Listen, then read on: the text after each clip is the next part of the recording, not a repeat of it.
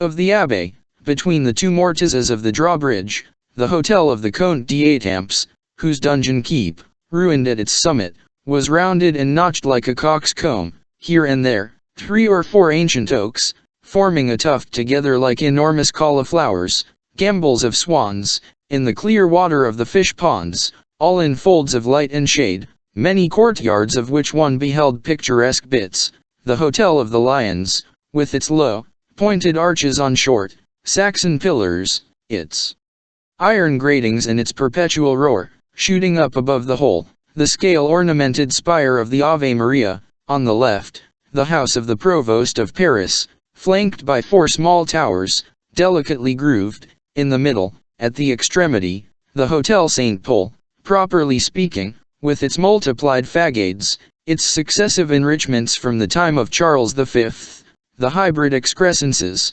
with which the fancy of the architects had loaded it during the last 2 centuries, with all the apses of its chapels, all the gables of its galleries, 1,000 weathercocks for the 4 winds, and its 2 lofty contiguous towers, whose conical roof, surrounded by battlements at its base, looked like those pointed caps which have their edges turned up. Continuing to mount, the stories of this amphitheater of palaces spread out afar upon the ground, after crossing a deep ravine hollowed out of the roofs in the town, which marked the passage of the Rue Saint-Antoine. The eye reached the house of Angoulême, a vast construction of many epochs, where there were perfectly new and very white parts, which melted no better into the whole than a red patch on a blue doublet. Nevertheless, the remarkably pointed and lofty roof of the modern palace, bristling with carved eaves, covered with sheets of lead, where coiled 1,000 fantastic arabesques of sparkling incrustations of gilded bronze, that roof, so curiously damascened, darted upwards gracefully from the midst of the brown ruins of the ancient edifice, whose huge and ancient towers, rounded by age like casks, sinking together with old age, and rending themselves from top to bottom, resembled great bellies. Unbuttoned. Behind rose the forest of spires of the Palais de Tournelles. Not a view in the world, either at Chambord or at the Alhambra, is more magic, more aerial, more enchanting, than that thicket of spires, tiny bell towers, chimneys, weather vanes, winding staircases, lanterns through which the daylight makes its way, which seem cut out at a blow, pavilions, spindle-shaped turrets, or, as they were then called, tournelles, all differing in form, in height, and attitude. One would have pronounced it a gigantic stone chessboard. To the right of the tournelles, that truss of enormous towers, black as ink, running into each other and tied, as it were, by a circular moat, that donjon keep, much more pierced with loopholes than with windows, that drawbridge, always raised, that portcullis, always lowered as the Bastille. Those sorts of black beaks which project from between the battlements, and which you take from a distance to be cave spouts, are cannons. Beneath them, at the foot of the formidable edifice, behold the Porte Saint-Antoine, buried between its 2 towers. Beyond the tournelles, as far as the wall of Charles V, spread out, with rich compartments of verdure and of flowers, a velvet carpet of cultivated land and royal parks, in the midst of which one recognized, by its labyrinth of trees and alleys, the famous Daedalus garden which Louis XI had given to Coictier. The doctor's observatory rose above the labyrinth like a great isolated column, with a tiny house for a capital.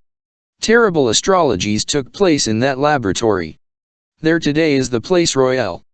As we have just said, the quarter of the palace, of which we have just endeavored to give the reader some idea by indicating only the chief points, filled the angle which Charles V's wall made with the Seine on the east.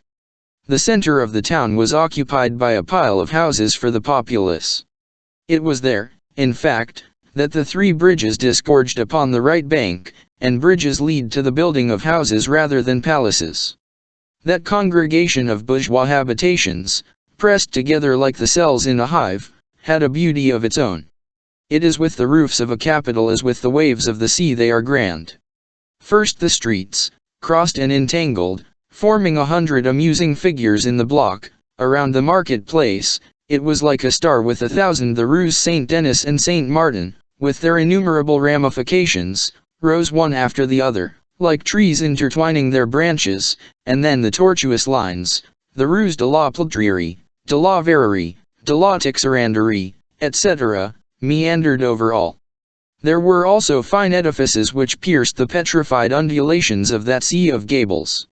At the head of the pont auxiliary Changmures, behind which one beheld the Seine foaming beneath the wheels of the pont auxiliary Menes, there was the Clolet, no longer a Roman tower, as under Julian the Apostate, but a feudal tower of the 13th century, and of a stone so hard that the pickaxe could not break away so much as the thickness of the fist in a space of 3 hours. There was the rich square bell tower of Saint Jacques de la Boucherie, with its angles all frothing with carvings, already admirable, although it was not finished in the 15th century. It lacked, in particular, the 4 monsters, which, still perched today on the corners of its roof, have the air of so many sphinxes who are propounding to New Paris the riddle of the ancient Paris. Rault, the sculptor, only placed them in position in 1526, and received 20 francs for his pains. There was the Maison Auxiliary Piliers, the pillar house, opening upon that placed a grave of which we have given the reader some idea.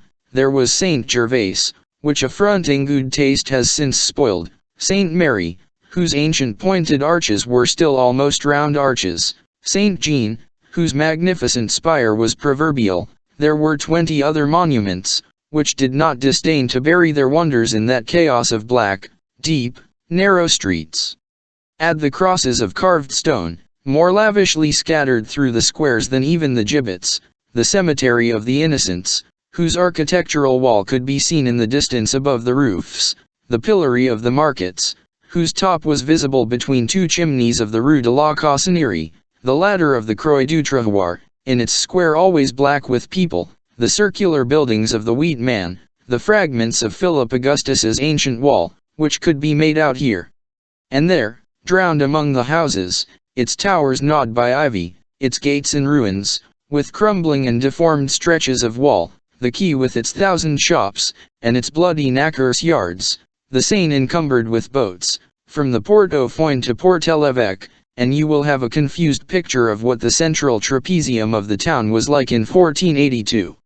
With these 2 quarters, one of hotels, the other of houses, the third feature of aspect presented by the city was a long zone of abbeys, which bordered it in nearly the whole of its circumference, from the rising to the setting sun, and, behind the circle of fortifications which hemmed in Paris, formed a second interior enclosure of convents and chapels. Thus, immediately adjoining the Parc des Tournelles, between the Rue Saint-Antoine and the Vieille Rue du Temple, there stood Saint Catherine, with its immense cultivated lands, which were terminated only by the wall of Paris. Between the old and the new Rue du Temple, there was the Temple, a sinister group of towers, lofty, erect, and isolated in the middle of a vast, battlemented enclosure. Between the Rue Neuve du Temple and the Rue Saint-Martin, there was the Abbey of Saint-Martin, in the midst of its gardens, a superb fortified church, whose girdle of towers, whose diadem of bell towers, yielded in force and splendor only to Saint-Germain-des-Prés. Between the Rue Saint-Martin and the Rue Saint-Denis, spread the enclosure of the Trinité. Lastly, between the Rue Saint-Denis and the Rue Montorgueil, stood the Fils Dieu. On one side, the rotting roofs and unpaved enclosure of the Cour des Miracles could be descried. It was the sole profane ring which was linked to that devout chain of convents. Finally, the 4th compartment, which stretched itself out in the agglomeration of the roofs on the right bank, and which occupied the western angle of the enclosure, and the banks of the river downstream, was a fresh cluster of palaces and hotels pressed close about the base of the Louvre. The old Louvre of Philip Augustus, that immense edifice whose great tower rallied about it 23 chief towers, not to reckon the lesser towers, seemed from a distance to be enshrined in the Gothic roofs of the Hôtel d'Olenton, and the Petit Bourbon. This hydra of towers, giant guardian of Paris, with its 24 heads, always erect, with its monstrous haunches, loaded or scaled with slates, and all streaming with metallic reflections, terminated with wonderful effect the configuration of the town towards the west. Thus an immense block, which the Romans called Iasula, or island, of bourgeois houses, flanked on the right and the left by 2 blocks of palaces, crowned, the one by the Louvre, the other by the Tournelles, bordered on the north by a long girdle of abbeys and cultivated enclosures, all amalgamated and melted together in one view. Upon these thousands of edifices, whose tiled and slated roofs outlined upon each other so many fantastic chains, the bell towers, tattooed, fluted, and ornamented with twisted bands, of the 44 churches on the right bank, myriads of cross streets, for boundary on one side, an enclosure of lofty walls with square towers, that of the university had round towers, on the other, the Seine, cut by bridges, and bearing on its bosom a multitude of boats. Behold the town of Paris in the 15th century. Beyond the walls, several suburban villages pressed close about the gates, but less numerous and more scattered than those of the university. Behind the Bastille there were 20 hovels clustered round the curious sculptures of the Croix-Faubin and the flying buttresses of the Abbey of Saint Antoine de Champs. 205 Then Popin Court, lost amid wheat fields, then La Court Isle, a merry village of wine shops, the hamlet of Saint Laurent with its church whose bell tower, from afar, seemed to add itself to the pointed towers of the Porte Saint Martin, the Faubourg Saint Denis, with the vast enclosure of Saint Ladra, beyond the Montmartre gate, the Grange Badelière, encircled with white walls, behind it, with its chalky slopes, Montmartre, which had then almost as many churches as windmills, and which has kept only the windmills, for society no longer demands anything but bread for the body. Lastly, beyond the Louvre, the Faubourg Saint-Honore, already considerable at that time, could be seen stretching away into the fields, and Petit Bretagne gleaming green, and the March Auxiliary Pourceau spreading abroad, in whose center swelled the horrible apparatus used for boiling counterfeiters. Between La Court Isle and Saint Laurent, your eye had already noticed, on the summit of an eminence crouching amid desert plains, a sort of edifice which resembled from a distance a ruined colonnade, mounted upon a basement with its foundation laid bare. This was neither a Parthenon, nor a temple of the Olympian Jupiter. It was Mont Faun. Now, if the enumeration of so many edifices, summary as we have endeavored to make it, has not shattered in the reader's mind the general image of old Paris, as we have constructed it, we will recapitulate it in a few words. In the center, the island of the city, resembling as to form an enormous tortoise, and throwing out its bridges with tiles for scales, like legs from beneath its grey shell of roofs. On the left, the monolithic trapezium, firm, dense, bristling, of the university. On the right, the vast semicircle of the town, much more intermixed with gardens and monuments.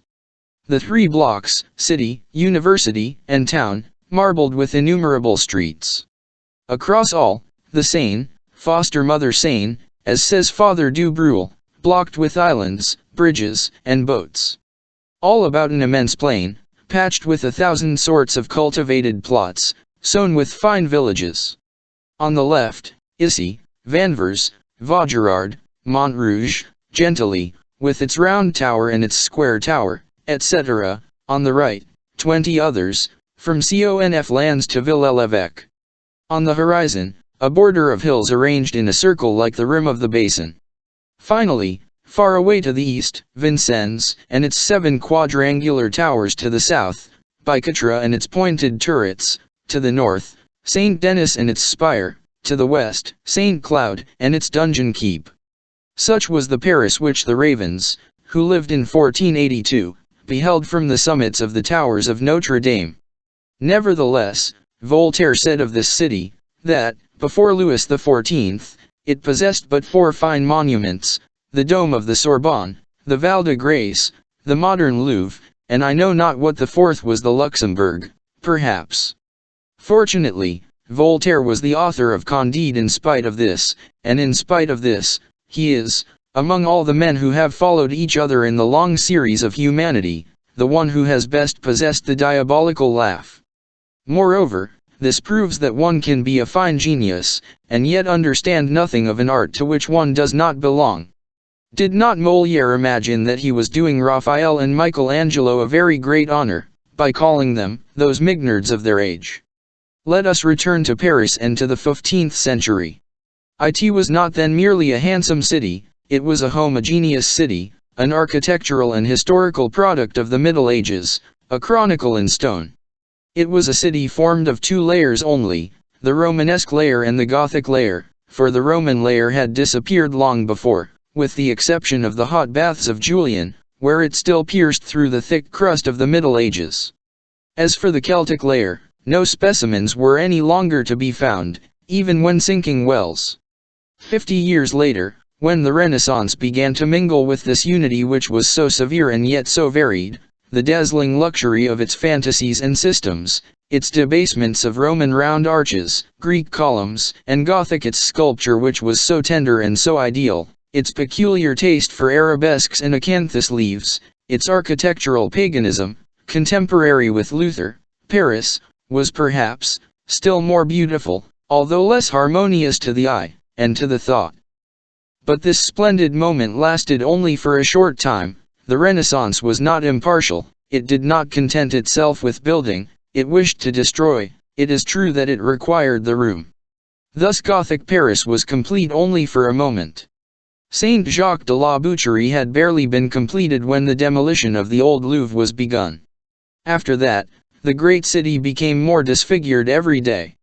Gothic Paris, beneath which Roman Paris was effaced in its turn. But can anyone say what Paris has replaced? There is the Paris of Catherine de Medicis at the Tuileries, the Paris of Henry XI, at the Hôtel de Ville, two edifices still in fine Paris of Henry IV, at the Place Royale, facades of brick with stone corners, and slated roofs, tricolored houses, the Paris of Louis XIII, at the Val de Grace, a crushed and squat architecture, with vaults like basket handles, and something indescribably pot-bellied in the column, and thick-set in the dome, the Paris of Louis XIV, in the Invalides, grand, rich, gilded, cold, the Paris of Louis XV, in Saint-Sulpice, volutes, knots of ribbon, clouds, vermicelli and chicory leaves, all in Paris of Louis XVI, in the Pantheon, Saint Peter of Rome, badly copied, the edifice is awkwardly heaped together, which has not amended its lines, the Paris of the Republic, in the School of Medicine, a poor Greek and Roman taste, which resembles the Colosseum or the Parthenon as the constitution of the year ill, resembles the laws of Minos. It is called in architecture, the Messidade taste, the Paris of Napoleon in the Place Vendôme, this one is sublime, a column of bronze made of cannons, the Paris of the Restoration, at the Bourse, a very white colonnade supporting a very smooth frieze, the whole is square and cost 20 millions. To each of these characteristic monuments there is attached by a similarity of taste, fashion, and attitude, a certain number of houses scattered about in different quarters and which the eyes of the connoisseur easily distinguishes and furnishes with a date. When one knows how to look, one finds the spirit of a century, and the physiognomy of a king, even in the knocker on a door. The Paris of the present day has then, no general physiognomy. It is a collection of specimens of many centuries, and the finest have disappeared. The capital grows only in houses, and what houses? At the rate at which Paris is now proceeding, it will renew itself every 50 years. Thus the historical significance of its architecture is being effaced every day. Monuments are becoming rarer and rarer, and one seems to see them gradually engulfed by the flood of houses. Our fathers had a Paris of stone. Our sons will have one of plaster. So far as the modern monuments of New Paris are concerned, we would gladly be excused from mentioning them. It is not that we do not admire them as they deserve. The Saint Genevieve of M. Soufftanti is certainly the finest Savoy cake that has ever been made in stone. The Palace of the Legion of Honor is also a very distinguished bit of pastry. The dome of the Wheat Market is an English jockey cap, on a grand scale. The towers of Saint Sulpice are two huge clarinets, and the form is as good as any other. The Telegraph, contorted and grimacing, forms an admirable accident upon their roofs. Saint Roch has a door which, for magnificence, is comparable only to that of Saint Thomas d'Aquin.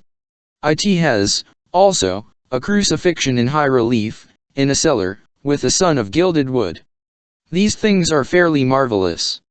The lantern of the labyrinth of the Jardin des Plantes is also very ingenious. As for the palace of the Bourse, which is Greek as to its colonnade, Roman in the round arches of its doors and windows, of the Renaissance by virtue of its flattened vault, it is indubitably a very correct and very pure monument.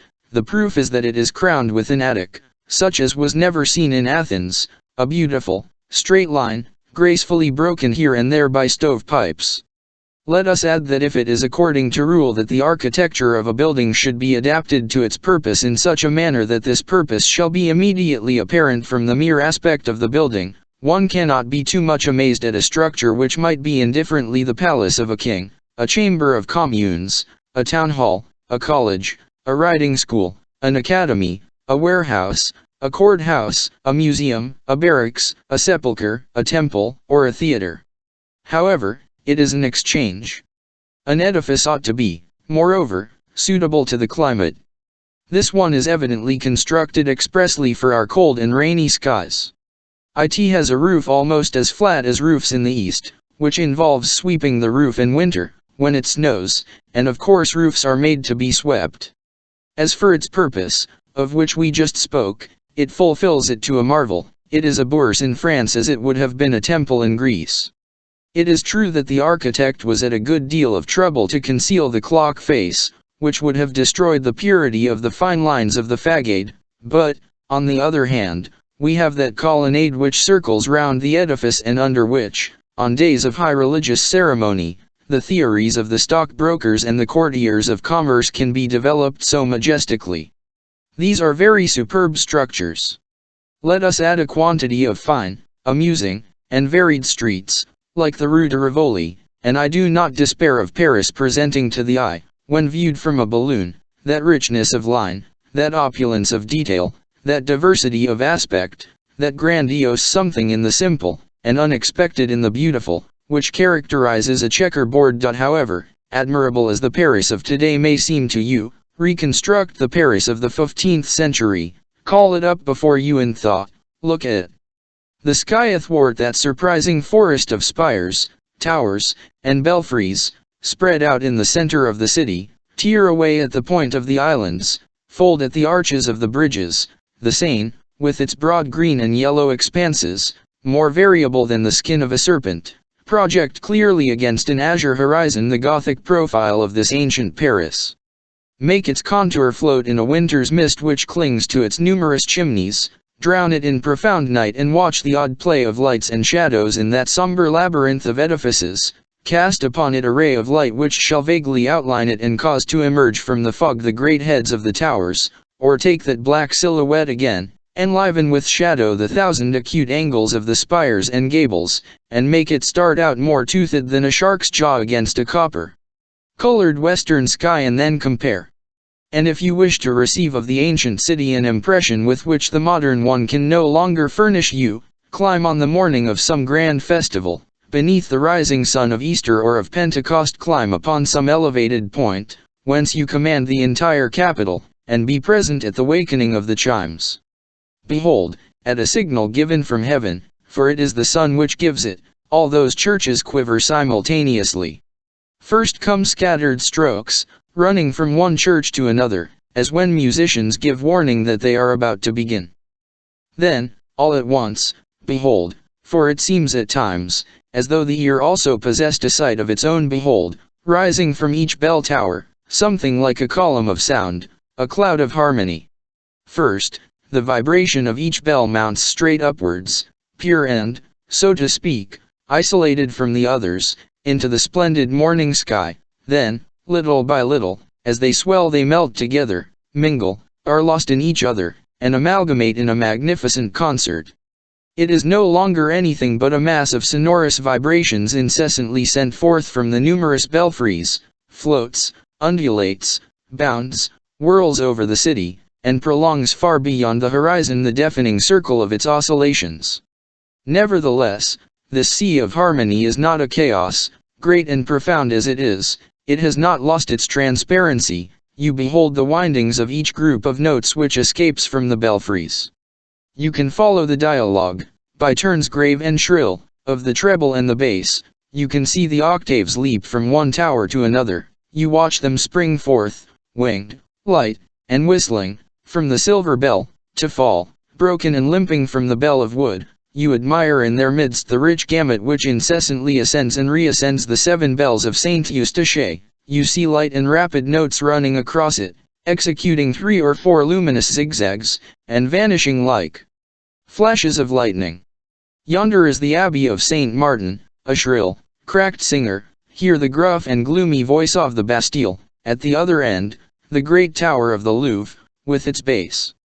The royal chime of the palace scatters on all sides, and without relaxation, resplendent trills, upon which fall, at regular intervals, the heavy strokes from the belfry of Notre Dame, which makes them sparkle like the anvil under the hammer.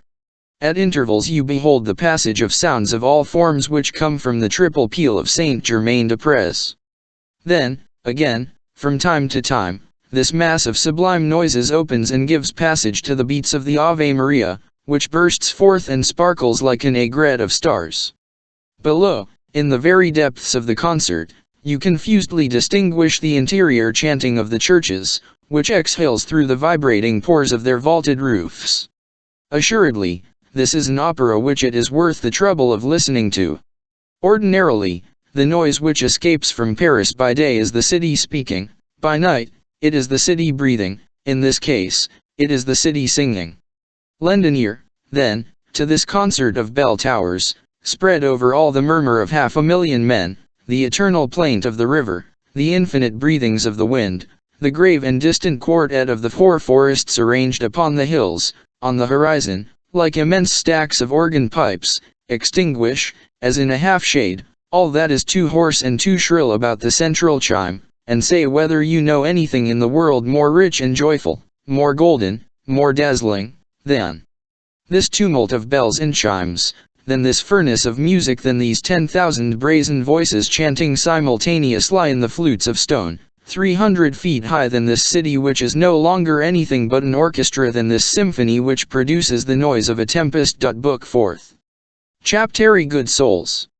16 years previous to the epoch when this story takes place, one fine morning, on Quasimodo Sunday, a living creature had been deposited, after Mass, in the church of Notre Dame, on the wooden bed securely fixed in the vestibule on the left, opposite that great image of Saint Christopher, which the figure of Messire Antoine des Arts, Chevalier, carved in stone, had been gazing at on his knees since 1413, when they took it into their heads to overthrow the saint and the faithful follower.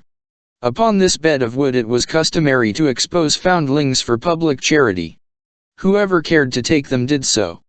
In front of the wooden bed was a copper basin for alms. The sort of living being which lay upon that plank on the morning of Quasimodo, in the year of the Lord, 1467, appeared to excite to a high degree the curiosity of the numerous group which had congregated about the wooden bed. The group was formed for the most part of the fair sex.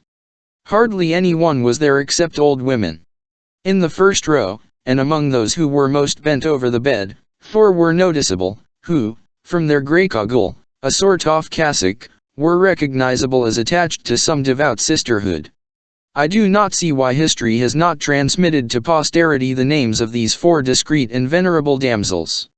They were Agnes la Herme, Johanna de la Tarme, Henriette la Gaultiere, Gauchère la Violette, all 4 widows, all 4 dames of the chapel Etienne Hautetre, who had quitted their house with the permission of their mistress, and in conformity with the statutes of Pierre d'Ailly, in order to come and hear the sermon.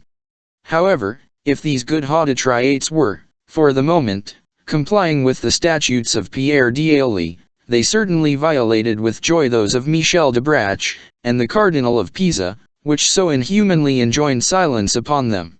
"What is this, sister?" said Agnes to Gauchère, gazing at the little creature exposed, which was screaming and writhing on the wooden bed, terrified by so many glances. "What is to become of us," said Johanna, "if that is the way children are made now?" "I'm not learned in the matter of children," resumed Agnes, "but it must be a sin to look at this one, not a child." "Agnes, an abortion of a monkey," remarked Gauchère. "'Tis a miracle," interposed Henriette la Gaultiere. "Then," remarked Agnes, It is the third since the Sunday of the Liturgy, for, in less than a week, we had the miracle of the mocker of pilgrims divinely punished by Notre Dame d'Aubervilliers, and that was the second miracle within a month. This pretended foundling is a real monster of abomination, resumed Jehanne. He yells loud enough to deafen a chanter, continued Gaucher. Hold your tongue, you little howler. To think that Monsieur of Reims sent this enormity to Monsieur of Paris, added La Gaultiere, clasping her hands. I imagine, said Agnes Laherme, that it is a beast, an animal the fruit of a Jew and a sow, something not Christian, in short, which ought to be thrown into the fire or into the water. I really hope, resumed La Gaultiere, that nobody will apply for it. Ah, good heavens, exclaimed Agnes, those poor nurses yonder in the foundling asylum, which forms the lower end of the lane as you go to the river, just beside Monseigneur the Bishop. What if this little monster were to be carried to them to suckle? I'd rather give suck to a vampire. How innocent that poor Laherme is, resumed Jehanne, don't you say, sister, that this little monster is at least 4 years old and that he would have less appetite for your breast than for a turnspit. The little monster, we should find it difficult ourselves to describe him otherwise, was, in fact, not a newborn child. It was a very angular and very lively little mass, imprisoned in its linen sack, stamped with the cipher of Messire Guillaume Chartier, then Bishop of Paris, with a head projecting. That head was deformed enough, one beheld only a forest of red hair, one eye, a mouth, and teeth.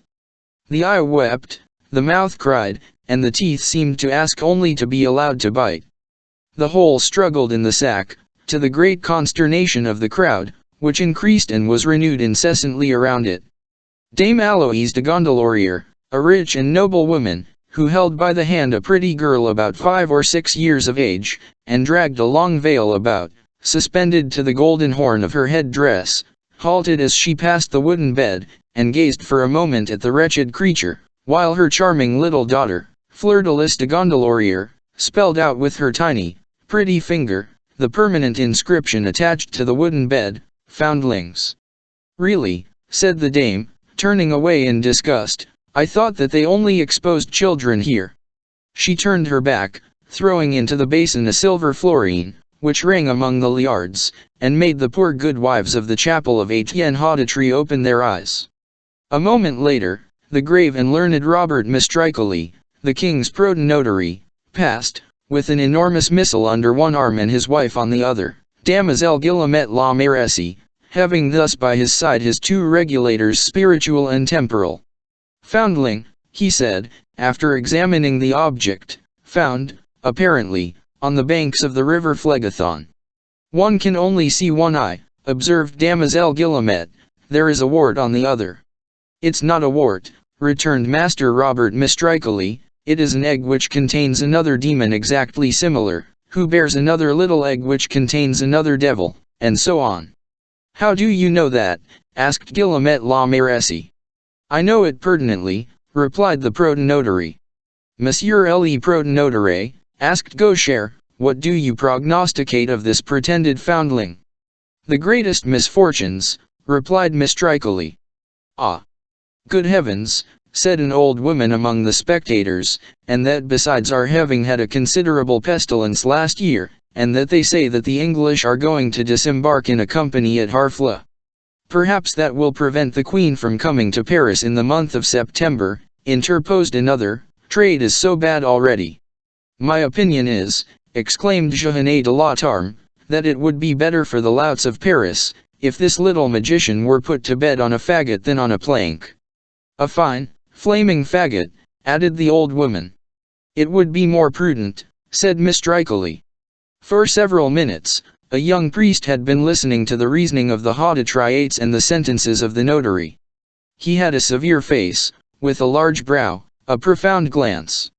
He thrust the crowd silently aside, scrutinized the little magician, and stretched out his hand upon him. It was high time, for all the devotees were already licking their chops over the fine, flaming faggot. I adopt this child, said the priest. He took it in his cassock and carried it off. The spectators followed him with frightened glances. A moment later, he had disappeared through the red door, which then led from the church to the cloister.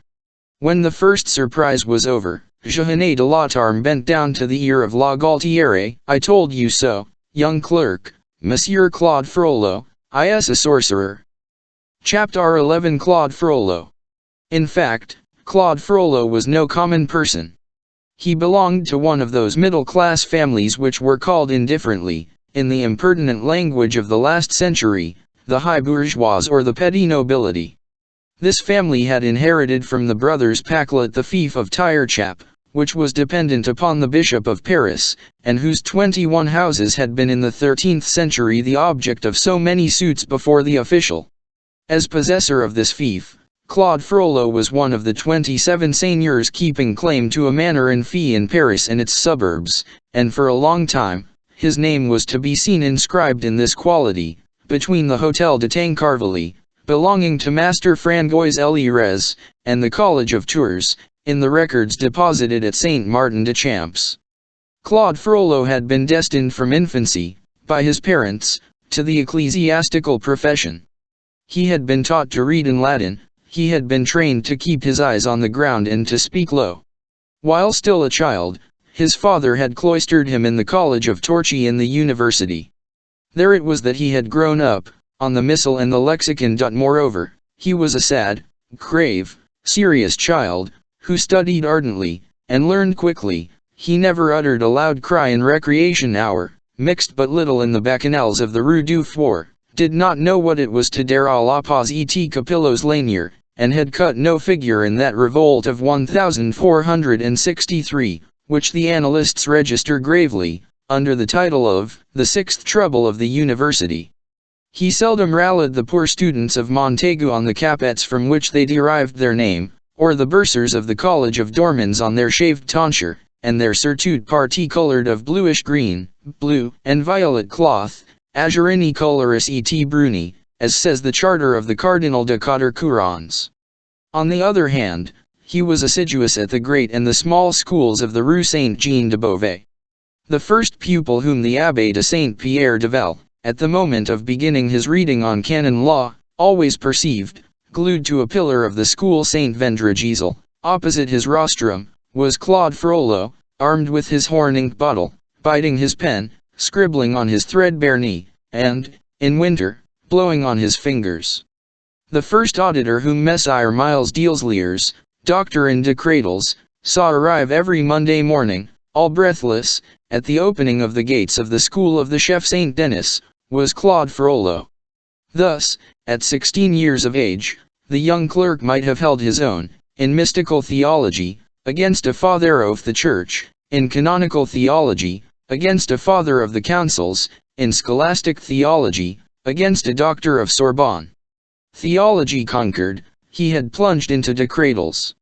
From the Master of Sentences, he had passed to the Capitularies of Charlemagne, and he had devoured in succession, in his appetite for science, de Cradles upon de Cradles, those of Theodore, Bishop of Hispalis, those of Bouchard, Bishop of Worms, those of Yves, Bishop of Chartres, next the de Cradle of Gratian, which succeeded the Capitularies of Charlemagne, then the collection of Gregory 1K, then the Epistle of Superspecula, of Honorius Ill.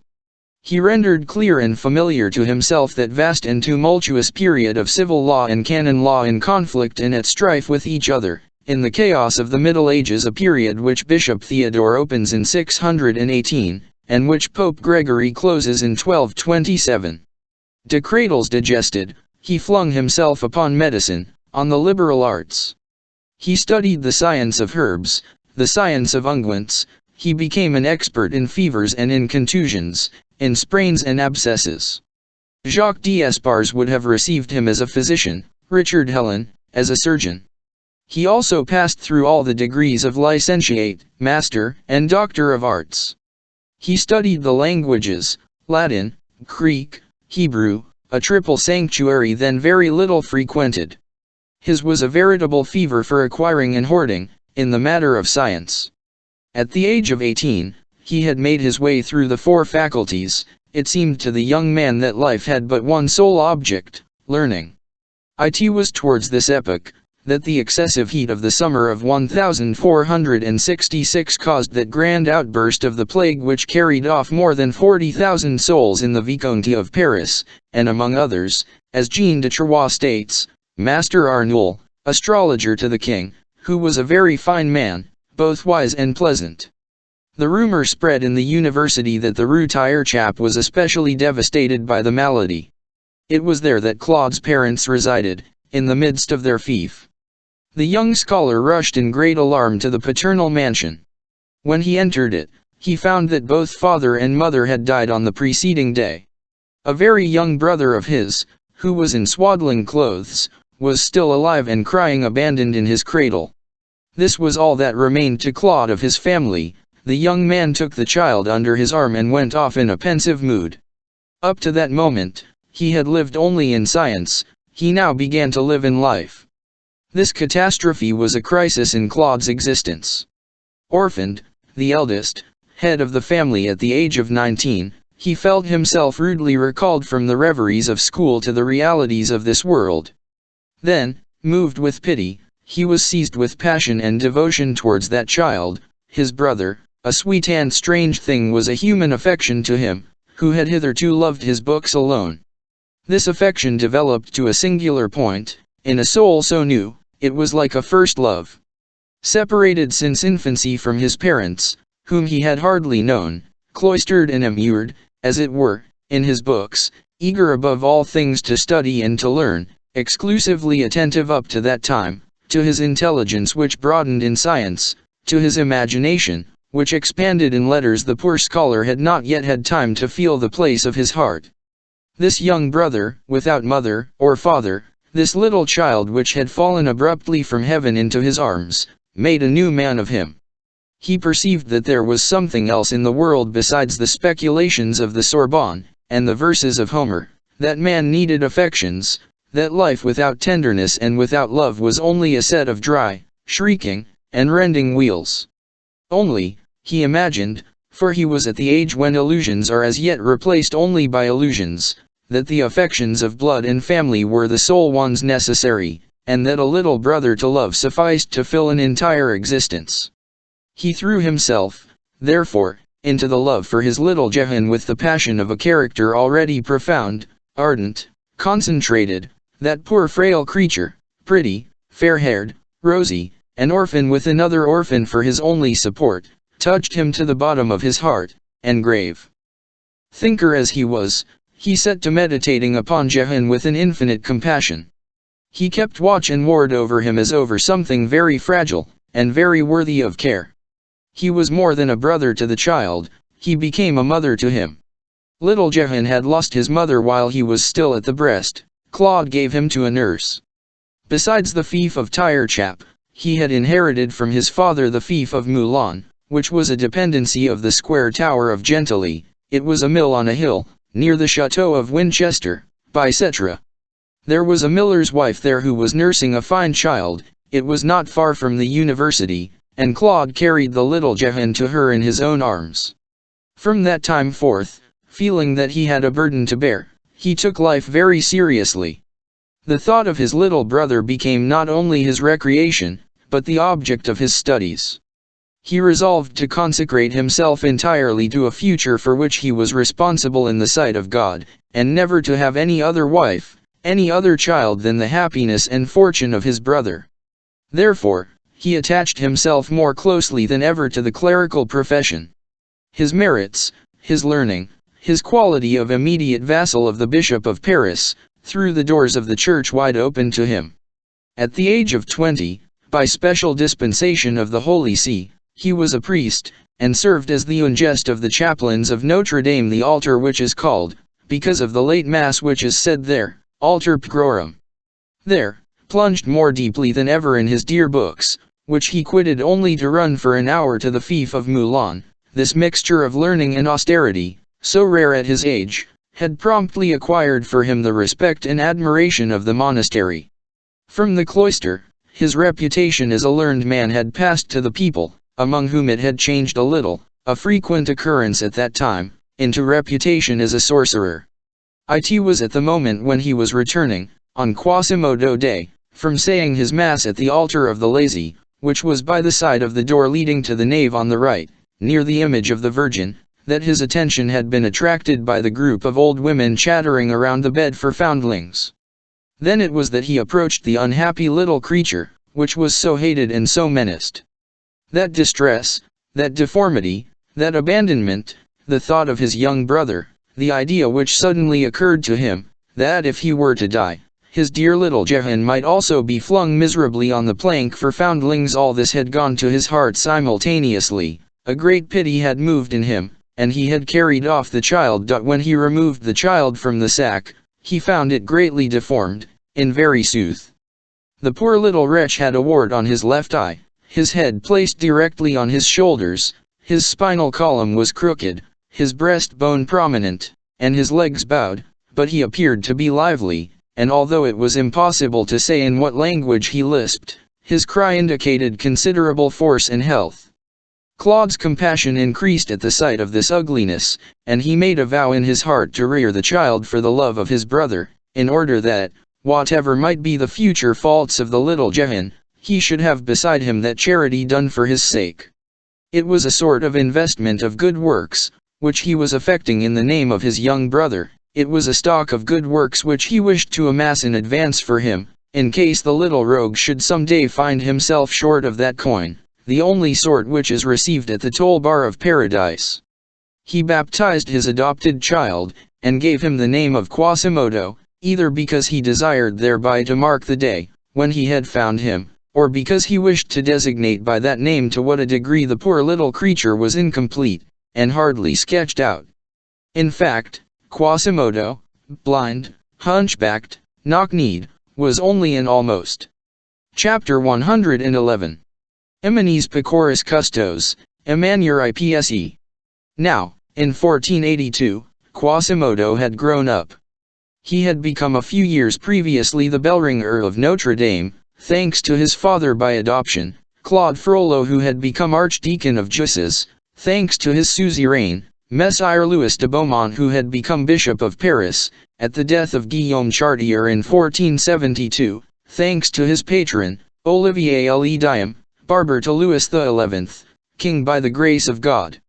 So Quasimodo was the ringer of the chimes of Notre Dame. In the course of time there had been formed a certain peculiarly intimate bond which united the ringer to the church. Separated forever from the world, by the double fatality of his unknown birth and his natural deformity, imprisoned from his infancy in that impassable double circle, the poor wretch had grown used to seeing nothing in this world beyond the religious walls which had received him under their shadow. Notre Dame had been to him successively, as he grew up and developed, the egg, the nest, the house, the country, the universe. There was certainly a sort of mysterious and pre-existing harmony between this creature and this church. When, still a little fellow, he had dragged himself tortuously and by jerks beneath the shadows of its vaults, he seemed, with his human face and his bestial limbs, the natural reptile of that humid and sombre pavement, upon which the shadow of the Romanesque capitals cast so many strange forms. Later on, the first time that he caught hold, mechanically, of the ropes to the towers, and hung suspended from them, and set the bell to clanging, it produced upon his adopted father, Claude, the effect of a child whose tongue is unloosed and who begins to speak. It is thus that, little by little, developing always in sympathy with the cathedral, living there, sleeping there, hardly ever leaving it, subject every hour to the mysterious impress, he came to resemble it, he increased usted himself in it, so to speak, and became an integral part of it. His salient angles fitted into the retreating angles of the cathedral, if we may be allowed this figure of speech, and he seemed not only its inhabitant but more than that, its natural tenant. One might almost say that he had assumed its form, as the snail takes on the form of its shell. It was his dwelling, his hole, his envelope. There existed between him and the old church so profound an instinctive sympathy, so many magnetic affinities, so many material affinities, that he adhered to it somewhat as a tortoise adheres to its shell. The rough and wrinkled cathedral was his shell. It is useless to warn the reader not to take literally all the similes which we are obliged to employ here to express the singular, symmetrical, direct, almost consubstantial union of a man and an edifice. It is equally unnecessary to state to what a degree that whole cathedral was familiar to him, after so long and so intimate a cohabitation. That dwelling was peculiar to him. It had no depths to which Quasimodo had not penetrated, no height which he had not scaled. He often climbed many stones up the front, aided solely by the uneven points of the carving. The towers, on whose exterior surface he was frequently seen clambering, like a lizard gliding along a perpendicular wall, those two gigantic twins, so lofty, so menacing, so formidable, possessed for him neither vertigo, nor terror, nor shocks of amazement. To see them so gentle under his hand, so easy to scale, one would have said that he had tamed them. By dint of leaping, climbing, gambolling amid the abysses of the gigantic cathedral, he had become, in some sort, a monkey and a goat, like the Calabrian child who swims before he walks, and plays with the sea while still a babe. Moreover, it was not his body alone which seemed fashioned after the cathedral, but his mind also. In what condition was that mind? What bent had it contracted, what form had it assumed beneath that knotted envelope, in that savage life? This it would be hard to determine. Quasimodo had been born one-eyed, hunchbacked, lame. It was with great difficulty, and by dint of great patience, that Claude Frollo had succeeded in teaching him to talk. But a fatality was attached to the poor foundling. Bell-ringer of Notre Dame at the age of 14, a new infirmity had come to complete his misfortunes. The bells had broken the drums of his ears, he had become deaf. The only gate which nature had left wide open for him had been abruptly closed, and forever. In closing, it had cut off the only ray of joy and of light which still made its way into the soul of Quasimodo. His soul fell into profound night. The wretched being's misery became as incurable and as complete as his deformity. Let us add that his deafness rendered him to some extent dumb. For, in order not to make others laugh, the very moment that he found himself to be deaf, he resolved upon a silence which he only broke when he was alone. He voluntarily tied that tongue which Claude Frollo had taken so much pains to unloose. Hence, it came about, that when necessity constrained him to speak, his tongue was torpid, awkward, and like a door whose hinges have grown rusty. If now we were to try to penetrate to the soul of Quasimodo through that thick, hard rind, if we could sound the depths of that badly constructed organism, if it were granted to us to look with a torch behind those non-transparent organs, to explore the shadowy interior of that opaque creature, to elucidate his obscure corners, his absurd no-thoroughfares, and suddenly to cast a vivid light upon the soul enchained at the extremity of that cave, we should, no doubt, find the unhappy psyche in some poor, cramped, and rickety attitude, like those prisoners beneath the leads of Venice, who grew old bent double in a stone box which was both too low and too short for them. It is certain that the mind becomes atrophied in a defective body. Quasimodo was barely conscious of a soul cast in his own image, moving blindly within him. The impressions of objects underwent a considerable refraction before reaching his mind. His brain was a peculiar medium, the ideas which passed through it issued forth completely distorted. The reflection which resulted from this refraction was, necessarily, divergent and perverted. Hence 1,000 optical illusions, 1,000 aberrations of judgment, 1,000 deviations, in which his thought strayed, now mad, now idiotic. The first effect of this fatal organization was to trouble the glance which he cast upon things. He received hardly any immediate perception of them. The external world seemed much farther away to him than it does to us. The second effect of his misfortune was to render him malicious.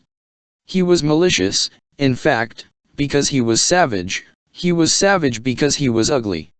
There was logic in his nature, as there is in ours. His strength, so extraordinarily developed, was a cause of still greater malevolence. Malice puer robustus, says Hobbes. This justice must, however, be rendered to him. Malevolence was not, perhaps, innate in him. From his very first steps among men, he had felt himself, later on he had seen himself, spewed out, blasted, rejected. Human words were, for him, always a raillery or a malediction. As he grew up, he had found nothing but hatred around him. He had caught the general malevolence. He had picked up the weapon with which he had been wounded. After all, he turned his face towards men only with reluctance. His cathedral was sufficient for him. It was peopled with marble figures, kings, saints, bishops who at least did not burst out laughing in his face, and who gazed upon him only with tranquility and kindliness. The other statues, those of the monsters and demons, cherished no hatred for him, Quasimodo. He resembled them too much for that. They seemed rather to be scoffing at other men. The saints were his friends, and blessed him. The monsters were his friends and guarded him. So he held long communion with them. He sometimes passed whole hours crouching before one of these statues, in solitary conversation with it. If anyone came, he fled like a lover surprised in his serenade. And the cathedral was not only society for him, but the universe, and all nature beside. He dreamed of no other hedgerows than the painted windows, always in flower, no other shade than that of the foliage of stone which spread out, loaded with birds, in the tufts of the Saxon capitals, of no other mountains than the colossal towers of the church, of no other ocean than Paris, roaring at their bases. What he loved above all else in the maternal edifice, that which aroused his soul, and made it open its poor wings, which it kept so miserably folded in its cavern, that which sometimes rendered him even happy, was the bells. He loved them, fondled them, talked to them, understood them. From the chime in the spire, over the intersection of the aisles and nave, to the great bell of the front, he cherished a tenderness for them all. The central spire and the two towers were to him as three great cages, whose birds, reared by himself, sang for him alone. Yet it was these very bells which had made him deaf, but mothers often love best that child which has caused them the most suffering. It is true that their voice was the only one which he could still hear. On this score, the big bell was his beloved. It was she whom he preferred out of all that family of noisy girls which bustled above him, on festival days. This bell was named Marie. She was alone in the southern tower, with her sister Jacqueline, a bell of lesser size, shut up in a smaller cage beside hers. This Jacqueline was so called from the name of the wife of Jean Montague, who had given it to the church, which had not prevented his going and figuring without his head at Montfaucon. In the second tower there were 6 other bells, and, finally, 6 smaller ones inhabited the belfry over the crossing. With the wooden bell, which rang only between after dinner on Good Friday and the morning of the day before Easter. So Quasimodo had 15 bells in his seraglio, but Big Marie was his favorite. No idea can be formed of his delight on days when the grand peal was sounded. At the moment when the archdeacon dismissed him, and said, "Go," he mounted the spiral staircase of the clock tower faster than anyone else could have descended it.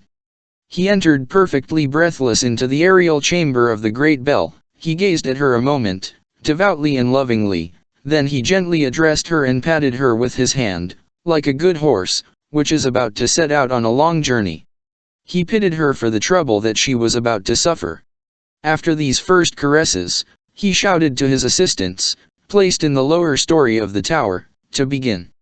They grasped the ropes, the wheel creaked, the enormous capsule of metal started slowly into motion. Quasimodo followed it with his glance and trembled. The first shock of the clapper and the brazen wall made the framework upon which it was mounted quiver.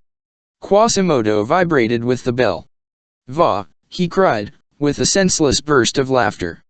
However, the movement of the base was accelerated, and, in proportion as it described a wider angle, Quasimodo's eye opened also more and more widely, phosphoric and flaming. At length the grand peal began, the whole tower trembled, woodwork, leads, cut stones, all groaned at once, from the piles of the foundation to the trefoils of its summit. Then Quasimodo boiled and frothed, he went and came, he trembled from head to foot with the tower. The bell, furious, running riot, presented to the 2 walls of the tower alternately its brazen throat, whence escaped that tempestuous breath, which is audible leagues away. Quasimodo stationed himself in front of this open throat, He crouched and rose with the oscillations of the bell, breathed in this overwhelming breath, gazed by turns at the deep place, which swarmed with people, 200 feet below him, and at that enormous, brazen tongue which came, second after second, to howl in his ear. It was the only speech which he understood, the only sound which broke for him the universal silence. He swelled out in it as a bird does in the sun. All of a sudden, the frenzy of the bell seized upon him, his look became extraordinary, he lay in wait for the great bell as it passed, as a spider lies in wait for a fly, and flung himself abruptly upon it, with might and main. Then, suspended above the abyss, borne to and fro by the formidable swinging of the bell, he seized the brazen monster by the ear-laps, pressed it between both knees, spurred it on with his heels, and redoubled the fury of the peal with the whole shock and weight of his body. Meanwhile, the tower trembled, he shrieked and gnashed his teeth, his red hair rose erect, his breast heaving like a bellows, his eye flashed flames, the monstrous bell neighed, panting, beneath him, and then it was no longer the great bell of Notre Dame nor Quasimodo, it was a dream, a whirlwind, a tempest, dizziness mounted astride of noise, a spirit clinging to a flying crupper, a strange centaur, half man, half bell, a sort of horrible Astolpheus, borne away upon a prodigious hippogriff of living bronze. The presence of this extraordinary being caused, as it were, a breath of life to circulate throughout the entire cathedral. It seemed as though there escaped from him, at least according to the growing superstitions of the crowd, a mysterious emanation which animated all the stones of Notre Dame, and made the deep bowels of the ancient church to palpitate. It sufficed for people to know that he was there, to make them believe that they beheld the 1,000 statues of the galleries and the fronts in motion. And the cathedral did indeed seem a docile and obedient creature beneath his hand, it waited on his will to raise its great voice, it was possessed and filled with Quasimodo, as with a familiar spirit. One would have said that he made the immense edifice breathe. He was everywhere about it, in fact, he multiplied himself on all points of the structure. Now one perceived with affright at the very top of one of the towers, a fantastic dwarf climbing, writhing, crawling on all fours, descending outside above the abyss, leaping from projection to projection, and going to ransack the belly of some sculptured gorgon. It was Quasimodo dislodging the crows. Again, in some obscure corner of the church one came in contact with a sort of living chimera, crouching and scowling, it was Quasimodo engaged in thought. Sometimes one caught sight, upon a bell tower, of an enormous head and a bundle of disordered limbs swinging furiously at the end of a rope, it was Quasimodo ringing vespers or the Angelus. Often at night a hideous form was seen wandering along the frail balustrade of carved lacework, which crowns the towers and borders the circumference of the apse. Again it was the hunchback of Notre Dame.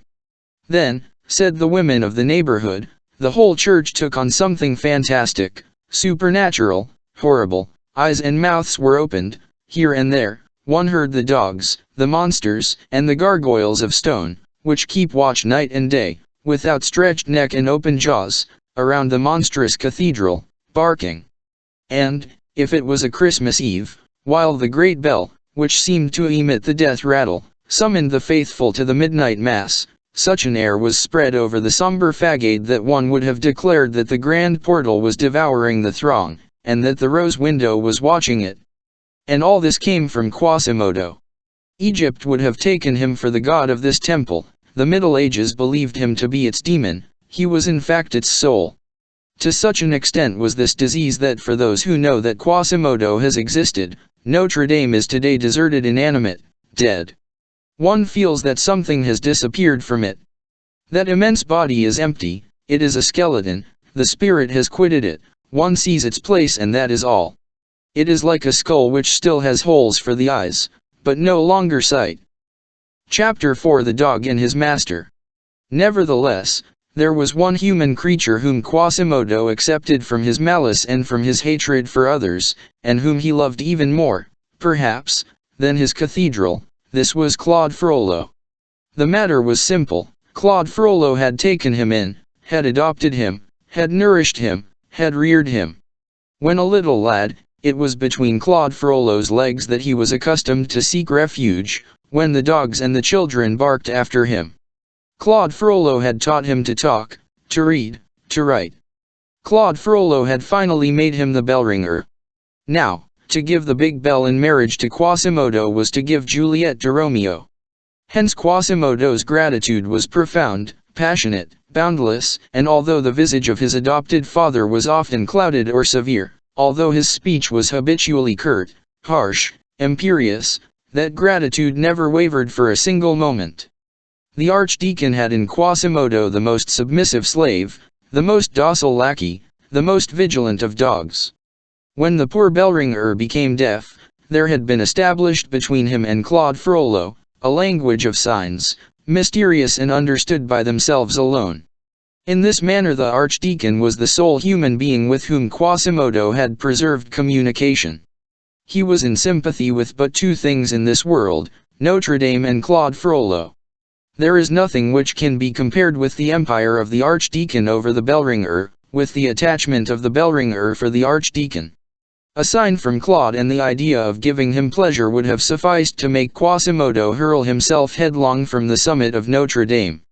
It was a remarkable thing all that physical strength which had reached in Quasimodo such an extraordinary development, and which was placed by him blindly at the disposition of another. There was in it, no doubt, filial devotion, domestic attachment. There was also the fascination of one spirit by another spirit. It was a poor, awkward, and clumsy organization, which stood with lowered head and supplicating eyes before a lofty and profound, a powerful and superior intellect. Lastly, and above all, it was gratitude. Gratitude so pushed to its extremest limit, that we do not know to what to compare it. This virtue is not one of those of which the finest examples are to be met with among men. We will say then, that Quasimodo loved the archdeacon as never a dog, never a horse, never an elephant loved his master. Chapter V. More about Claude Frollo. In 1482, Quasimodo was about 20 years of age, Claude Frollo, about 36. One had grown up, the other had grown old. Claude Frollo was no longer the simple scholar of the College of Torch, the tender protector of a little child, the young and dreamy philosopher who knew many things and was ignorant of many. He was a priest, austere, grave, morose, one charged with souls, Monsieur the Archdeacon of Jussieu, the bishop's second acolyte, having charge of the 2 deaneries of Montelheri and Châteaufort, and 174 country cuirassiers. He was an imposing and somber personage, before whom the choir boys in alb and in jacket trembled, as well as the Maquis-Cots, and the brothers of Saint Augustine and the matutinal clerks of Notre Dame, when he passed slowly beneath the lofty arches of the choir, majestic, thoughtful, with arms folded and his head so bent upon his breast that all one saw of his face was his large, bald brow. Dom Claude Frollo had, however, abandoned neither science nor the education of his young brother, those 2 occupations off his life. But as time went on, some bitterness had been mingled with these things which were so sweet. In the long run, says Paul Diaker, the best lard turns rancid. Little Jehan Frollo, surnamed Du Moulin, of the mill because of the place where he had been reared, had not grown up in the direction which Claude would have liked to impose upon him. The big brother counted upon a pious, docile, learned, and honorable pupil. But the little brother, like those young trees which deceive the gardener's hopes and turn obstinately to the quarter whence they receive sun and air, the little brother did not grow and did not multiply, but only put forth fine bushy and luxuriant branches on the side of laziness, ignorance, and debauchery. He was a regular devil, and a very disorderly one, who made Dom Claude scowl, but very droll and very subtle, which made the big brother smile. Claude had confided him to that same college of Torchy where he had passed his early years in study and meditation, and it was a grief to him that this sanctuary, formerly edified by the name of Frollo, should today be scandalized by it. He sometimes preached Jehan very long and severe sermons, which the latter intrepidly endured. After all, the young scapegrace had a good heart, as can be seen in all comedies. But the sermon over, he none the less tranquilly resumed his course of seditions and enormities. Now it was a Bijon or Yellow Beak, as they called the new arrivals at the university, whom he had been mauling by way of welcome, a precious tradition which has been carefully preserved to our own day. Again, he had set in movement a band of scholars, who had flung themselves upon a wine shop in classic fashion, quasi-classico excitedi, had then beaten the tavern keeper with offensive cudgels, and joyously pillaged the tavern, even to smashing in the hogsheads of wine in the cellar. And then it was a fine report in Latin, which the sub-monitor of Torchi carried piteously to Dom Claude with this dolorous marginal comment risa, prima causa vinum optimum potatum. Finally, it was said, a thing quite horrible in a boy of 16, that his debauchery often extended as far as the Rue de Glatigny. Claude, saddened and discouraged in his human affections, by all this, had flung himself eagerly into the arms of learning, that sister which, at least does not laugh in your face, and which always pays you, though in money that is sometimes a little hollow, for the attention which you have paid to her. Hence, he became more and more learned, and, at the same time, as a natural consequence, more and more rigid as a priest, more and more set as a man. There are for each of us several parallelisms between our intelligence, our habits, and our character, which develop without a break, and break only in the great disturbances of life. As Claude Frollo had passed through nearly the entire circle of human learning, positive, exterior, and permissible since his youth, he was obliged, unless he came to a halt, ubitifut orbis, to proceed further and seek other aliments for the insatiable activity of his intelligence. The antique symbol of the serpent biting its tail is, above all, applicable to science. It would appear that Claude Frollo had experienced this. Many grave persons affirm that, after having exhausted the fauces of human learning, he had dared to penetrate into the nifus. He had, they said, tasted in succession all the apples of the tree of knowledge, and, whether from hunger or disgust, had ended by tasting the forbidden fruit. He had taken his place by turns, as the reader has seen, in the conferences of the theologians in Sorbonne, in the assemblies of the doctors of art, after the manner of Saint Hilaire in the disputes of the Decretalists, after the manner of Saint Martin in the congregations of physicians at the holy water font of Notre Dame, ad cupam nostro Domino. All the dishes permitted and approved, which those four great kitchens called the four faculties could elaborate and serve to the understanding, he had devoured, and had been satiated with them before his hunger was appeased. Then he had penetrated further, lower, beneath all that finished, material, limited knowledge. He had, perhaps, risked his soul, and had seated himself in the cavern at that mysterious table of the alchemists, of the astrologers, of the hermetics, of which Averroes, Guillaume de Paris, and Nicolas Flamel hold the end in the Middle Ages, and which extends in the East, by the light of the seven-branched candlestick, to Solomon, Pythagoras, and Zoroaster. That is, at least, what was supposed, whether rightly or not. It is certain that the archdeacon often visited the cemetery of the Saints Innocents, where, it is true, his father and mother had been buried, with other victims of the plague of 1466, but that he appeared far less devout before the cross of their grave than before the strange figures with which the tomb of Nicolas Flamel and Claude Pernel, erected just beside it, was loaded. It is certain that he had frequently been seen to pass along the Rue de Lombards, and furtively enter a little house which formed the corner of the Rue des Écrivains and the Rue Marivault. It was the house which Nicolas Flamel had built, where he had died about 1417, and which, constantly deserted since that time, had already begun to fall in ruins, so greatly had the hermetics and the alchemists of all countries wasted away the walls, merely by carving their names upon them. Some neighbors even affirm that they had once seen, through an air hole, Archdeacon Claude excavating, turning over, digging up the earth in the two cellars, whose supports had been daubed with numberless couplets and hieroglyphics by Nicolas Flamel himself. It was supposed that Flamel had buried the philosopher's stone in the cellar, and the alchemists, for the space of 2 centuries, from Magi Street to Father Pacifique, never ceased to worry the soil until the house, so cruelly ransacked and turned over, ended by falling into dust beneath their feet.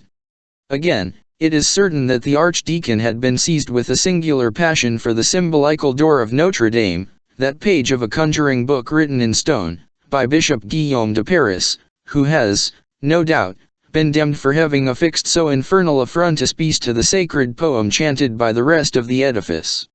Archdeacon Claude had the credit also of having fathomed the mystery of the Colossus of Saint Christopher, and of that lofty, enigmatical statue which then stood at the entrance of the vestibule, and which the people, in derision, called Monsieur le Gris. But, what everyone might have noticed was the interminable hours which he often employed, seated upon the parapet of the area in front of the church, in contemplating the sculptures of the front, examining now the foolish virgins with their lamps reversed, now the wise virgins with their lamps upright, again, calculating the angle of vision of that raven which belongs to the left front, and which is looking at a mysterious point inside the church, where is concealed the philosopher's stone, if it be not in the cellar of Nicholas Flamel. It was, let us remark in passing, a singular fate for the Church of Notre Dame at that epoch to be so beloved, in two different degrees, and with so much devotion, by two beings so dissimilar as Claude and Quasimodo. Beloved by one, a sort of instinctive and savage half-man, for its beauty, for its stature, for the harmonies which emanated from its magnificent ensemble, beloved by the other, a learned and passionate imagination, for its myth, for the sense which it contains, for the symbolism scattered beneath the sculptures of its the first text underneath the second in a palimpsest in a word, for the enigma which it is eternally propounding to the understanding. Furthermore, it is certain that the archdeacon had established himself in that one of the two towers which looks upon the grave, just beside the frame for the bells, a very secret little cell, into which no one, not even the bishop, entered without his leave, it was said. This tiny cell had formerly been made almost at the summit of the tower, among the ravens' nests, by Bishop Hugo de Bessantin, who had wrought sorcery there in his day. What that cell contained, no one knew, but from the strand of the Derain, at night, there was often seen to appear, disappear, and reappear at brief and regular intervals, at a little dormer window opening upon the back of the tower, a certain red, intermittent, singular light which seemed to follow the panting breaths of a bellows, and to proceed from a flame, rather than from a light. In the darkness, at that height, it produced a singular effect, and the good wives said, "There's the archdeacon blowing. Hell is sparkling up yonder." There were no great proofs of sorcery in that, after all, but there was still enough smoke to warrant a surmise of fire, and the archdeacon bore a tolerably formidable reputation. We ought to mention, however, that the sciences of Egypt, that necromancy and magic, even the whitest, even the most innocent, had no more envenomed enemy, no more pitiless denunciator before the gentlemen of the officialty of Notre Dame. Whether this was sincere horror, or the game played by the thief who shouts, "Stop thief," at all events, it did not prevent the archdeacon from being considered by the learned heads of the chapter, as a soul who had ventured into the vestibule of hell, who was lost in the caves of the cabal, groping amid the shadows of the occult sciences. Neither were the people deceived thereby. With any one who possessed any sagacity, Quasimodo passed for the demon, Claude Frollo, for the sorcerer. It was evident that the bellringer was to serve the archdeacon for a given time, at the end of which he would carry away the latter's soul, by way of payment. Thus the archdeacon, in spite of the excessive austerity of his life, was in bad odor among all pious souls, and there was no devout nose so inexperienced that it could not smell him out to be a magician. And if, as he grew older, abysses had formed in his science, they had also formed in his heart. That at least, is what one had grounds for believing on scrutinizing that face upon which the soul was only seen to shine through a somber cloud. Whence that large, bald brow? That head forever bent? That breast always heaving with sighs? What secret thought caused his mouth to smile with so much bitterness, at the same moment that his scowling brows approached each other like two bulls on the point of fighting? Why was what hair he had left already gray? What was that internal fire which sometimes broke forth in his glance, to such a degree that his eye resembled a hole pierced in the wall of a furnace? These symptoms of a violent moral preoccupation had acquired an especially high degree of intensity at the epoch when this story takes place. More than once a choir boy had fled in terror at finding him alone in the church, so strange and dazzling was his look. More than once, in the choir, at the hour of the offices, his neighbor in the stalls had heard him mingle with the plain song, ad omum tonum, unintelligible parenthesis. More than once the laundress of the terrain charged with washing the chapter had observed, not without affright, the marks of nails and clenched fingers on the surplice of Monsieur the Archdeacon of Justice. However, he redoubled his severity, and had never been more exemplary. By profession as well as by character, he had always held himself aloof from women. He seemed to hate them more than ever. The mere rustling of a silken petticoat caused his hood to fall over his eyes. Upon this score he was so jealous of austerity and reserve, that when the Dame de Beaujeu, the king's daughter, came to visit the cloister of Notre Dame, in the month of December, 1481, he gravely opposed her entrance, reminding the bishop of the statute of the Black Book, dating from the vigil of Saint Barthélemy, 1334, which interdicts access to the cloister to any woman whatever, old or young, mistress or maid, upon which the bishop had been constrained to recite to him the ordinance of Legate Odo, which accepts certain great dames, aliqui magnates mulieres, qui sine scandalo videri non possunt. And again the archdeacon had protested, objecting that the ordinance of the legate, which dated back to 1207, was anterior by 127 years to the Black Book, and consequently was abrogated in fact by it. And he had refused to appear before the princess. It was also noticed that his horror for Bohemian women and gypsies had seemed to redouble for some time past. He had petitioned the bishop for an edict which expressly forbade the Bohemian women to come and dance and beat their tambourines on the place of the Parvis, and for about the same length of time, he had been ransacking the moldy placards of the officialty, in order to collect the cases of sorcerers and witches condemned to fire or the rope, for complicity in crimes with rams, sows, or goats. Chapter 6 Unpopularity. The archdeacon and the bellringer, as we have already said, were but little loved by the populace great and small, in the vicinity of the cathedral.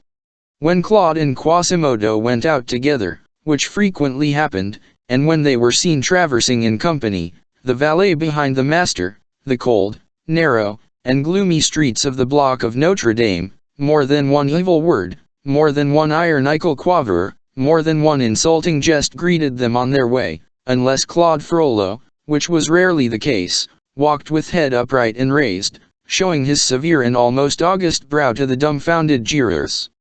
Both were in their quarter like the poets of whom Renier speaks. All sorts of persons run after poets, as warblers fly shrieking after owls. Sometimes a mischievous child risked his skin and bones for the ineffable pleasure of driving a pin into Quasimodo's hump. Again, a young girl, more bold and saucy than was fitting, brushed the priest's black robe, singing in his face the sardonic ditty, "Nitch, nitch, the devil is caught." Sometimes a group of squalid old crones, squatting in a file under the shadow of the steps to a porch, scolded noisily as the archdeacon and the bellringer passed, and tossed them this encouraging welcome, with a curse, "There's a fellow whose soul is made like the other one's body." Or a band of schoolboys and street urchins, playing hopscotch, rose in a body and saluted him classically, with some cry in Latin, "Eia! Eia! Claudius cum Claudo." But the insult generally passed unnoticed both by the priest and the bellringer. Quasimodo was too deaf to hear all these gracious things, and Claude was too dreamy. Book 5th. Chapteria Bass BD Martini. Dom Claude's fame had spread far and wide. It procured for him, at about the epoch when he refused to see Madame de Beaujeu, a visit which he long remembered. It was in the evening. He had just retired, after the office, to his canon's cell in the cloister of Notre Dame. This cell, with the exception, possibly, of some glass phials, relegated to a corner, and filled with a decidedly equivocal powder, which strongly resembled the alchemist's powder of projection, presented nothing strange or mysterious. There were, indeed, here and there, some inscriptions on the walls, but they were pure sentences of learning and piety, extracted from good authors. The archdeacon had just seated himself, by the light of a three-jetted copper lamp, before a vast coffer crammed with manuscripts. He had rested his elbow upon the open volume of Honorius Diotun, De Predestinatione et Libero Arbitrio, and he was turning over, in deep meditation, the leaves of a printed folio which he had just brought, the sole product of the press which his cell contained. In the midst of his reverie there came a knock at his door. "Who's there?" cried the learned man, in the gracious tone of a famished dog, disturbed over his bone. A voice without replied, "Your friend, Jacques Coictier." He went to open the door. It was, in fact, the king's physician, a person about 50 years of age, whose harsh physiognomy was modified only by a crafty eye. Another man accompanied him. Both wore long slate-colored robes, furred with miniver, girded and closed, with caps of the same stuff and hue. Their hands were concealed by their sleeves, their feet by their robes, their eyes by their caps. "God help me, messieurs," said the archdeacon, showing them in. "I was not expecting distinguished visitors at such an hour." And while speaking in this courteous fashion he cast an uneasy and scrutinizing glance from the physician to his companion. "Never too late to come and pay a visit to so considerable a learned man as Dom Claude Frollo de Tirechap," replied Dr. Coictier, whose French Comte accent made all his phrases drag along with the majesty of a train robe. There then ensued between the physician and the archdeacon one of those congratulatory prologues which, in accordance with custom, at that epoch preceded all conversations between learned men, and which did not prevent them from detesting each other in the most cordial manner in the world. However, it is the same nowadays. Every wise man's mouth complimenting another wise man is a vase of honeyed gall. Claude Frollo's felicitations to Jacques Coictier bore reference principally to the temporal advantages which the worthy physician had found means to extract, in the course of his much envied career, from each malady of the king, an operation of alchemy much better and more certain than the pursuit of the philosopher's stone. "In truth, Monsieur le Docteur Coictier, I felt great joy on learning of the bishopric given your nephew, my reverend Seigneur Pierre Verse. Is he not Bishop of Amiens?" "Yes, Monsieur Archdeacon, it is a grace and mercy of God. Do you know that you made a great figure on Christmas Day at the bead of your company of the Chamber of Accounts, Monsieur President?" "Vice President, Dom Claude." "Alas! Nothing more. How is your superb house in the Rue Saint-André d'Arcs coming on?" "'Tis a Louvre. I love greatly the apricot tree which is carved on the door, with this play of words, a l'abricotier sheltered from reefs." "Alas! Master Claude, all that masonry costeth me dear. In proportion as the house is erected, I am ruined. Ho! Have you not your revenues from the jail, and the bailiwick of the Palais, and the rents of all the houses, sheds, stalls, and booths of the enclosure? 'Tis a fine breast to suck. My castellany of Poissy has brought me in nothing this year. But your tolls of Triel, of St. James, of St. Germain-en-Laye are always good. 60 livres, and not even Parisian livres at that. You have your office of counselor to the king. That is fixed." "Yes, brother Claude, but that accursed seigneury of Poligny, which people make so much noise about, is worth not 60 gold crowns, year out and year in." In the compliments which Dom Claude addressed to Jacques Coictier, there was that sardonical, biting, and covertly mocking accent, and the sad cruel smile of a superior and unhappy man who toys for a moment, by way of distraction, with the dense prosperity of a vulgar man. The other did not perceive it. "Upon my soul," said Claude at length, pressing his hand, "I am glad to see you and in such good health." "Thanks, Master Claude." "By the way," exclaimed Dom Claude, "how is your royal patient?" "He payeth not sufficiently his physician," replied the doctor, casting a side glance at his companion. "Think you so, gossip Coictier?" said the latter. These words, uttered in a tone of surprise and reproach, drew upon this unknown personage the attention of the archdeacon which, to tell the truth, had not been diverted from him a single moment since the stranger had set foot across the threshold of his cell. It had even required all the thousand reasons which he had for handling tenderly Dr. Jacques Coictier, the all-powerful physician of King Louis XI, to induce him to receive the latter thus accompanied. Hence, there was nothing very cordial in his manner when Jacques Coictier said to him, "By the way, Dom Claude, I bring you a colleague who has desired to see you on account of your reputation." "Monsieur belongs to science?" asked the archdeacon, fixing his piercing eye upon Coictier's companion. He found beneath the brows of the stranger a glance no less piercing or less distrustful than his own. He was, so far as the feeble light of the lamp permitted one to judge, an old man about 60 years of age and of medium stature, who appeared somewhat sickly and broken in health. His profile, although of a very ordinary outline, had something powerful and severe about it. His eyes sparkled beneath a very deep superciliary arch, like a light in the depths of a cave, and beneath his cap, which was well drawn down and fell upon his nose, one recognized the broad expanse of a brow of genius. He took it upon himself to reply to the archdeacon's question. "Reverend Master," he said in a grave tone, "your renown has reached my ears, and I wish to consult you. I am but a poor provincial gentleman, who removeth his shoes before entering the dwellings of the learned. You must know my name. I am called Gossip Tourangeau." "Strange name for a gentleman," said the archdeacon to himself. Nevertheless, he had a feeling that he was in the presence of a strong and earnest character. The instinct of his own lofty intellect made him recognize an intellect no less lofty under Gossip Tourangeau's furred cap, and as he gazed at the solemn face, the ironical smile which Jacques Coictier's presence called forth on his gloomy face, gradually disappeared as twilight fades on the horizon of night. Stern and silent, he had resumed his seat in his great armchair, his elbow rested as usual on the table, and his brow on his hand. After a few moments of reflection, he motioned his visitors to be seated, and, turning to Gossip Tourangeau, he said, "You come to consult me, master, and upon what science?" "Your reverence," replied Tourangeau, "I am ill, very ill. You are said to be great Aesculapius, and I am come to ask your advice in medicine." "Medicine," said the archdeacon, tossing his head. He seemed to meditate for a moment, and then resumed, "Gossip Tourangeau, since that is your name, turn your head, you will find my reply already written on the wall." Gossip Tourangeau obeyed, and read this inscription engraved above his head: "Medicine is the daughter of dreams Gemlik." Meanwhile, Dr. Jacques Coictier had heard his companion's question with a displeasure which Dom Claude's response had but redoubled.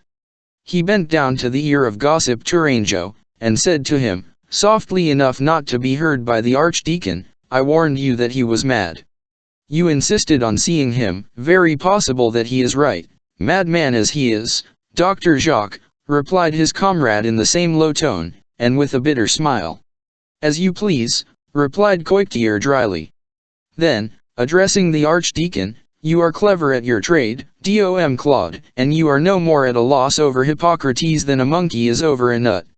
Medicine a dream.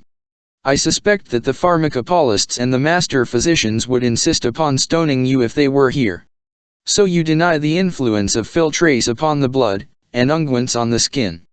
You deny that eternal pharmacy of flowers and metals, which is called the world, made expressly for that eternal invalid called man." "I deny," said Dom Claude coldly, "neither pharmacy nor the invalid. I reject the physician." "Then it is not true," resumed Coictier hotly, "that gout is an internal eruption, that a wound caused by artillery is to be cured by the application of a young mouse roasted, that young blood, properly injected, restores youth to aged veins. It is not true that 2 and 2 make 4, and that Emprostathinos follows Epistathinos." The archdeacon replied without perturbation, "There are certain things of which I think in a certain fashion." Coictier became crimson with anger. There, my good Coictier, let us not get angry," said Gossip Tourangeau. "Monsieur the archdeacon is our friend." Coictier calmed down, muttering in a low tone, "After all, he's mad." "Pasque Dieu, Master Claude," resumed Gossip Tourangeau, after a silence, "you embarrass me greatly. I had 2 things to consult you upon, one touching my health and the other touching my star." "Monsieur," returned the archdeacon, "if that be your motive, you would have done as well not to put yourself out of breath climbing my staircase. I do not believe in medicine. I do not believe in astrology. Indeed, said the man, with surprise. Coictier gave a forced laugh. You see that he is mad, he said, in a low tone, to gossip Tourangeau. He does not believe in astrology. The idea of imagining, pursued Dom Claude, that every ray of a star is a thread which is fastened to the head of a man. And what then, do you believe in? Exclaimed gossip Tourangeau. The archdeacon hesitated for a moment, then he allowed a gloomy smile to escape, which seemed to give the lie to his response, Credo in Deum. Dominum Nostrum, added gossip Tourangeau, making the sign of the cross. Amen, said Coictier. Reverend Master, resumed Tourangeau, I am charmed in soul to see you in such a religious frame of mind. But have you reached the point, great savant as you are, of no longer believing in science? No, said the archdeacon, grasping the arm of gossip Tourangeau, an array of enthusiasm lighted up his gloomy face. No, I do not reject science. I have not crawled so long, flat on my belly, with my nails in the earth, through the innumerable ramifications of its caverns, without perceiving far in front of me, at the end of the obscure gallery, a light, a flame, a something, the reflection, no doubt, of the dazzling central laboratory where the patient and the wise have found out God. And in short, interrupted Tourangeau, what do you hold to be true and certain? Alchemy. Coictier exclaimed, Pardieu, Dom Claude, alchemy has its use, no doubt, but why blaspheme medicine and astrology? Naught is your science of man, naught is your science of the stars, said the archdeacon, commandingly. That's driving Epidaurus and Chaldea very fast, replied the physician with a grin. Listen, Messire Jacques. This is said in good faith. I am not the king's physician, and his majesty has not given me the garden of Daedalus in which to observe the constellations. Don't get angry, but listen to me. What truth have you deduced, I will not say from medicine, which is too foolish a thing, but from astrology? Cite to me the virtues of the vertical boustrophodon, the treasures of the numbers Iraph and those of the numbers Ephirad. Will you deny, said Coictier, the sympathetic force of the collarbone, and the cabalistics which are derived from it? An error, Messire Jacques. None of your formulas end in reality. Alchemy on the other hand has its discoveries. Will you contest results like this? Ice confined beneath the earth for 1,000 years is transformed into rock crystals. Lead is the ancestor of all metals. For gold is not a metal, gold is light. Lead requires only 4 periods of 200 years each, to pass in succession from the state of lead, to the state of red arsenic, from red arsenic to tin, from tin to silver. Are not these facts? But to believe in the collarbone, in the full line and in the stars, is as ridiculous as to believe with the inhabitants of Grand Cathay that the golden oriole turns into a mole, and that grains of wheat turn into fish of the carp species. I have studied Hermetic science, exclaimed Coictier, and I affirm, the fiery archdeacon did not allow him to finish, and I have studied medicine, astrology, and Hermetics. Here alone is the truth. As he spoke thus, he took from the top of the coffer a phial filled with the powder which we have mentioned above. Here alone is light. Hippocrates is a dream, Urania is a dream, Hermes, a thought. Gold is the sun, to make gold is to be God. Herein lies the one and only science. I have sounded the depths of medicine and astrology, I tell you. Naught, nothingness.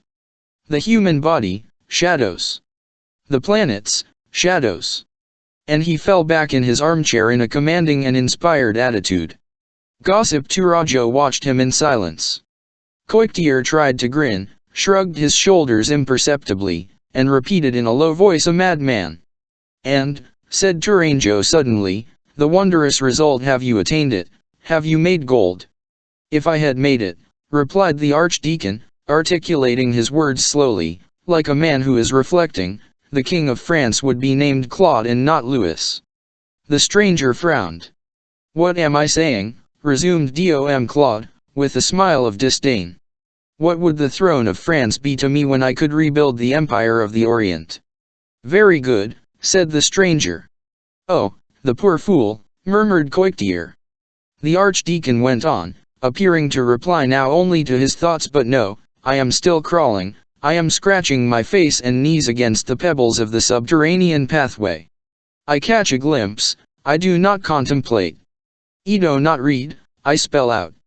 And when you know how to read, demanded the stranger, will you make gold? Who doubts it, said the archdeacon. In that case Our Lady knows that I am greatly in need of money, and I should much desire to read in your books. Tell me, Reverend Master, is your science inimical or displeasing to our, whose archdeacon I am?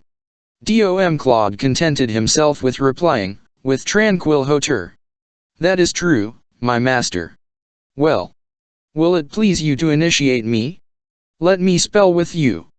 Claude assumed the majestic and pontifical attitude of a Samuel. Old man, it requires longer years than remain to you, to undertake this voyage across mysterious things. Your head is very gray. One comes forth from the cavern only with white hair, but only those with dark hair enter it.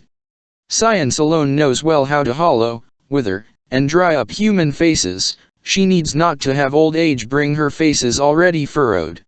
Nevertheless, if the desire possesses you of putting yourself under discipline at your age, and of deciphering the formidable alphabet of the sages, come to me, 'tis well, I will make the effort.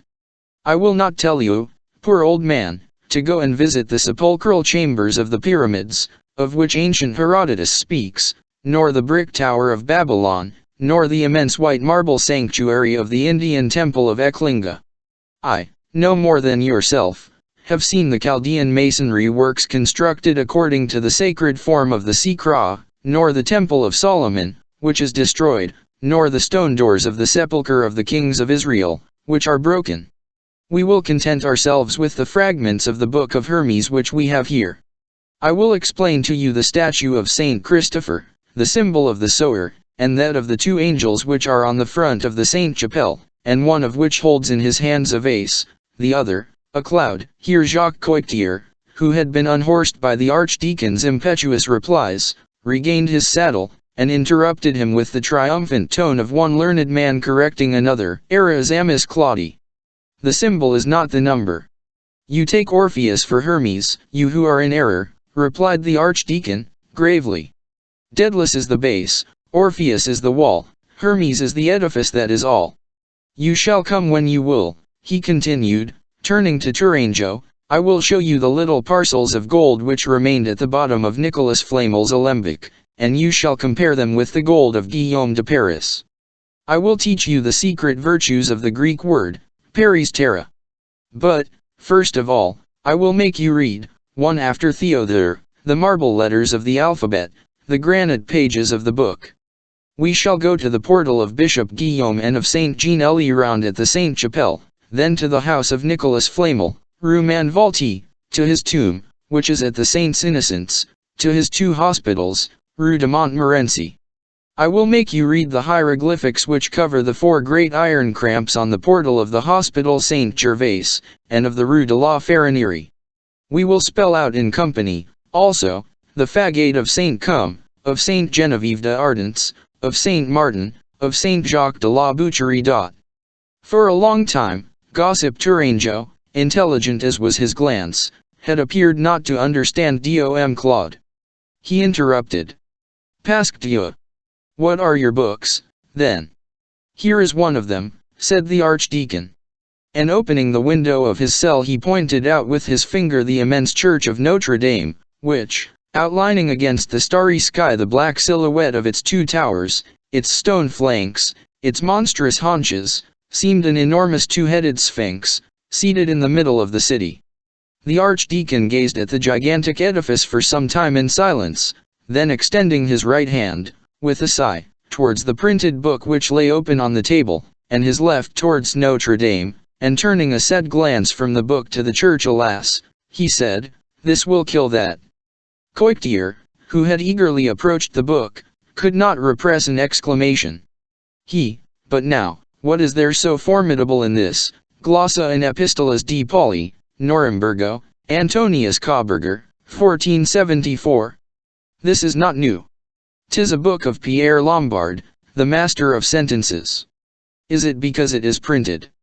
You have said it, replied Claude, who seemed absorbed in a profound meditation, and stood resting, his forefinger bent backward on the folio which had come from the famous press of Nuremberg. Then he added these mysterious words, alas! Alas! Small things come at the end of great things, a tooth triumphs over a mass. The Nile rat kills the crocodile, the swordfish kills the whale, the book will kill the edifice. The curfew of the cloister sounded at the moment when Master Jacques was repeating to his companion in low tones, his eternal refrain, "He is mad." To which his companion this time replied, "I believe that he is." It was the hour when no stranger could remain in the cloister. The two visitors withdrew. "Master," said gossip Tourangeau, as he took leave of the archdeacon, "I love wise men and great minds, and I hold you in singular esteem. Come tomorrow to the Palace de Tournelles, and inquire for the Abbé de Saint Martin, of Tours." The archdeacon returned to his chamber dumbfounded, comprehending at last who gossip Tourangeau was, and recalling that passage of the Register of Saint Martin, of Tours Abbas Bedi Martini, Silis et Rex Francii, est canonicus de consuetudine et habet parvam prohibendum quam habet sanctus Venantius, et debet cetera and sed thesauriae. It is asserted that after that epoch the archdeacon had frequent conferences with Louis XI, when His Majesty came to Paris, and that Dom Claude's influence quite overshadowed that of Olivier Le Diem and Jacques Coictier, who, as was his habit, rudely took the king to task on that account. Chapter 11 This will kill that. Our Lady readers will pardon us if we pause for a moment to seek what could have been the thought concealed beneath those enigmatic words of the archdeacon, "This will kill that. The book will kill the edifice." To our mind, this thought had two faces. In the first place, it was a priestly thought. It was the affright of the priest in the presence of a new agent, the printing press. It was the terror and dazzled amazement of the men of the sanctuary, in the presence of the luminous press of Gutenberg. It was the pulpit and the manuscript taking the alarm at the printed word, something similar to the stupor of a sparrow which should behold the angel legion unfold his 6,000,000 wings. It was the cry of the prophet who already hears emancipated humanity roaring and swarming, who beholds in the future, intelligence sapping faith, opinion dethroning belief, the world shaking off Rome. It was the prognostication of the philosopher who sees human thought, volatilized by the press, evaporating from the theocratic recipient. It was the terror of the soldier who examines the brazen battering ram, and says, "The tower will crumble." It signified that one power was about to succeed another power. It meant, the press will kill the church. But underlying this thought, the first and most simple one, no doubt, there was in our opinion another, newer one, a corollary of the first, less easy to perceive and more easy to contest, a view as philosophical and belonging no longer to the priest alone but to the savant and the artist. It was a presentiment that human thought, in changing its form, was about to change its mode of expression, that the dominant idea of each generation would no longer be written with the same matter, and in the same manner, that the book of stone, so solid and so durable, was about to make way for the book of paper, more solid and still more durable. In this connection the archdeacon's vague formula had a second sense. It meant, printing will kill architecture.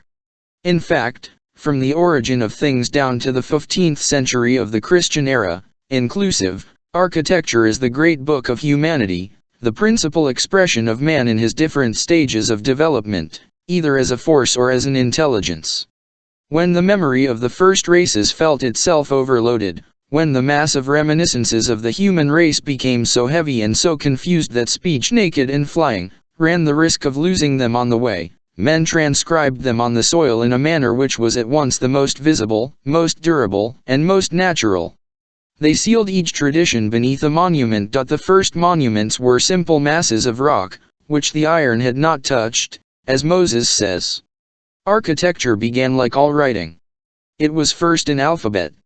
Men planted a stone upright, it was a letter, and each letter was a hieroglyph, and upon each hieroglyph rested a group of ideas, like the capital on the column. This is what the earliest races did everywhere, at the same moment, on the surface of the entire world. We find the standing stones of the Celts in Asian Siberia, in the pampas of America. Later on, they made words, they placed stone upon stone, they coupled those syllables of granite, and attempted some combinations. The Celtic dolmen and cromlech, the Etruscan tumulus, the Hebrew galgal, are words. Some, especially the tumulus, are proper names. Sometimes even, when men had a great deal of stone, and a vast plain, they wrote a phrase. The immense pile of Karnak is a complete sentence. At last they made books. Traditions had brought forth symbols, beneath which they disappeared like the trunk of a tree beneath its foliage. All these symbols in which humanity placed faith continued to grow, to multiply, to intersect, to become more and more complicated. The first monuments no longer sufficed to contain them, they were overflowing in every part. These monuments hardly expressed now the primitive tradition, simple like themselves, naked and prone upon the earth. The symbol felt the need of expansion in the edifice. Then architecture was developed in proportion with human thought. It became a giant with 1,000 heads and 1,000 arms, and fixed all this floating symbolism in an eternal, visible, palpable form. While Daedalus, who is force, measured, while Orpheus, who is intelligence, sang, the pillar, which is a letter, the arcade, which is a syllable, the pyramid, which is a word all set in movement at once by a law of geometry and by a law of poetry, grouped themselves, combined, amalgamated, descended, ascended, placed themselves side by side on the soil, ranged themselves in stories in the sky, until they had written under the dictation of the general idea of an epoch, those marvelous books. Which were also marvelous edifices, the pagoda of Eklinga, the Ramzion of Egypt, the Temple of Solomon. The generating idea, the word, was not only at the foundation of all these edifices, but also in the form. The Temple of Solomon, for example, was not alone the binding of the Holy Book, it was the Holy Book itself. On each one of its concentric walls, the priests could read the word translated and manifested to the eye, and thus they followed its transformations from sanctuary to sanctuary, until they seized it in its last tabernacle, under its most concrete form, which still belonged to architecture, the arch. Thus the word was enclosed in an edifice, but its image was upon its envelope, like the human form on the coffin of a mummy. And not only the form of edifices, but the sites selected for them, revealed the thought which they represented, according as the symbol to be expressed was graceful or grave. Greece crowned her mountains with a temple harmonious to the eye, India disemboweled hers, to chisel therein those monstrous subterranean pagodas, borne up by gigantic rows of granite elephants. Thus, during the first 6,000 years of the world, from the most immemorial pagoda of Hindustan, to the Cathedral of Cologne, architecture was the great handwriting of the human race. And this is so true, that not only every religious symbol, but every human thought, has its page and its monument in that immense book.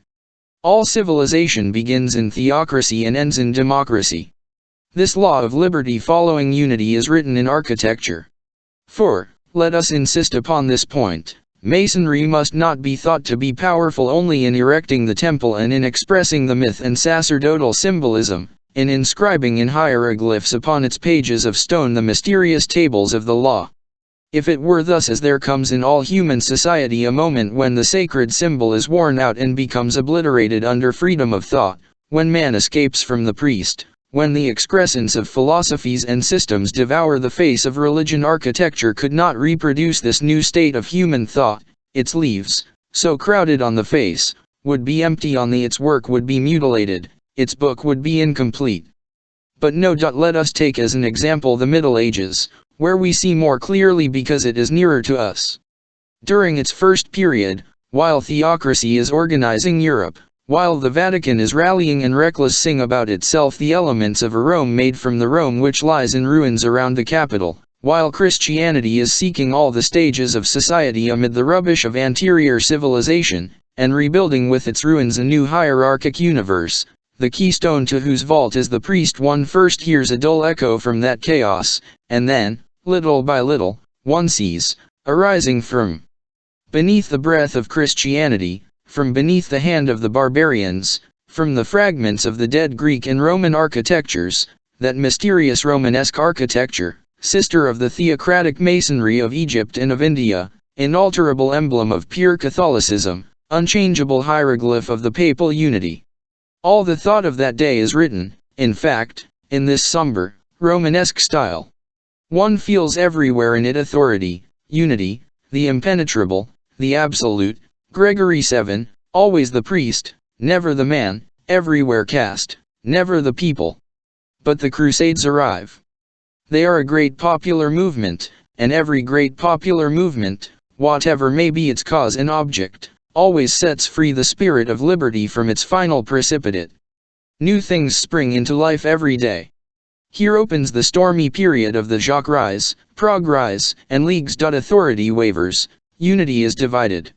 Feudalism demands to share with theocracy, while awaiting the inevitable arrival of the people, who will assume the part of the lion, qui nomen Leo. Signory pierces through sacerdotalism, the commonality, through signory. The face of Europe is changed. Well, the face of architecture is changed also.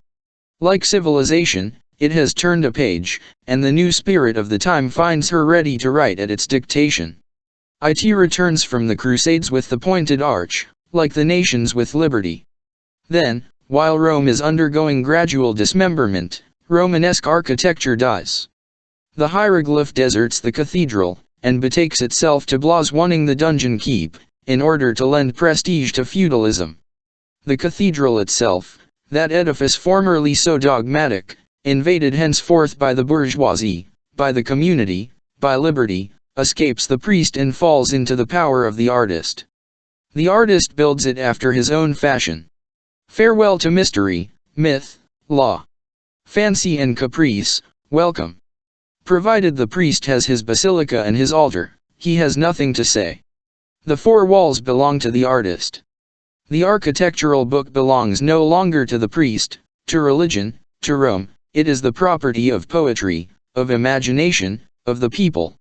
Hence the rapid and innumerable transformations of that architecture which owns but 3 centuries, so striking after the stagnant immobility of the Romanesque architecture, which owns 6 or 7. Nevertheless, art marches on with giant strides. Popular genius amid originality accomplish the task which the bishops formerly fulfilled. Each race writes its line upon the book. As it passes, it erases the ancient Romanesque hieroglyphs on the frontispieces of cathedrals, and at the most one only sees dogma cropping out here and there, beneath the new symbol which it has deposited. The popular drapery hardly permits the religious skeleton to be suspected. One cannot even form an idea of the liberties which the architects then take, even toward the church.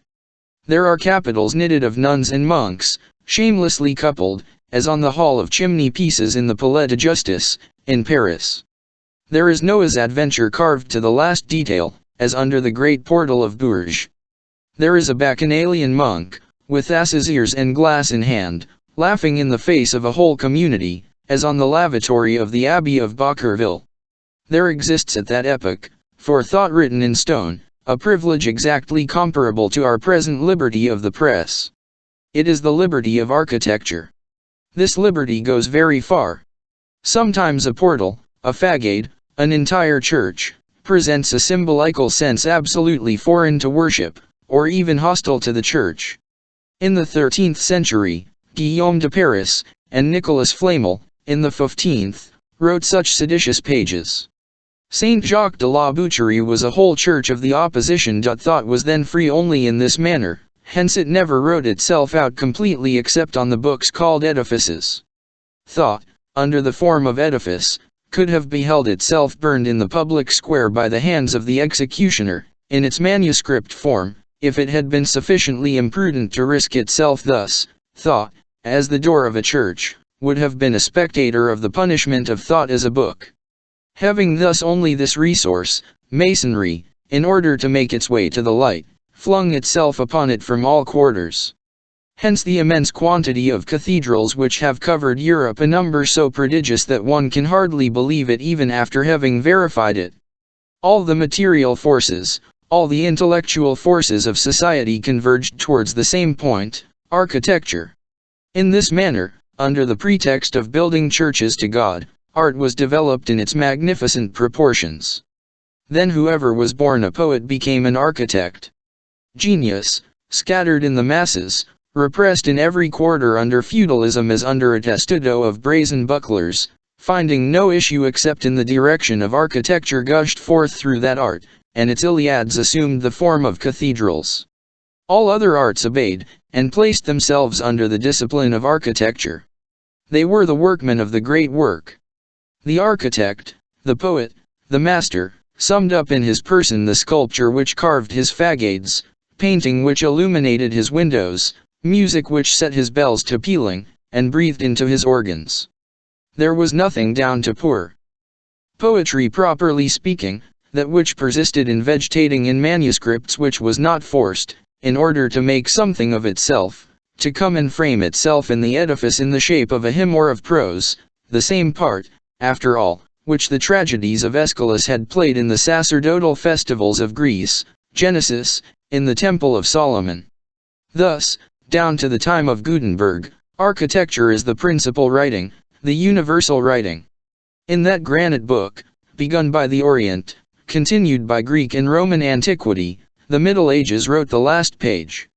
Moreover, this phenomenon of an architecture of the people following an architecture of caste, which we have just been observing in the Middle Ages, is reproduced with every analogous movement in the human intelligence at the other great epochs of history.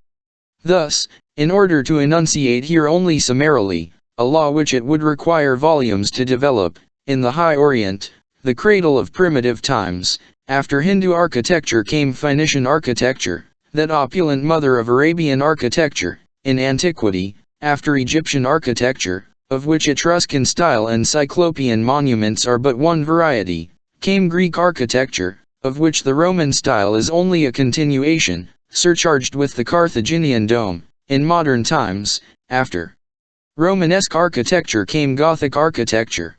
And by separating their three series into their component parts, we shall find in the three eldest sisters Hindu architecture, Egyptian architecture, Romanesque architecture, the same symbol, that is to say, theocracy, caste, unity, dogma, myth, God, and for the three younger sisters, Phoenician architecture, Greek architecture, Gothic architecture, whatever, nevertheless, may be the diversity of form inherent in their nature, the same signification also, that is to say, liberty, the people, man.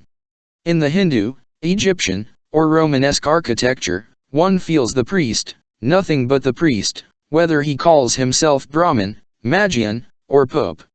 It is not the same in the architectures of the people.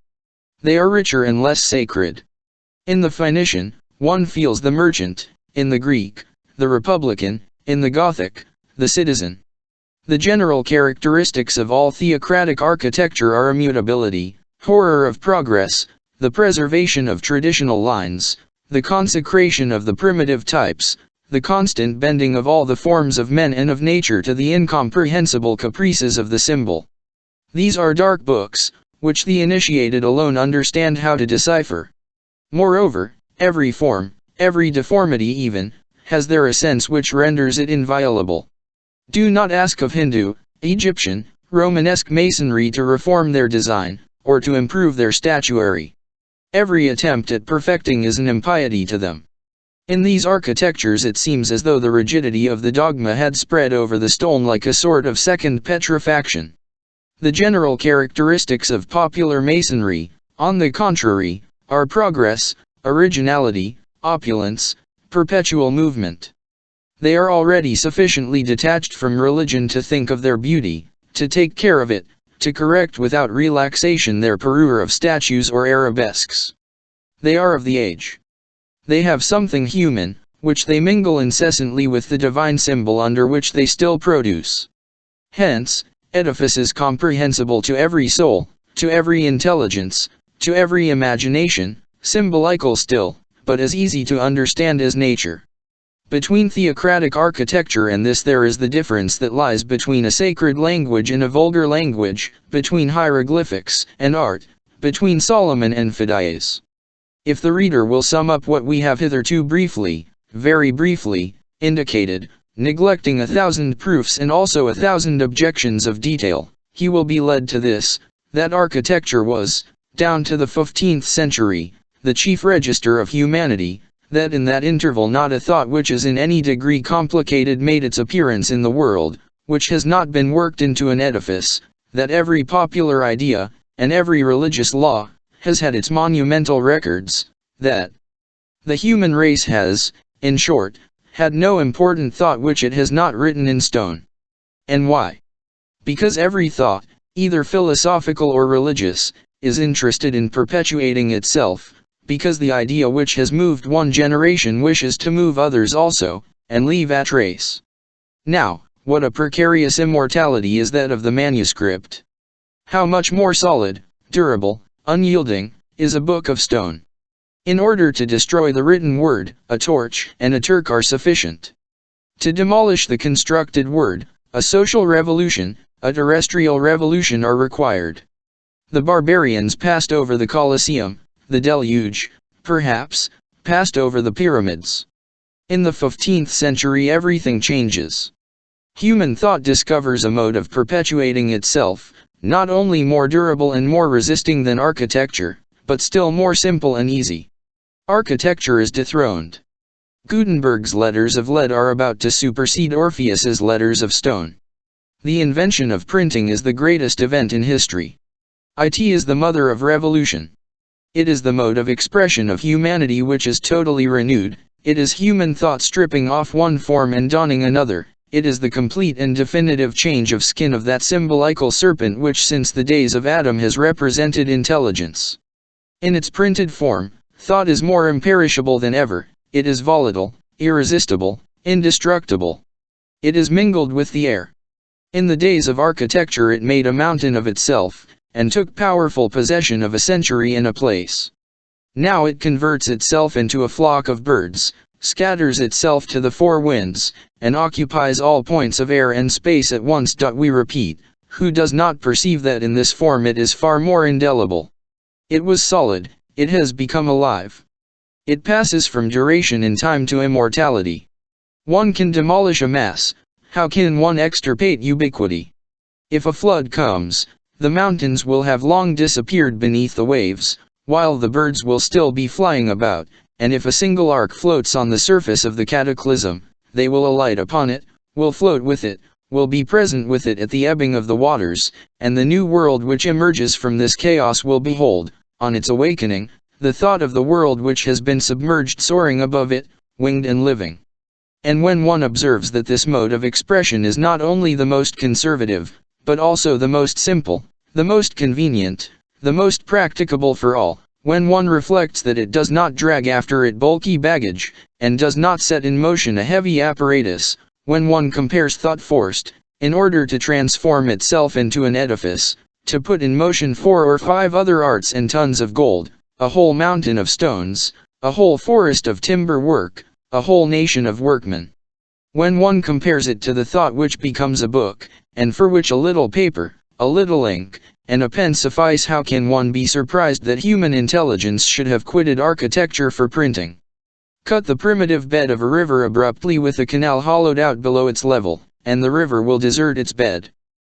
Behold how, beginning with the discovery of printing, architecture withers away little by little, becomes lifeless and bare. How one feels the water sinking, the sap departing, the thought of the times and of the people withdrawing from it.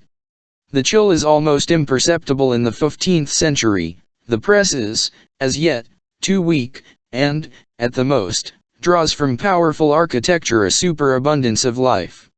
But practically beginning with the 16th century, the malady of architecture is visible. It is no longer the expression of society, it becomes classic art in a miserable manner. From being Gallic, European, indigenous, it becomes Greek and Roman. From being true and modern, it becomes pseudo-classic. It is this decadence which is called the Renaissance. A magnificent decadence, however, for the ancient Gothic genius, that sun which sets behind the gigantic press of Mayence, still penetrates for a while longer with its rays that whole hybrid pile of Latin arcades and Corinthian columns. It is that setting sun which we mistake for the dawn. Nevertheless, from the moment when architecture is no longer anything but an art like any other, as soon as it is no longer the total art, the sovereign art, the tyrant art, it has no longer the power to retain the other arts. So they emancipate themselves, break the yoke of the architect, and take themselves off, each one in its own direction. Each one of them gains by this divorce. Isolation aggrandizes everything. Sculpture becomes statuary, the image trade becomes painting, the canon becomes music. One would pronounce it an empire dismembered at the death of its Alexander, and whose provinces become kingdoms. Hence Raphael, Michelangelo, Jean Goujon, Palestrina, those splendors of the dazzling 16th century. Thought emancipates itself in all directions at the same time as the arts. The arch-heretics of the Middle Ages had already made large incisions into Catholicism. The 16th century breaks religious unity. Before the invention of printing, reform would have been merely a schism. Printing converted it into a revolution. Take away the press, heresy is enervated. Whether it be Providence or fate, Gutenberg is the precursor of Luther.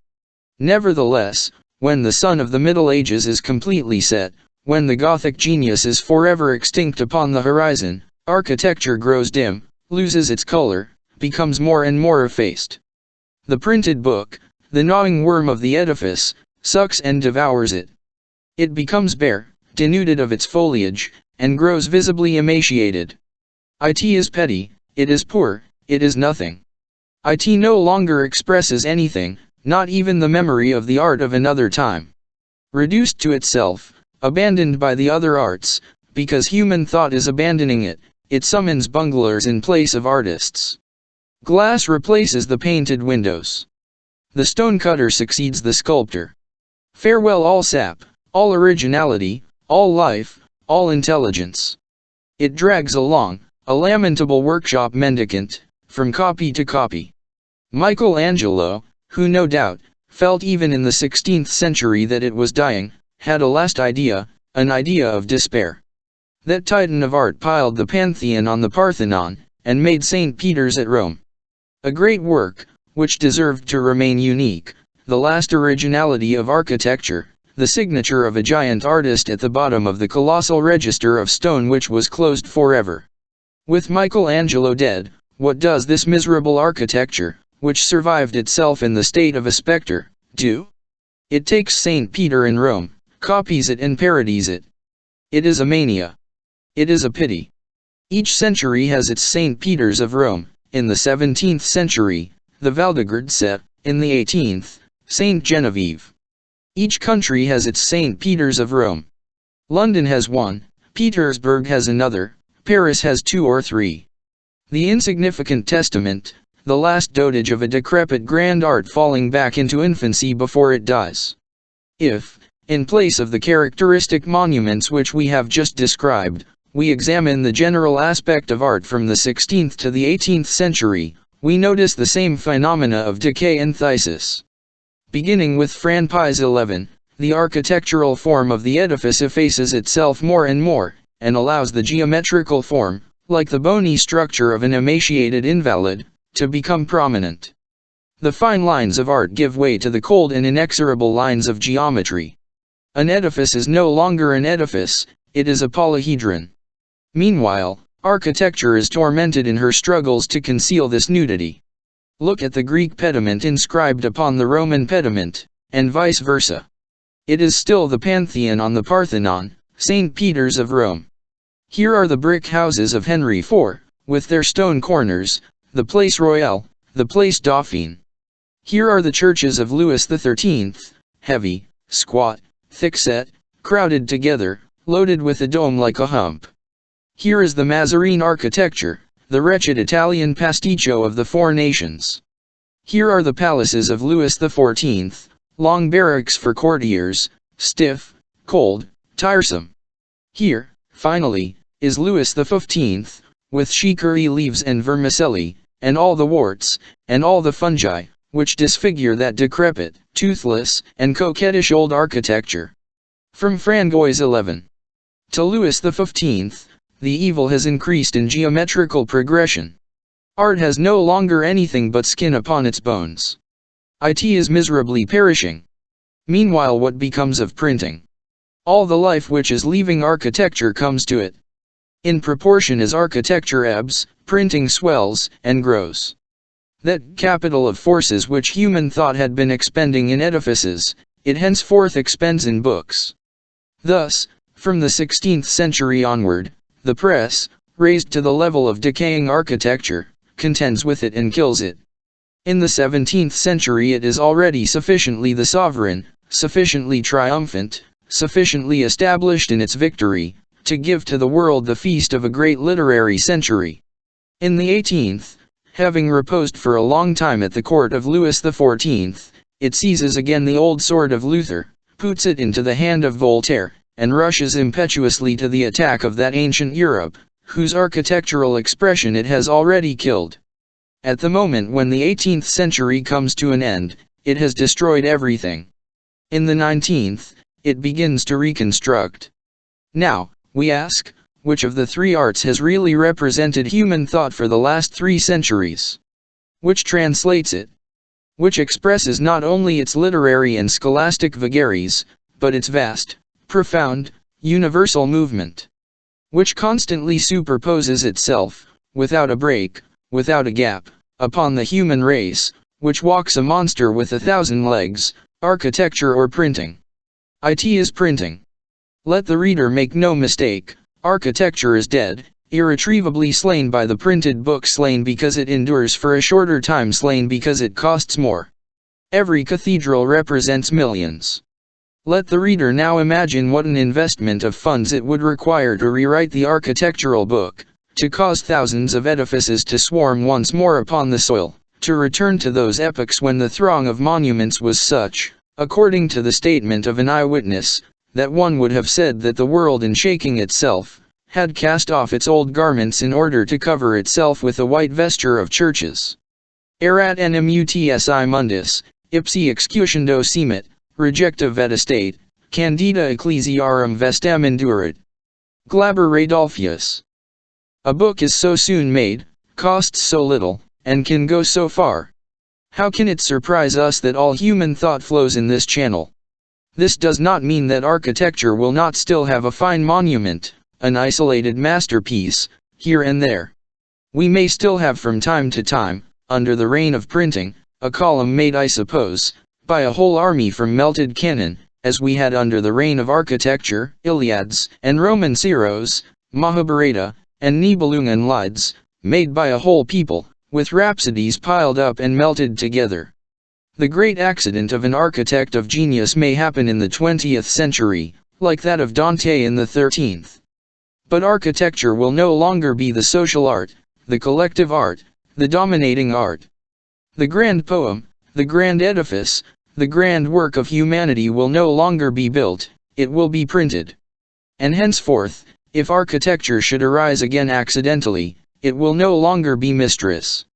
It will be subservient to the law of literature, which formerly received the law from it. The respective positions of the two arts will be inverted. It is certain that in architectural epochs, the poems, rare it is true, resemble the monuments. In India, Vyasa is branching, strange, impenetrable as a pagoda.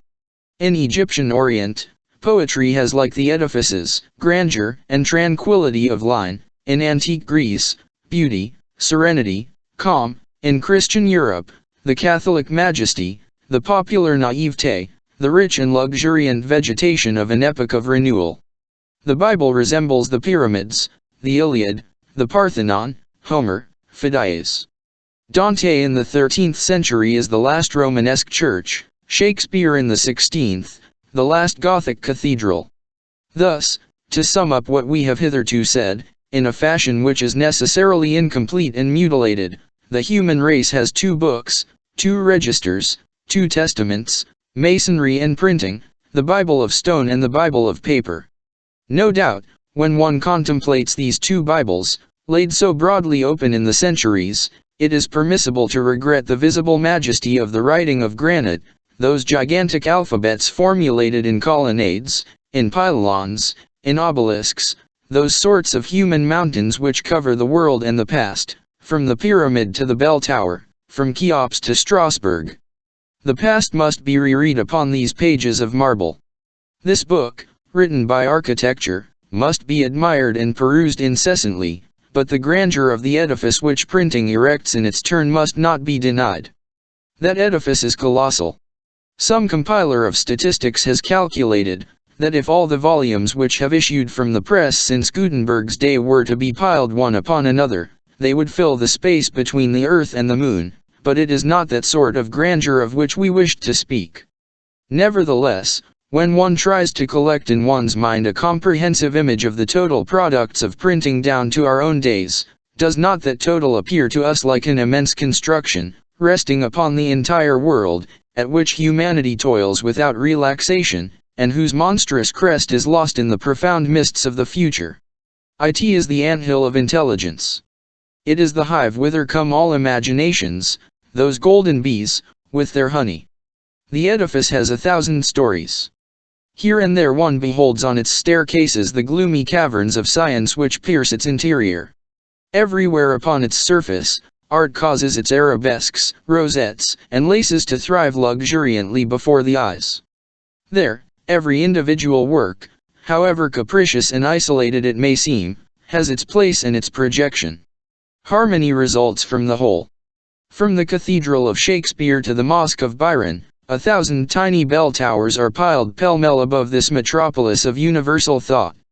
At its base are written some ancient titles of humanity which architecture had not registered. To the left of the entrance has been fixed the ancient in white marble, of Homer. To the right, the polyglot Bible rears its 7 heads. The Hydra of the Roman Ciro and some other hybrid forms, the Vedas and the Nibelungen bristle further on. Nevertheless, the prodigious edifice still remains incomplete. The press, that giant machine, which incessantly pumps all the intellectual sap of society, belches forth without pause fresh materials for its work. The whole human race is on the scaffoldings. Each mind is a mason. The humblest fills his hole, or places his stone. Redouft le Bretonnet brings his hod of plaster. Every day a new course rises. Independently of the original and individual contribution of each writer, there are collective contingents. The 18th century gives the encyclopedia, the Revolution gives the monitor. Assuredly, it is a construction which increases and piles up in endless spirals. There also are confusion of tongues, incessant activity, indefatigable labor, eager competition of all humanity, refuge promised to intelligence, a new flood against an overflow of barbarians. It is the second Tower of Babel of the human race. Book 6th. Chapterian impartial glance at the ancient magistracy. A very happy personage in the year of grace 1482, was the noble gentleman Robert d'Estouteville, Chevalier, Sieur de Bain, Baron d'Ivory, and Saint André and La Marche, Councillor and Chamberlain to the King, and Guard of the Provostship of Paris. It was already nearly 17 years since he had received from the King, on November 7, 1465, the comet year, that fine charge of the Provostship of Paris, which was reputed rather a seigneury than an office. Dignitas, says Jonas Loem Noas, qui cum non exigua potestate policium concernent, ut proerogativis multis et juribus conjuncta est. A marvelous thing in 82 was a gentleman bearing the King's commission, and whose letters of institution ran back to the epoch of the marriage of the natural daughter of Louis XI. with Monsieur the Bastard of Bourbon. The same day on which Robert d'Estouteville took the place of Jacques de Villers in the Provostship of Paris, Master Jehan David replaced Messire Helye de Thorets in the first presidency of the Court of Parliament. Jehan Juvenal de Ursins supplanted Pierre de Morvilliers in the office of Chancellor of France. Regault de Dormans ousted Pierre Puy from the charge of Master of Requests in Ordinary of the King's household. Now, upon how many heads had the presidency, the chancellorship, the mastership passed since Robert d'Estouteville had held the provostship of Paris? It had been granted to him for safe keeping, as the letter's patent said, and certainly he kept it well. He had clung to it, he had incorporated himself with it, he had so identified himself with it that he had escaped that fury for change which possessed Louis XI, a tormenting and industrious king, whose policy it was to maintain the elasticity of his power by frequent appointments and revocations. More than this, the brave Chevalier had obtained the reversion of the office for his son, and for 2 years already, the name of the nobleman Jacques d'Estouteville, equerry, had figured beside his at the head of the register of the salary list of the provostship of Paris. A rare and notable favor indeed. It is true that Robert d'Estouteville was a good soldier, that he had loyally raised his pennon against the League of Public Good, and that he had presented to the Queen a very marvelous stag in confectionery on the day of her entrance to Paris in 14. Moreover, he possessed the good friendship of Messire Tristan el Hermite, provost of the marshals of the king's household. Hence a very sweet and pleasant existence was that of Messire Robert. In the first place, very good wages, to which were attached, and from which hung, like extra bunches of grapes on his vine, the revenues of the civil and criminal registries of the provostship, plus the civil and criminal revenues of the tribunals of Embas of the Châtelet, without reckoning some little toll from the bridges of Mantes and of Corbeil, and the profits on the craft of chagrin makers of Paris, on the cordeurs of firewood and the measurers of salt. Add to this the pleasure of displaying himself in rides about the city, and of making his fine military costume, which you may still admire sculptured on his tomb in the Abbey of Valmont in Normandy, and his morion, all embossed at Montelheri, stand out a contrast against the parti-colored red and tawny robes of the aldermen and police. And then, was it nothing to wield absolute supremacy over the sergeants of the police, the porter and watch of the Châtelet, the 2 auditors of the Châtelet, auditores castelliti, the 16 commissioners of the 16 quarters, the jailer of the Châtelet, the 4 enfeft sergeants, the 120 mounted sergeants, with maces, the chevalier of the watch with his watch, his sub-watch, his counter-watch and his rear-watch? Was it nothing to exercise high and low justice, the right to interrogate, to hang and to draw, without reckoning petty jurisdiction in the first resort, in prima instantia, as the charters say, on that Viscountcy of Paris, so nobly appanaged with 7 noble bailiwicks? Can anything sweeter be imagined than rendering judgments and decisions, as Messire Robert d'Estouteville daily did in the Grand Châtelet under the large and flattened arches of Philip Augustus? And going, as he was wont to do every evening, to that charming house situated in the Rue Galilee, in the enclosure of the royal palace, which he held in right of his wife, Madame Ambroise de Lor, to repose after the fatigue of having sent some poor wretch to pass the night in that little cell of the Rue de Escorcherie, which the provosts and aldermen of Paris used to make their prison, the same being 11 feet long, 7 feet and 4 inches wide, and 11 feet high. And not only had Messire Robert d'Estouteville his special court as provost and vicomte of Paris, but in addition he had a share, both for eye and tooth, in the grand court of the king. There was no head in the least elevated which had not passed through his hands before it came to the headsman. It was he who went to seek M. de Nemours at the Bastille Saint-Antoine, in order to conduct him to the Halles, and to conduct to the grave M. de Saint-Pol, who clamored and resisted, to the great joy of the provost, who did not love Monsieur the Constable. Here, assuredly, is more than sufficient to render a life happy and illustrious, and to deserve some day a notable page in that interesting history of the provosts of Paris, where one learns that Edard de Villeneuve had a house in the Rue de Boucheries, that Guillaume de Hangest purchased the Great and the Little Savoy, that Guillaume Thibaust gave the nuns of Saint Genevieve his houses in the Rue Clopin, that Hugues Aubriot lived in the Hôtel du Port-Epic, and other domestic facts. Nevertheless, with so many reasons for taking life patiently and joyously, Messire Robert d'Estouteville woke up on the morning of the 7th of January, 1482, in a very surly and peevish mood. Whence came this ill temper? He could not have told himself. Was it because the sky was grey? Or was the buckle of his old belt of Montelheri badly fastened, so that it confined his provincial portliness too closely? Had he beheld ribald fellows, marching in bands of 4, beneath his window, and setting him at defiance, in doublets but no shirts, hats without crowns, with wallet and bottle at their side? Was it a vague presentiment of the 370 livres, 16 sous, 8 farthings, which the future King Charles VII was to cut off from the provostship in the following year? The reader can take his choice. We, for our part, are much inclined to believe that he was in a bad humor, simply because he was in a bad humor. Moreover, it was the day after a festival, a tiresome day for everyone, and above all for the magistrate who is charged with sweeping away all the filth, properly and figuratively speaking, which a festival day produces in Paris. And then he had to hold a sitting at the Grand Ch6 Now, we have noticed that judges in general so arrange matters that their day of audience shall also be their day of bad humor, so that they may always shave someone upon whom to vent it conveniently, in the name of the king, law, and justice. However, the audience had begun without him. His lieutenants, civil, criminal, and private, were doing his work, according to usage, and from 8 o'clock in the morning, some scores of bourgeois and bourgeoises, heaped and crowded into an obscure corner of the audience chamber of Embas du Châtelet, between a stout oaken barrier and the wall, had been gazing blissfully at the varied and cheerful spectacle of civil and criminal justice dispensed by Master Florian Barbedienne, auditor of the Châtelet, lieutenant of Monsieur the Provost, in a somewhat confused and utterly haphazard manner. The hall was small, low, vaulted.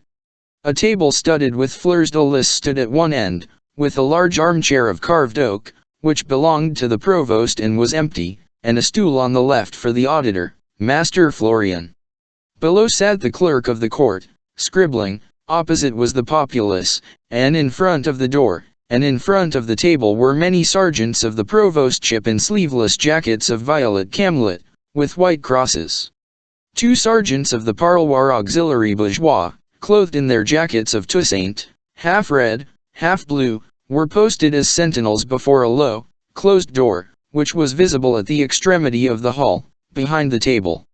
A single pointed window, narrowly encased in the thick wall, illuminated with a pale ray of January sun 2 grotesque figures, the capricious demon of stone carved as a tailpiece in the keystone of the vaulted ceiling, and the judge seated at the end of the hall on the fleurs de lis.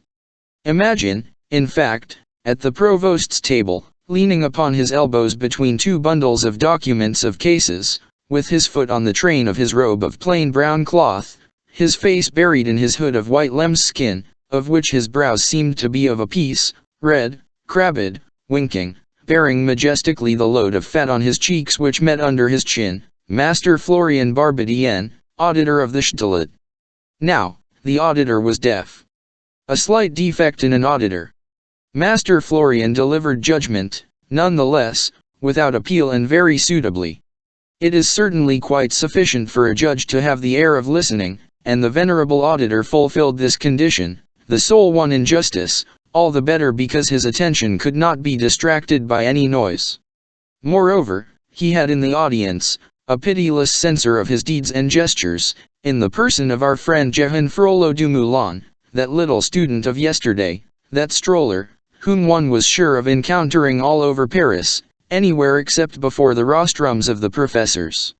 "Stay," he said in a low tone to his companion, Robin Pausapane, who was grinning at his side, while he was making his comments on the scenes which were being unfolded before his eyes. "Yonder is Jeanneton du Buisson, the beautiful daughter of the lazy dog at the Marche Neuf. Upon my soul, he is condemning her, the old rascal. He has no more eyes than ears. 15 sous, 4 farthings, Parisian, for having worn 2 rosaries. 'Tis somewhat dear. Lex duri carminis. Who's that?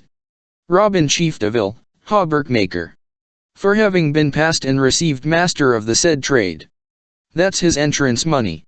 He. 2 gentlemen among these knaves. Aiglet de Soins, Hood and Amalie 2 equerries, Corpus Christi.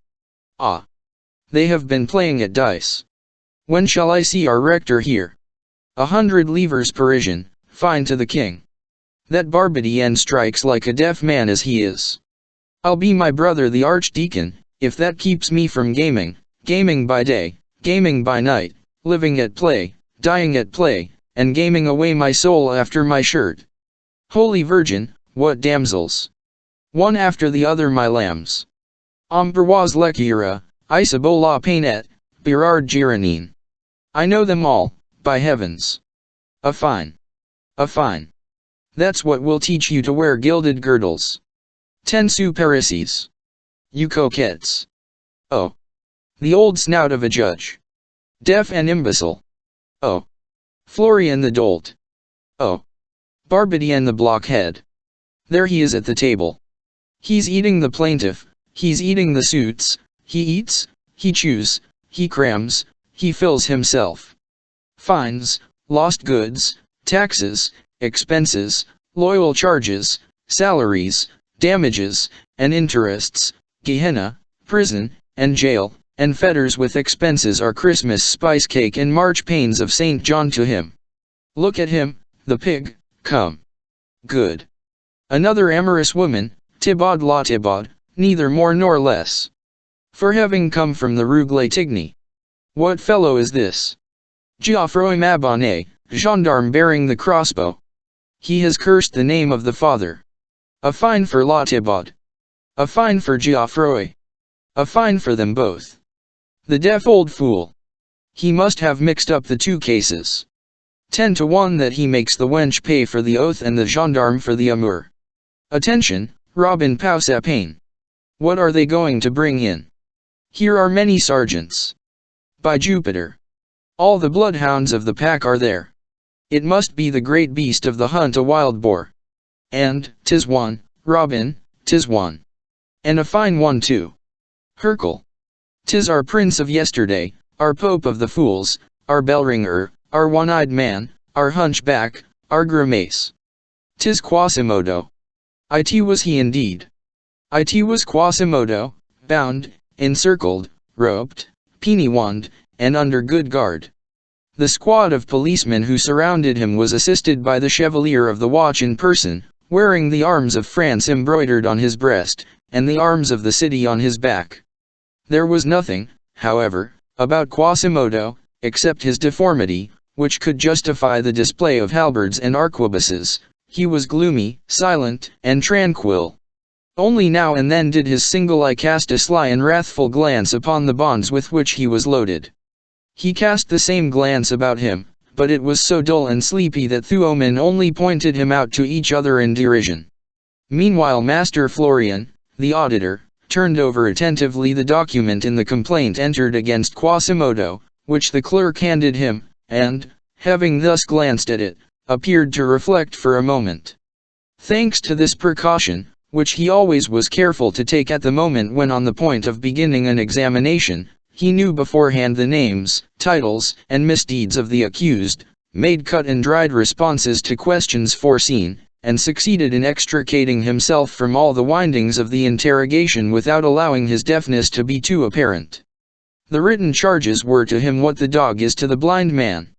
If his deafness did happen to betray him here and there, by some incoherent apostrophe or some unintelligible question, it passed for profundity with some, and for imbecility with others. In neither case did the honor of the magistracy sustain any injury, for it is far better that a judge should be reputed imbecile or profound than deaf. Hence he took great care to conceal his deafness from the eyes of all, and he generally succeeded so well that he had reached the point of deluding himself, which is, by the way, easier than is supposed. All hunchbacks walk with their heads held high, all stutterers harangue, all deaf people speak low. As for him, he believed, at the most, that his ear was a little refractory. It was the sole concession which he made on this point to public opinion, in his moments of frankness and examination of his conscience.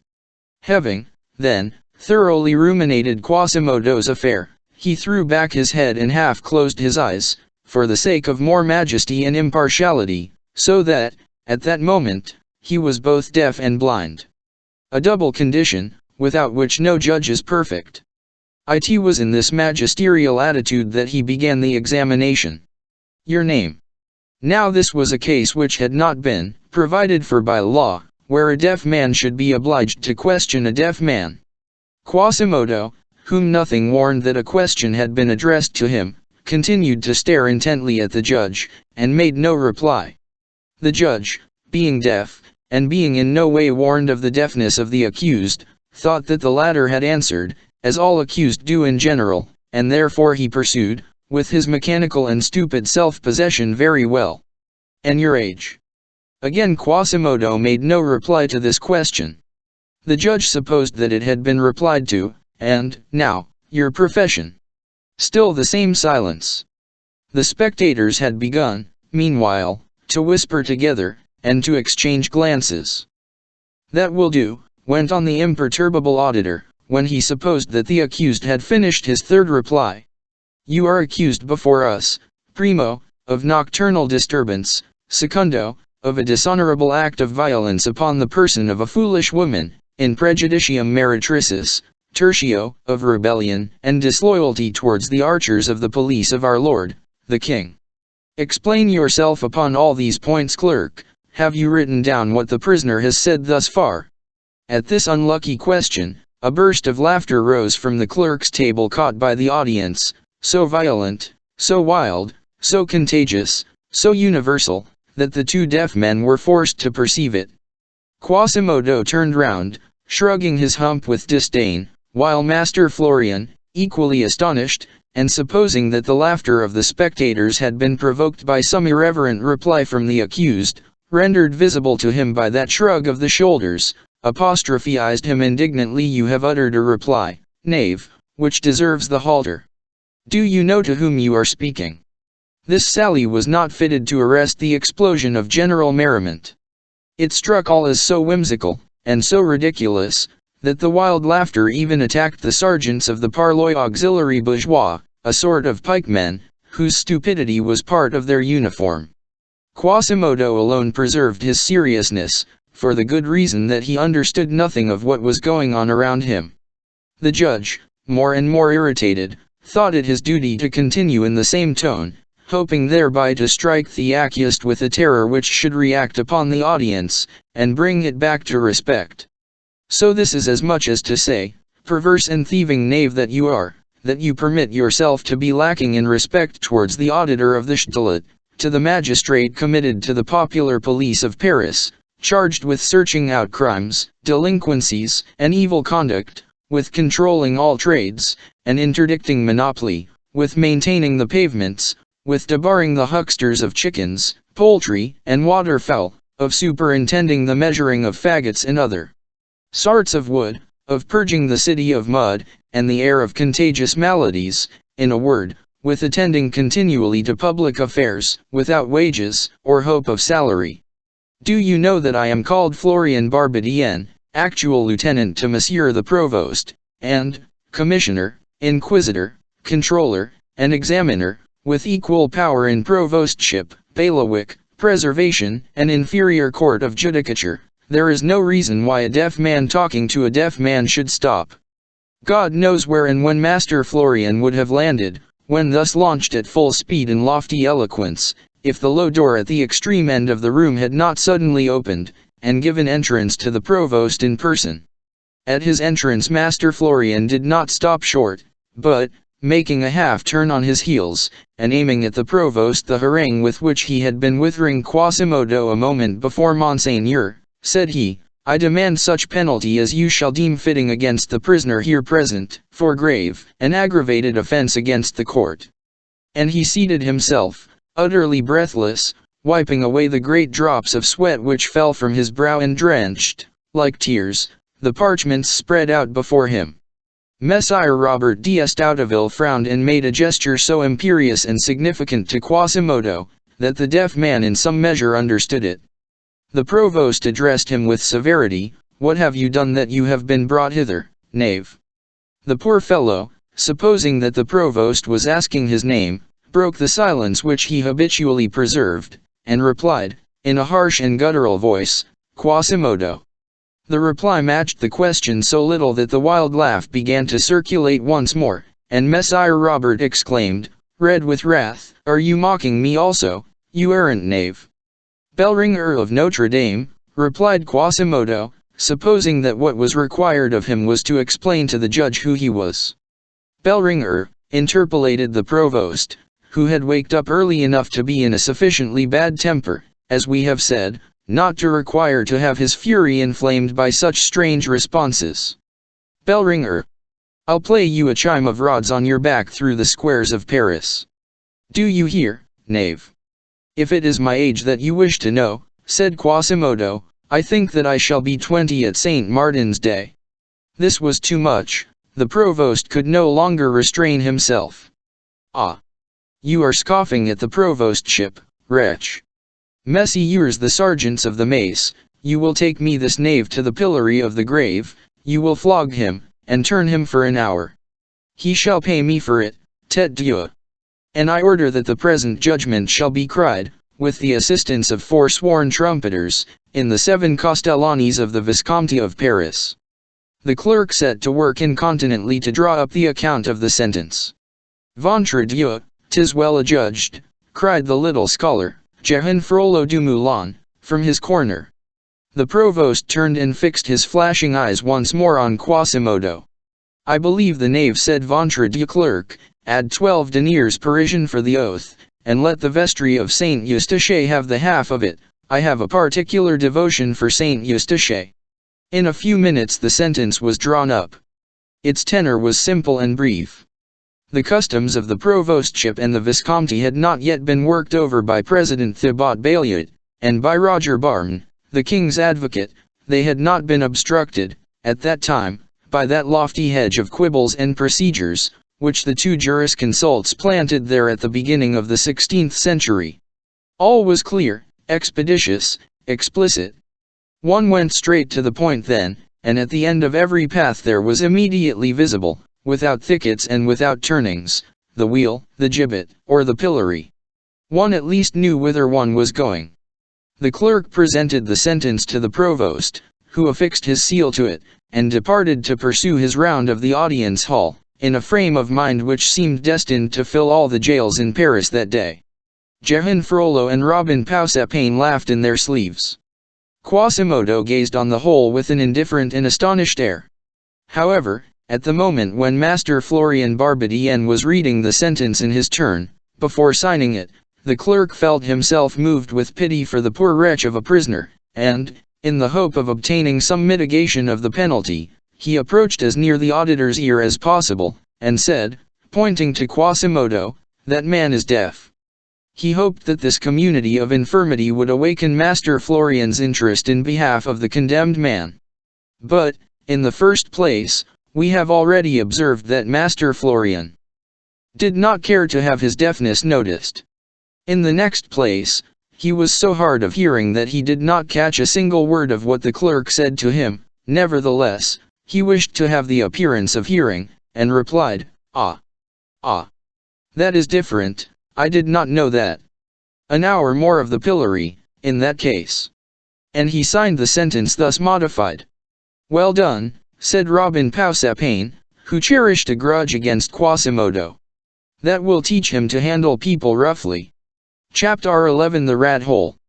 The reader must permit us to take him back to the Place de Grève, which we quitted yesterday with Gringoire, in order to follow La Esmeralda.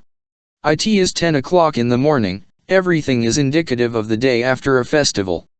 The pavement is covered with rubbish, ribbons, rags, feathers from tufts of plumes, drops of wax from the torches, crumbs of the public feast. A goodly number of bourgeois are sauntering, as we say, here and there, turning over with their feet the extinct brands of the bonfire, going into raptures in front of the pillar house, over the memory of the fine hangings of the day before, and today staring at the nails that secured them a last pleasure. The vendors of cider and beer are rolling their barrels among the groups. Some busy passers-by come and go. The merchants converse and call to each other from the thresholds of their shops. The festival, the ambassadors, Copinol, the Pope of the Fools, are in all mouths, they vie with each other, each trying to criticize it best and laugh the most.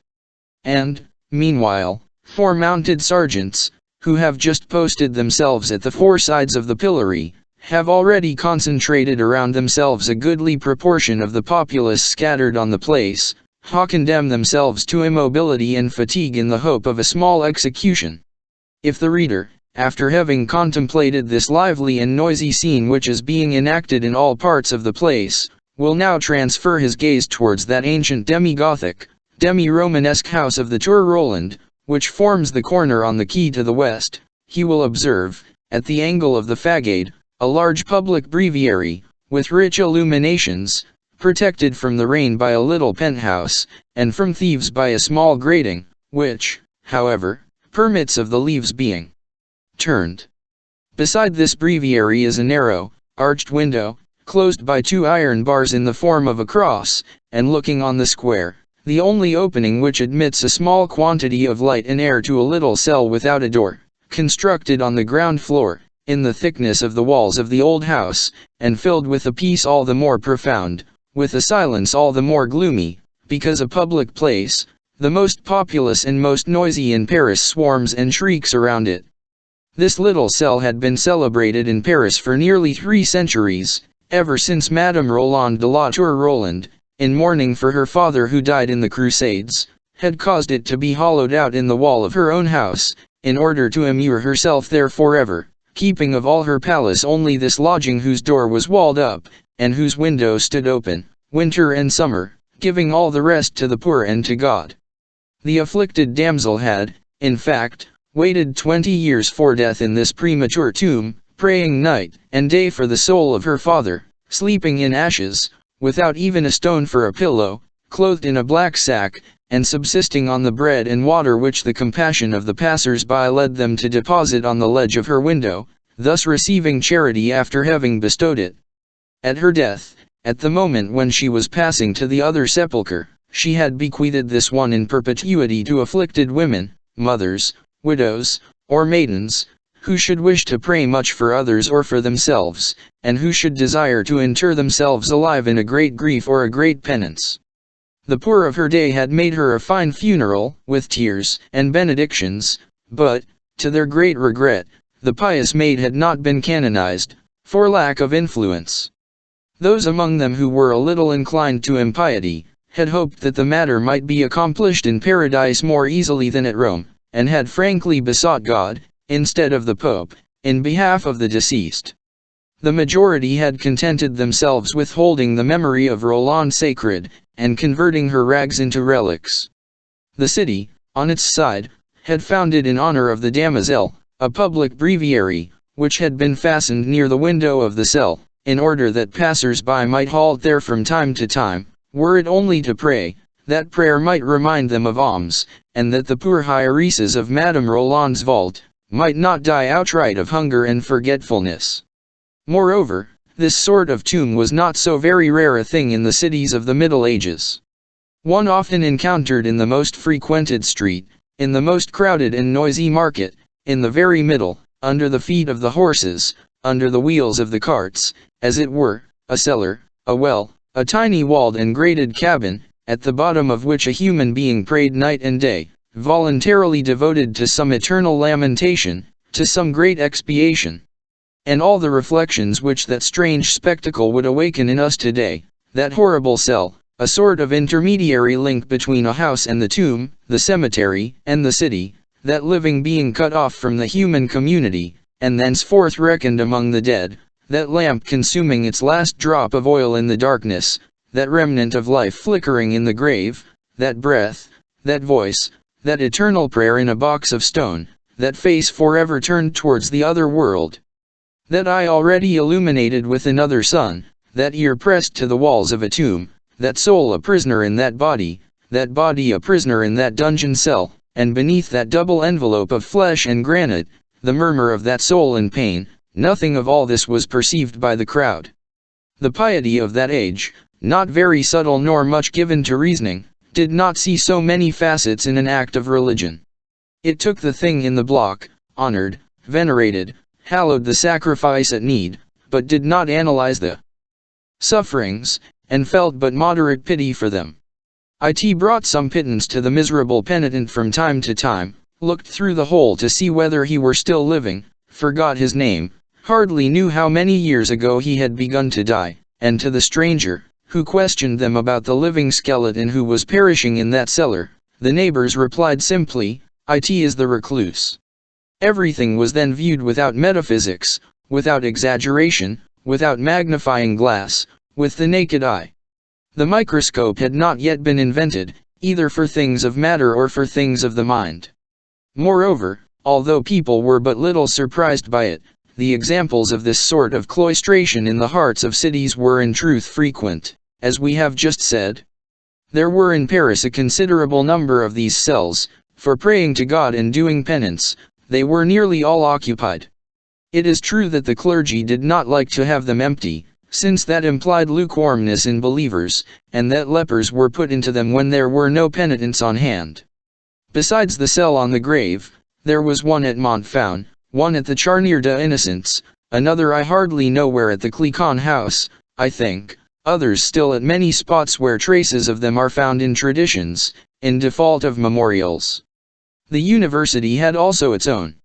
On Mount St. Genevieve, a sort of job of the Middle Ages, for the space of 30 years, chanted the 7 penitential psalms on a dunghill at the bottom of a cistern, beginning anew when he had finished, singing loudest at night, Magna voce per umbras, and today, the antiquary fancies that he hears his voice as he enters the Rue du Puits qui parle, the street of the speaking well. To confine ourselves to the cell in the Tour Roland, we must say that it had never lacked recluses. After the death of Madame Roland, it had stood vacant for a year or two, though rarely. Many women had come thither to mourn, until their death, for relatives, lovers, faults. Parisian malice, which thrusts its finger into ever-fying, even into things which concern it the least, affirmed that it had beheld but few widows there. In accordance with the fashion of the epoch, a Latin inscription on the wall indicated to the learned passer-by the pious purpose of this cell. The custom was retained until the middle of the 16th century of explaining an edifice by a brief device inscribed above the door. Thus, one still reads in France, above the wicket of the prison in the seigneurial mansion of Tourville, Silito et Spera, in Ireland, beneath the armorial bearings which surmount the grand door to Fortescue Castle, Forte Scutum, Salis Ducum, in England, over the principal entrance to the hospitable mansion of the Earls Cooper. Tuum est. At that time every edifice was a thought. As there was no door to the walled cell of the Tour Roland, these 2 words had been carved in large Roman capitals over the window to ora, and this caused the people, whose good sense does not perceive so much refinement in things, and likes to translate Ludovico Magno by Port Saint Denis, to give to this dark, gloomy, damp cavity, the name of the rat hole. An explanation less sublime, perhaps, than the other, but, on the other hand, more picturesque. Chapter 111 History of 11 Cake of Maize. At the epoch of this history, the cell in the Tour Roland was occupied. If the reader desires to know by whom, he has only to lend an ear to the conversation of 3 worthy gossips, who, at the moment when we have directed his attention to the rat hole, were directing their steps towards the same spot, coming up along the water's edge from the Châtelet, towards the grave. 2 of these women were dressed like good bourgeoises of Paris. Their fine white ruffs, their petticoats of linsey woolsey, striped red and blue, their white knitted stockings, with clocks embroidered in colors, well drawn upon their legs, the square-toed shoes of tawny leather with black solace, and, above all, their headgear, that sort of tinsel horn, loaded down with ribbons and laces, which the women of Champagne still wear, in company with the grenadiers of the Imperial Guard of Russia, announced that they belonged to that class wives which holds the middle ground between what the lackeys call a woman and what they term a lady. They wore neither rings nor gold crosses, and it was easy to see that, in their ease, this did not proceed from poverty, but simply from fear of being fined. Their companion was attired in very much the same manner, but there was that indescribable something about her dress and bearing which suggested the wife of a provincial notary. One could see, by the way in which her girdle rose above her hips, that she had not been long in Paris. Add to this a plaited tucker, knots of ribbon on her shoes, and that the stripes of her petticoat ran horizontally instead of vertically, and 1,000 other enormities which shocked good taste. The 2 first walked with that step peculiar to Parisian ladies, showing Paris to women from the country. The provincial held by the hand a big boy, who held in his a large, flat cake. We regret to be obliged to add, that, owing to the rigor of the season, he was using his tongue as a handkerchief. The child was making them drag him along, non passibus sequus, as Virgil says, and stumbling at every moment, to the great indignation of his mother. It is true that he was looking at his cake more than at the pavement. Some serious motive, no doubt, prevented his biting it, the cake, for he contented himself with gazing tenderly at it. But the mother should have rather taken charge of the cake. It was cruel to make a Tantalus of the chubby checked boy. Meanwhile, the three demoiselles, for the name of dames was then reserved for noble women, were all talking at once. "Let us make haste, Demoiselle Mariette," said the youngest of the three, who was also the largest, to the provincial. "I greatly fear that we shall arrive too late. They told us at the ch6 Telet that they were going to take him directly to the pillory." "Ah, bah! What are you saying, Demoiselle de Musnier?" interposed the other Parisienne.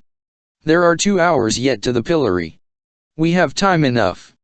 Have you ever seen anyone pilloried, my dear Mariette?" "Yes," said the provincial, "at Reims." "Ah, bah!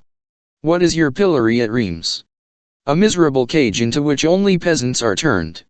"A great affair, truly." "Only peasants," said Mariette, "at the cloth market in Reims. We have seen very fine criminals there, who have killed their father and mother." "Peasants!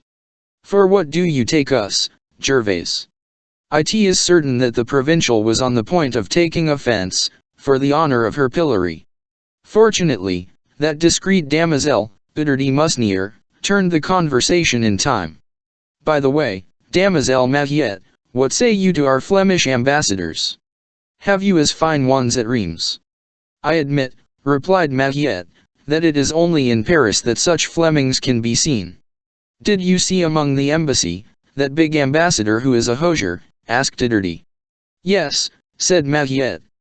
"He has the eye of a Saturn." "And the big fellow whose face resembles a bare belly," resumed Gervais.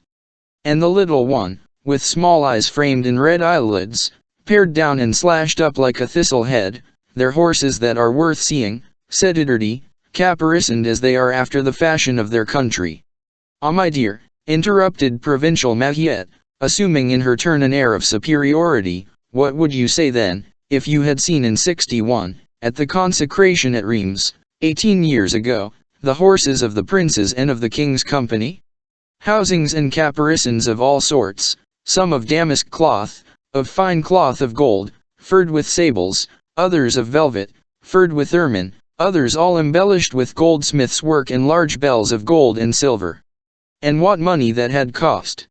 And what handsome boy pages rode upon them!"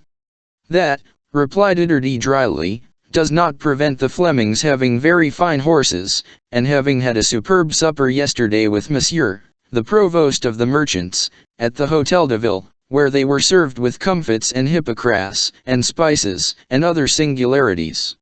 "What are you saying, neighbor?" exclaimed Gervais. "It was with Monsieur the Cardinal, at the Petit Bourbon that they supped." "Not at all. At the Hotel de Ville." "Yes, indeed. At the Petit Bourbon." "It was at the Hotel de Ville," retorted Diderot sharply, and Dr. Scourable addressed them a harangue in Latin, which pleased them greatly. "My husband, who is sworn bookseller, told me." "It was at the Petit Bourbon," replied Gervais, with no less spirit, "and this is what Monsieur the Cardinal's procurator presented to them: 12 double quarts of hippocras, white, claret, and red, 24 boxes of double lion's marchpane, gilded, as many torches, worth 2 livres apiece, and 6 demi-cues of bone wine, white and claret, the best that could be found. I have it from my husband, who is a cinquantenaire, at the Parloir Auxiliary Bourgeois, and who was this morning comparing the Flemish ambassadors with those of Prester John and the Emperor of Trebizond, who came from Mesopotamia to Paris, under the last king, and who wore rings in their ears." "So true is it that they supped at the Hotel de Ville," replied Diderot, but little affected by this catalogue, "that such a triumph of viands and comfits has never been seen. I tell you that they were served by Louis II, sergeant of the city, at the Hotel du Petit Bourbon, and that is where you are mistaken." At the Hotel de Ville, I tell you. At the Petit Bourbon, my dear. And they had illuminated with magic glasses the word hope, which is written on the grand portal. At the Hotel de Ville. At the Hotel de Ville. And Hussein Elivoire played the flute. I tell you, no. I tell you, yes. I say, no. Plump and worthy Uderty was preparing to retort, and the quarrel might, perhaps, have proceeded to a pulling of caps, had not Mahiette suddenly at those people assembled yonder at the end of the bridge. There is something in their midst that they are looking at. In sooth, said Gervais, I hear the sounds of a tambourine. I believe 'tis the little Esmeralda, who plays her mummeries with her goat. Be quick, Mahiette. Redouble your pace and drag along your boy. You are come hither to visit the curiosities of Paris. You saw the Flemings yesterday, you must see the gypsy today. The gypsy, said Mahiette, suddenly retracing her steps, and clasping her son's arm forcibly. God preserve me from it. She would steal my child from me. Come, Eustache. And she set out on a run along the quay towards the grave, until she had left the bridge far behind her.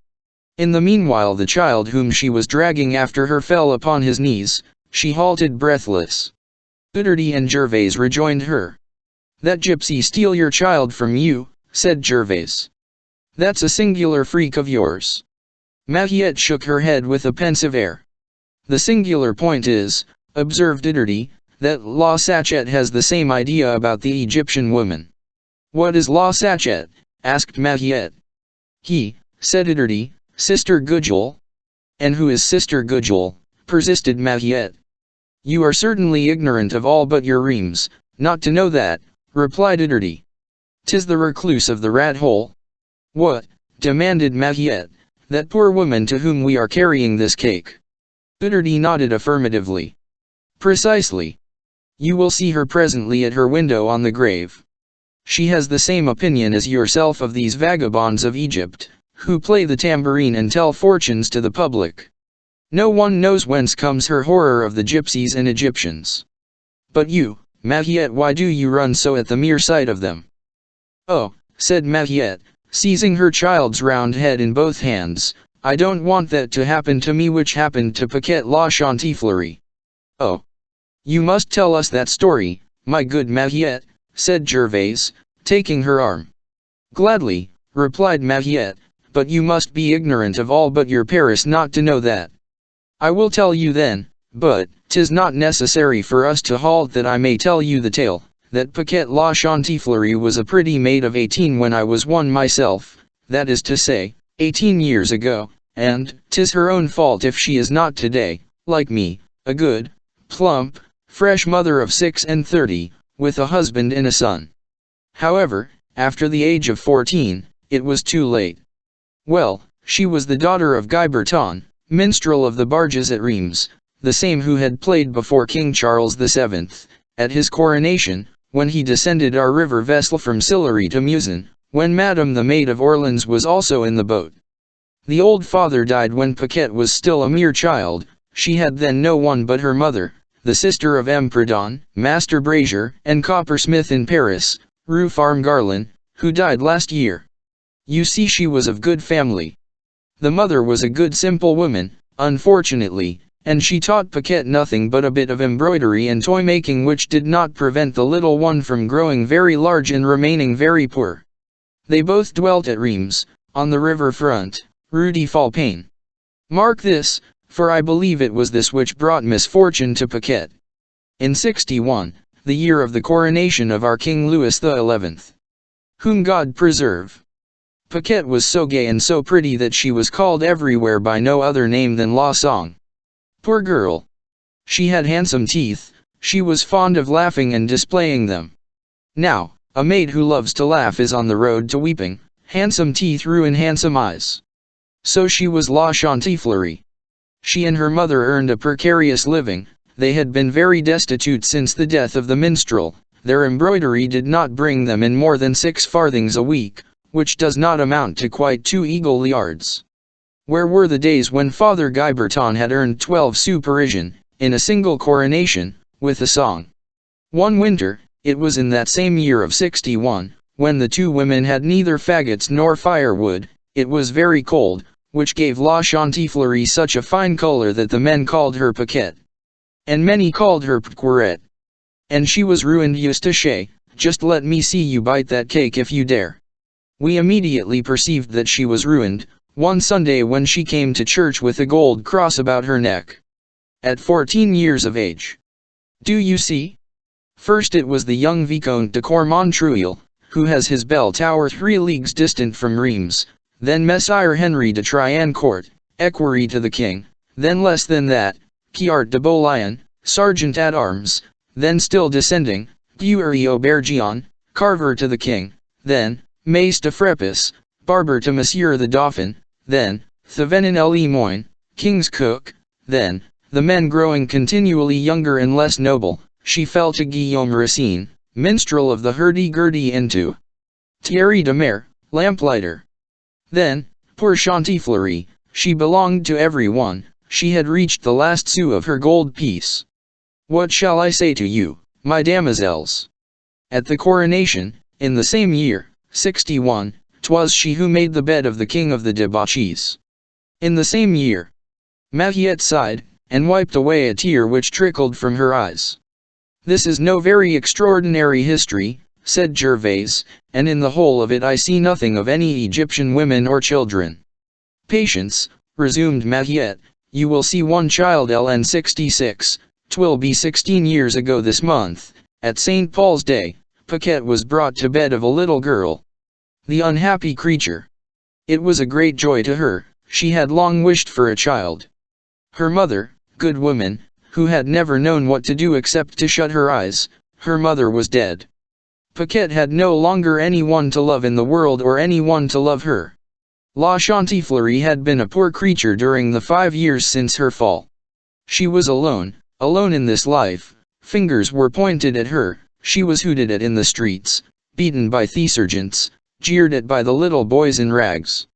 And then, 20 had arrived, and 20 is an old age for amorous women. Folly began to bring her in no more than her trade of embroidery in former days, for every wrinkle that came, a crown fled, winter became hard to her once more, wood became rare again in her brazier, and bread in her cupboard. She could no longer work because, in becoming voluptuous, she had grown lazy, and she suffered much more because, in growing lazy, she had become voluptuous. At least, that is the way in which Monsieur the Cure of Saint Remy explains why these women are colder and hungrier than other poor women, when they are old. Yes, remarked Gervais, but the gypsies. One moment, Gervais, said Ederdy, whose attention was less impatient. What would be left for the end if all were in the beginning? Continue, Mariette, I entreat you. That poor Chantifleurie. Mariette went on. So she was very sad, very miserable, and furrowed her cheeks with tears. But in the midst of her shame, her folly, her debauchery, it seemed to her that she should be less wild, less shameful, less dissipated, if there were something or someone in the world whom she could love, and who could love her.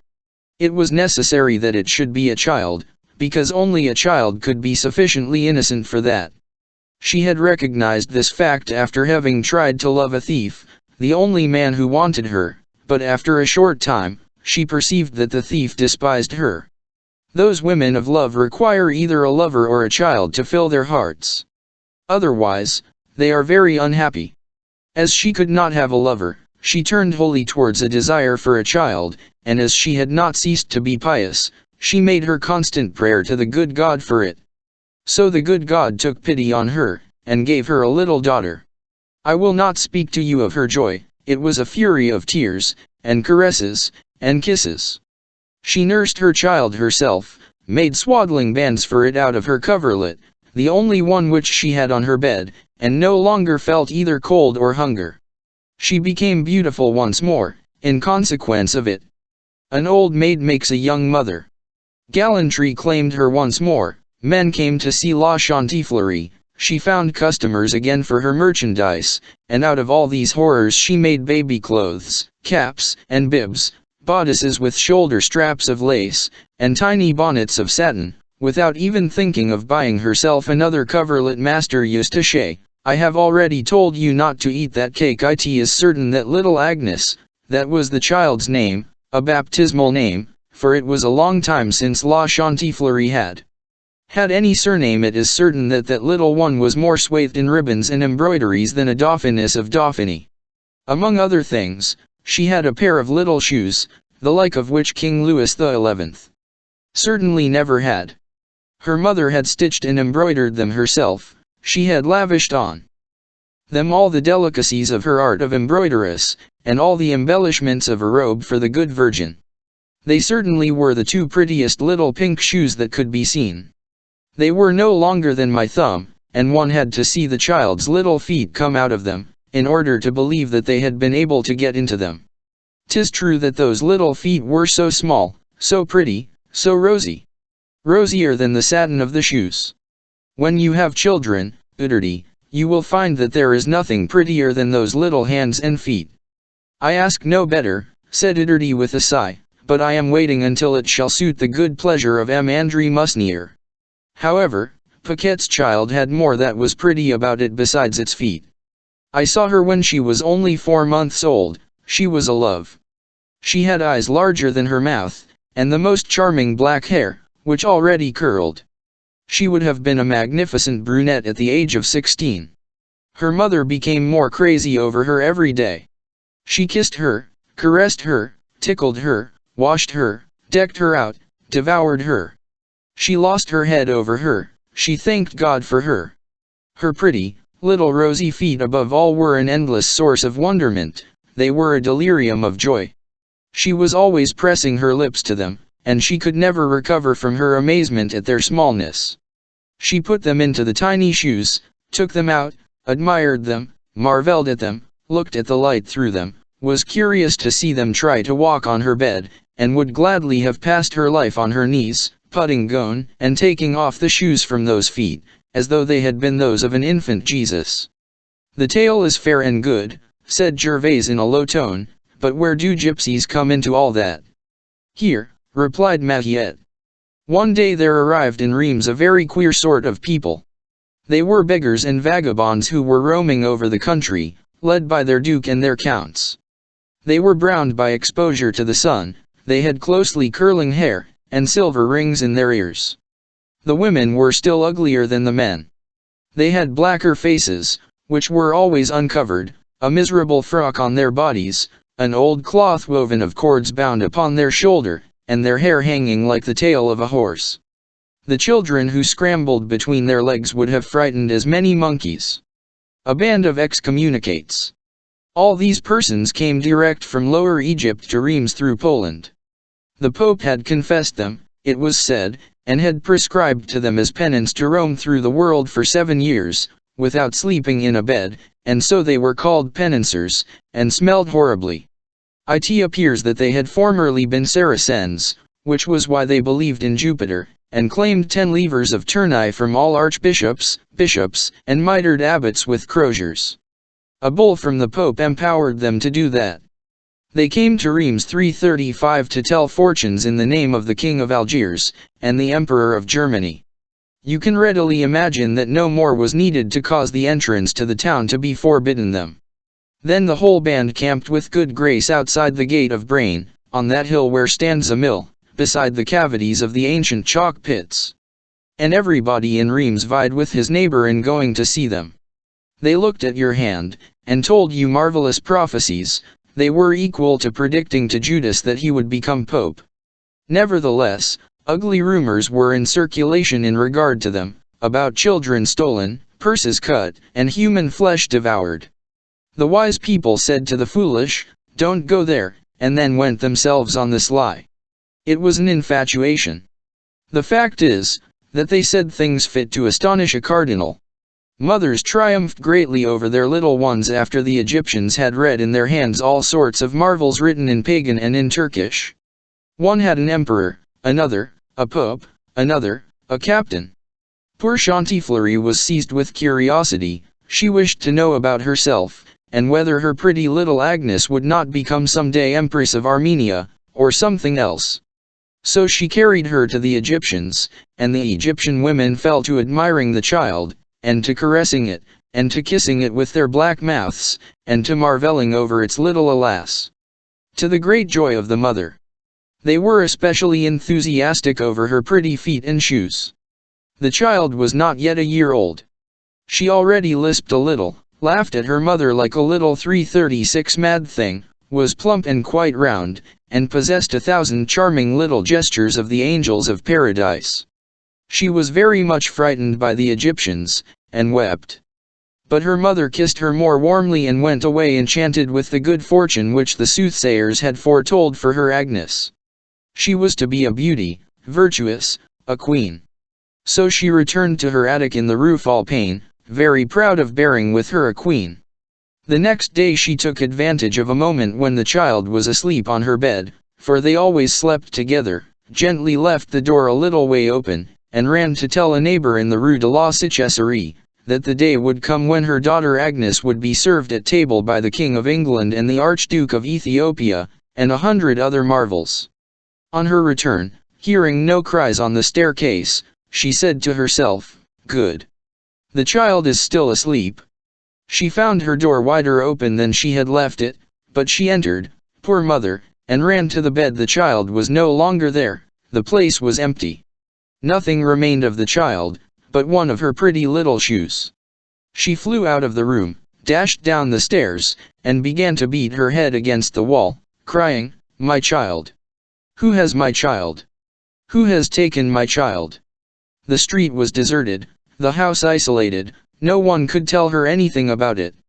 She went about the town, searched all the streets, ran hither and thither the whole day long, wild, beside herself, terrible, snuffing at doors and windows like a wild beast which has lost its young. She was breathless, disheveled, frightful to see, and there was a fire in her eyes which dried her tears. She stopped the passers-by and cried, "My daughter! My daughter! My pretty little daughter! If anyone will give me back my daughter, I will be his servant, the servant of his dog, and he shall eat my heart if he will." She met Le Cure of Saint Remy, and said to him, "Monsieur, I will till the earth with my fingernails, but give me back my child." It was here trending, Uterty, and I saw a very hard man, Master Ponce le Cabre, the procurator, weep. Ah! Poor mother! In the evening she returned home. During her absence, a neighbor had seen 2 gypsies ascend up to it with a bundle in their arms, then descend again, after closing the door. After their departure, something like the cries of a child were heard in Paquette's room. The mother burst into shrieks of laughter, ascended the stairs as though on wings, and entered a frightful thing to tell, Uterty. Instead of her pretty little Agnes, so rosy and so fresh, who was a gift of the good God, a sort of hideous little monster, lame, one-eyed, deformed, was crawling and squalling over the floor. She hid her eyes in horror. "Oh," said she, "have the witches transformed my daughter into this horrible animal?" They hastened to carry away the little clubfoot, he would have driven her mad. It was the monstrous child of some gypsy woman, who had given herself to the devil. He appeared to be about 4 years old, and talked a language which was no human tongue. There were words in it which were impossible. La Chantifleurie flung herself upon the little shoe, all that remained to her of all that she loved. She remained so long motionless over it, mute, and without breath, that they thought she was dead. Suddenly she trembled all over, covered her relic with furious kisses, and burst out sobbing as though her heart were broken. I assure you that we were all weeping also. She said, "Oh, my little daughter! My pretty little daughter! Where art thou?" And it wrung your very heart. I weep still when I think of it. Our children are the marrow of our bones, you see my poor Eustache. Thou art so fair, if you only knew how nice he is. Yesterday he said to me, "I want to be a gendarme, that I do." Oh! My Eustache! If I were to lose thee, all at once La Chantifleurie rose, and set out to run through Reims, screaming, "To the gypsies' camp! To the gypsies' camp! Police, to burn the witches!" The gypsies were gone. It was pitch dark. They could not be followed. On the morrow, 2 leagues from Reims, on a heath between Guez and Taloy, the remains of a large fire were found, some ribbons which had belonged to Paquette's child, drops of blood, and the dung of a ram. The night just past had been a Saturday. There was no longer any doubt that the Egyptians had held their Sabbath on that heath, and that they had devoured the child in company with Beelzebub, as the practice is among the Mahometans. When La Chantifleurie learned these horrible things, she did not weep, she moved her lips as though to speak, but could not. On the morrow, her hair was grey. On the second day, she had disappeared. In truth, a frightful tale, said Idardi, and one which would make even a Burgundian weep. I am no longer surprised, added Gervais, that fear of the gypsies should spur you on so sharply. And you did all the better, resumed Idardi, to flee with your Eustache just now, since these also are gypsies from Poland. No, said Gervais, Ftis said that they come from Spain and Catalonia. Catalonia? 'Tis possible, replied Idardi. Poland, Catalogue, Valogny, I always confound those 3 provinces. One thing is certain, that they are gypsies. Who certainly, added Gervais, have teeth long enough to eat little children. I should not be surprised if La Smeralda ate a little of them also, though she pretends to be dainty. Her white goat knows tricks that are too malicious for there not to be some impiety underneath it all. Mahiette walked on in silence. She was absorbed in that reverie which is, in some sort, the continuation of a mournful tale, and which ends only after having communicated the emotion, from vibration to vibration, even to the very last fibers of the heart. Nevertheless, Gervais addressed her, and did they ever learn what became of La Chantifleurie? Mahiette made no reply. Gervais repeated her question, and shook her arm, calling her by name. Mahiette appeared to awaken from her thoughts. What became of La Chantifleurie, she said, repeating mechanically the words whose impression was still fresh in her ear, then, mocking an effort to recall her attention to the meaning of her words, she continued briskly, no one ever found out. She added, after a pause, some said that she had been seen to quit Reims at nightfall by the Flesh-Embalt gate, others, at daybreak, by the old Bassy gate. A poor man found her gold cross hanging on the stone cross in the field where the fair is held. It was that ornament which had wrought her ruin, in 61. It was a gift from the handsome Vicomte de Cormontreuil, her first lover. Paquette had never been willing to part with it, wretched as she had been. She had clung to it as to life itself. So, when we saw that cross abandoned, we all thought that she was dead. Nevertheless, there were people of the Cabaret Les Vents, who said that they had seen her pass along the road to Paris, walking on the pebbles with her bare feet. But, in that case, she must have gone out through the Porte de Vesle, and all this does not agree. Or, to speak more truly, I believe that she actually did depart by the Porte de Vesle, but departed from this world.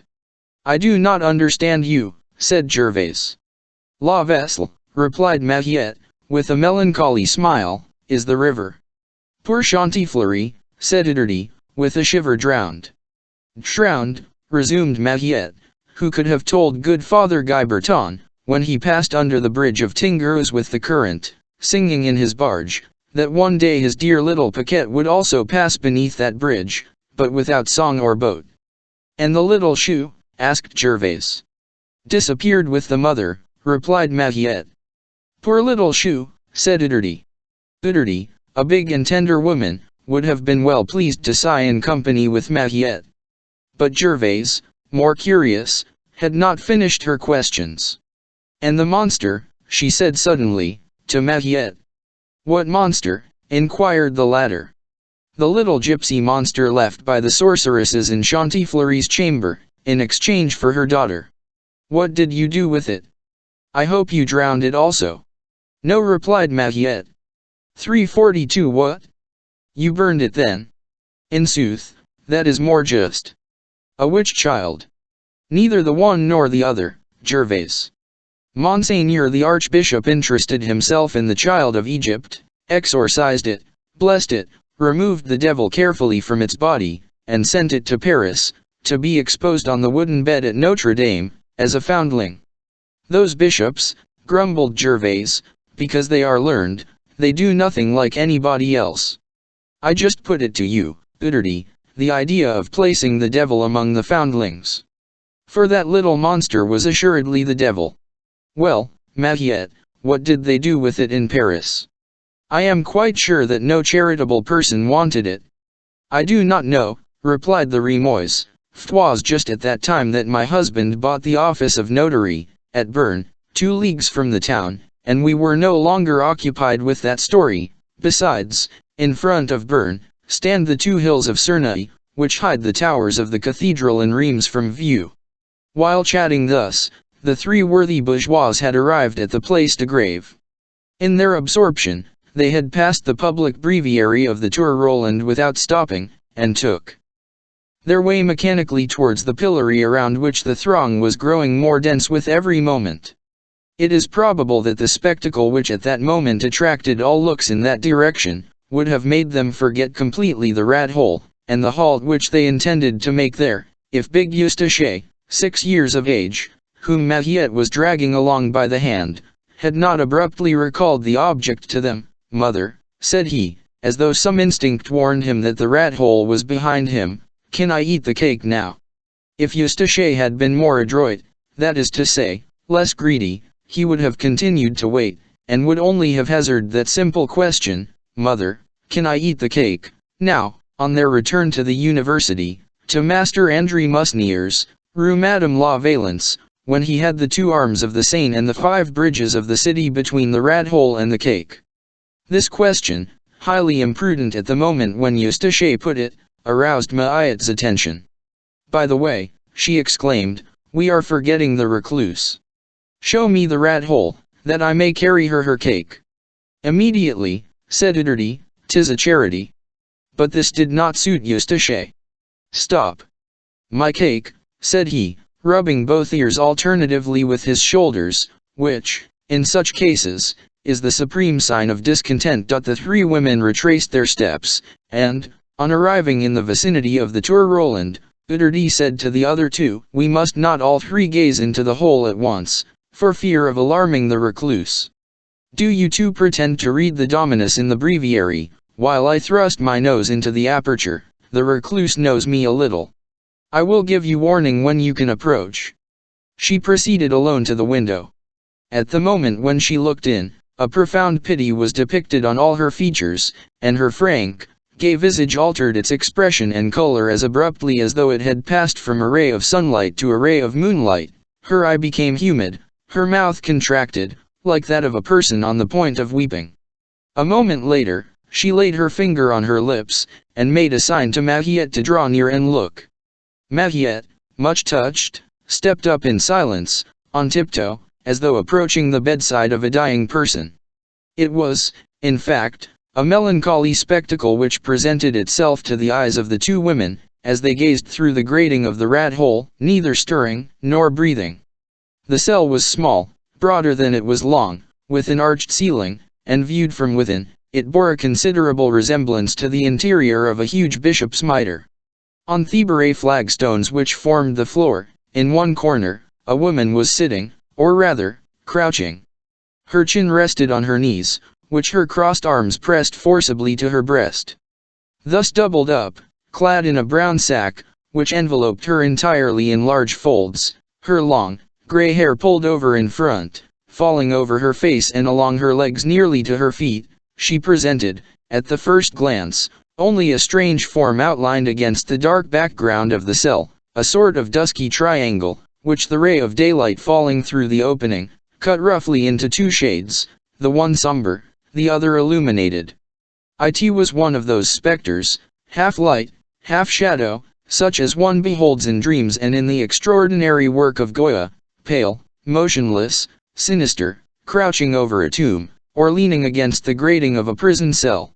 It was neither a woman, nor a man, nor a living being, nor a definite form. It was a figure, a sort of vision, in which the real and the fantastic intersected each other, like darkness and day. It was with difficulty that one distinguished, beneath her hair which spread to the ground, a gaunt and severe profile. Her dress barely allowed the extremity of a bare foot to escape, which contracted on the hard, cold pavement. The little of human form of which one caught a sight beneath this envelope of mourning, caused a shudder. That figure, which one might have supposed to be riveted to the flagstones, appeared to possess neither movement, nor thought, nor breath.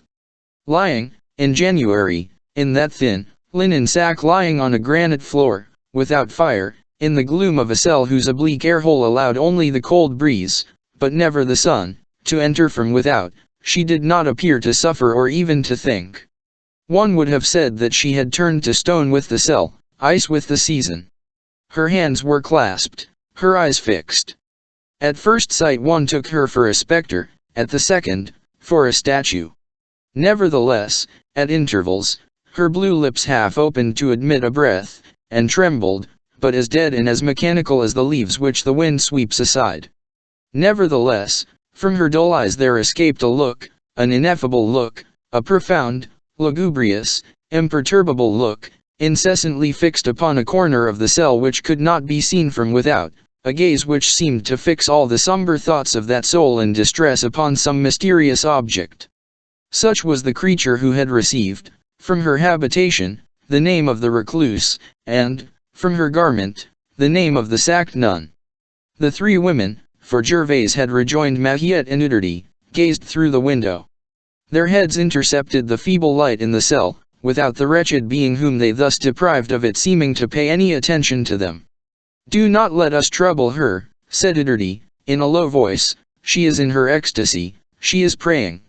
Meanwhile, Mariette was gazing with ever-increasing anxiety at that wan, withered, disheveled head, and her eyes filled with tears. "This is very singular," she murmured. She thrust her head through the bars, and succeeded in casting a glance at the corner where the gaze of the unhappy woman was immovably riveted. When she withdrew her head from the window, her countenance was inundated with tears. "What do you call that woman?" she asked Uderty. Uderty replied, "We call her Sister Gudule." "And I," returned Mariette, "call her Paquette la Chantifleurie." Then, laying her finger on her lips, she motioned to the astounded Uderty to thrust her head through the window and look. Uderty looked and beheld, in the corner where the eyes of the recluse were fixed in that somber ecstasy, a tiny shoe of pink satin, embroidered with 1,000 fanciful designs in gold and silver.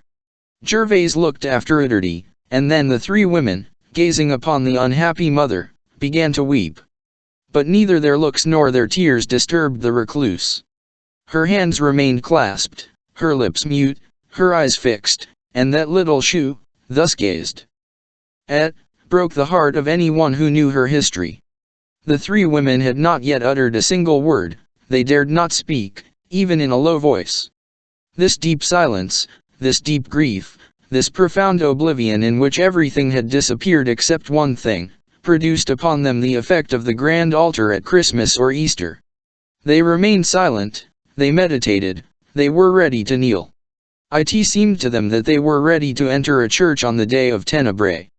At length Gervais, the most curious of the three, and consequently the least sensitive, tried to make the recluse speak. "Sister. Sister Gudule." She repeated this call 3 times, raising her voice each time.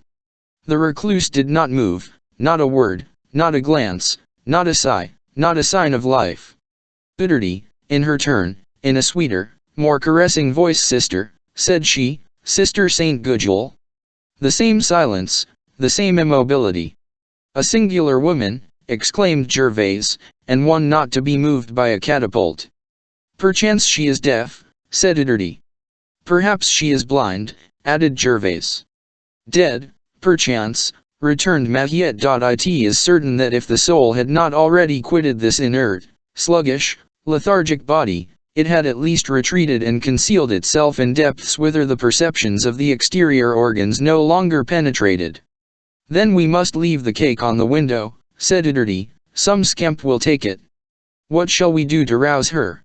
Eustache, who, up to that moment had been diverted by a little carriage drawn by a large dog, which had just passed, suddenly perceived that his 3 conductresses were gazing at something through the window, and, curiosity taking possession of him in his turn, he climbed upon a stone post, elevated himself on tiptoe, and applied his fat, red face to the opening, shouting, "Mother, let me see too." At the sound of this clear, fresh, ringing child's voice, the recluse trembled. She turned her head with the sharp, abrupt movement of a steel spring. Her long, fleshless hands cast aside the hair from her brow, and she fixed upon the child, bitter, astonished, desperate eyes. This glance was but a lightning flash. "Oh my God!" she suddenly exclaimed, hiding her head on her knees, and it seemed as though her hoarse voice tore her chest as it passed from it. "Do not show me those of others."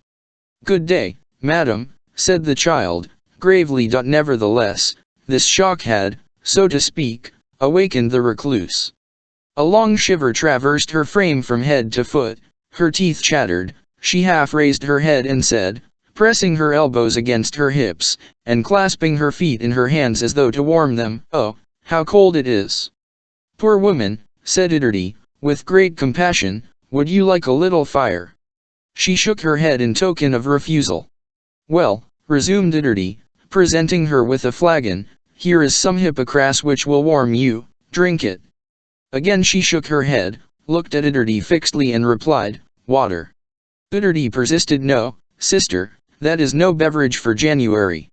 You must drink a little hippocras and eat this leavened cake of maize, which we have baked for you." She refused the cake which Mahiette offered to her, and said, "Black bread." "Come," said Gervais, seized in her turn with an impulse of charity, and unfastening her woolen cloak, "here is a cloak which is a little warmer than yours." She refused the cloak as she had refused the flagon and the cake, and replied, "A sack."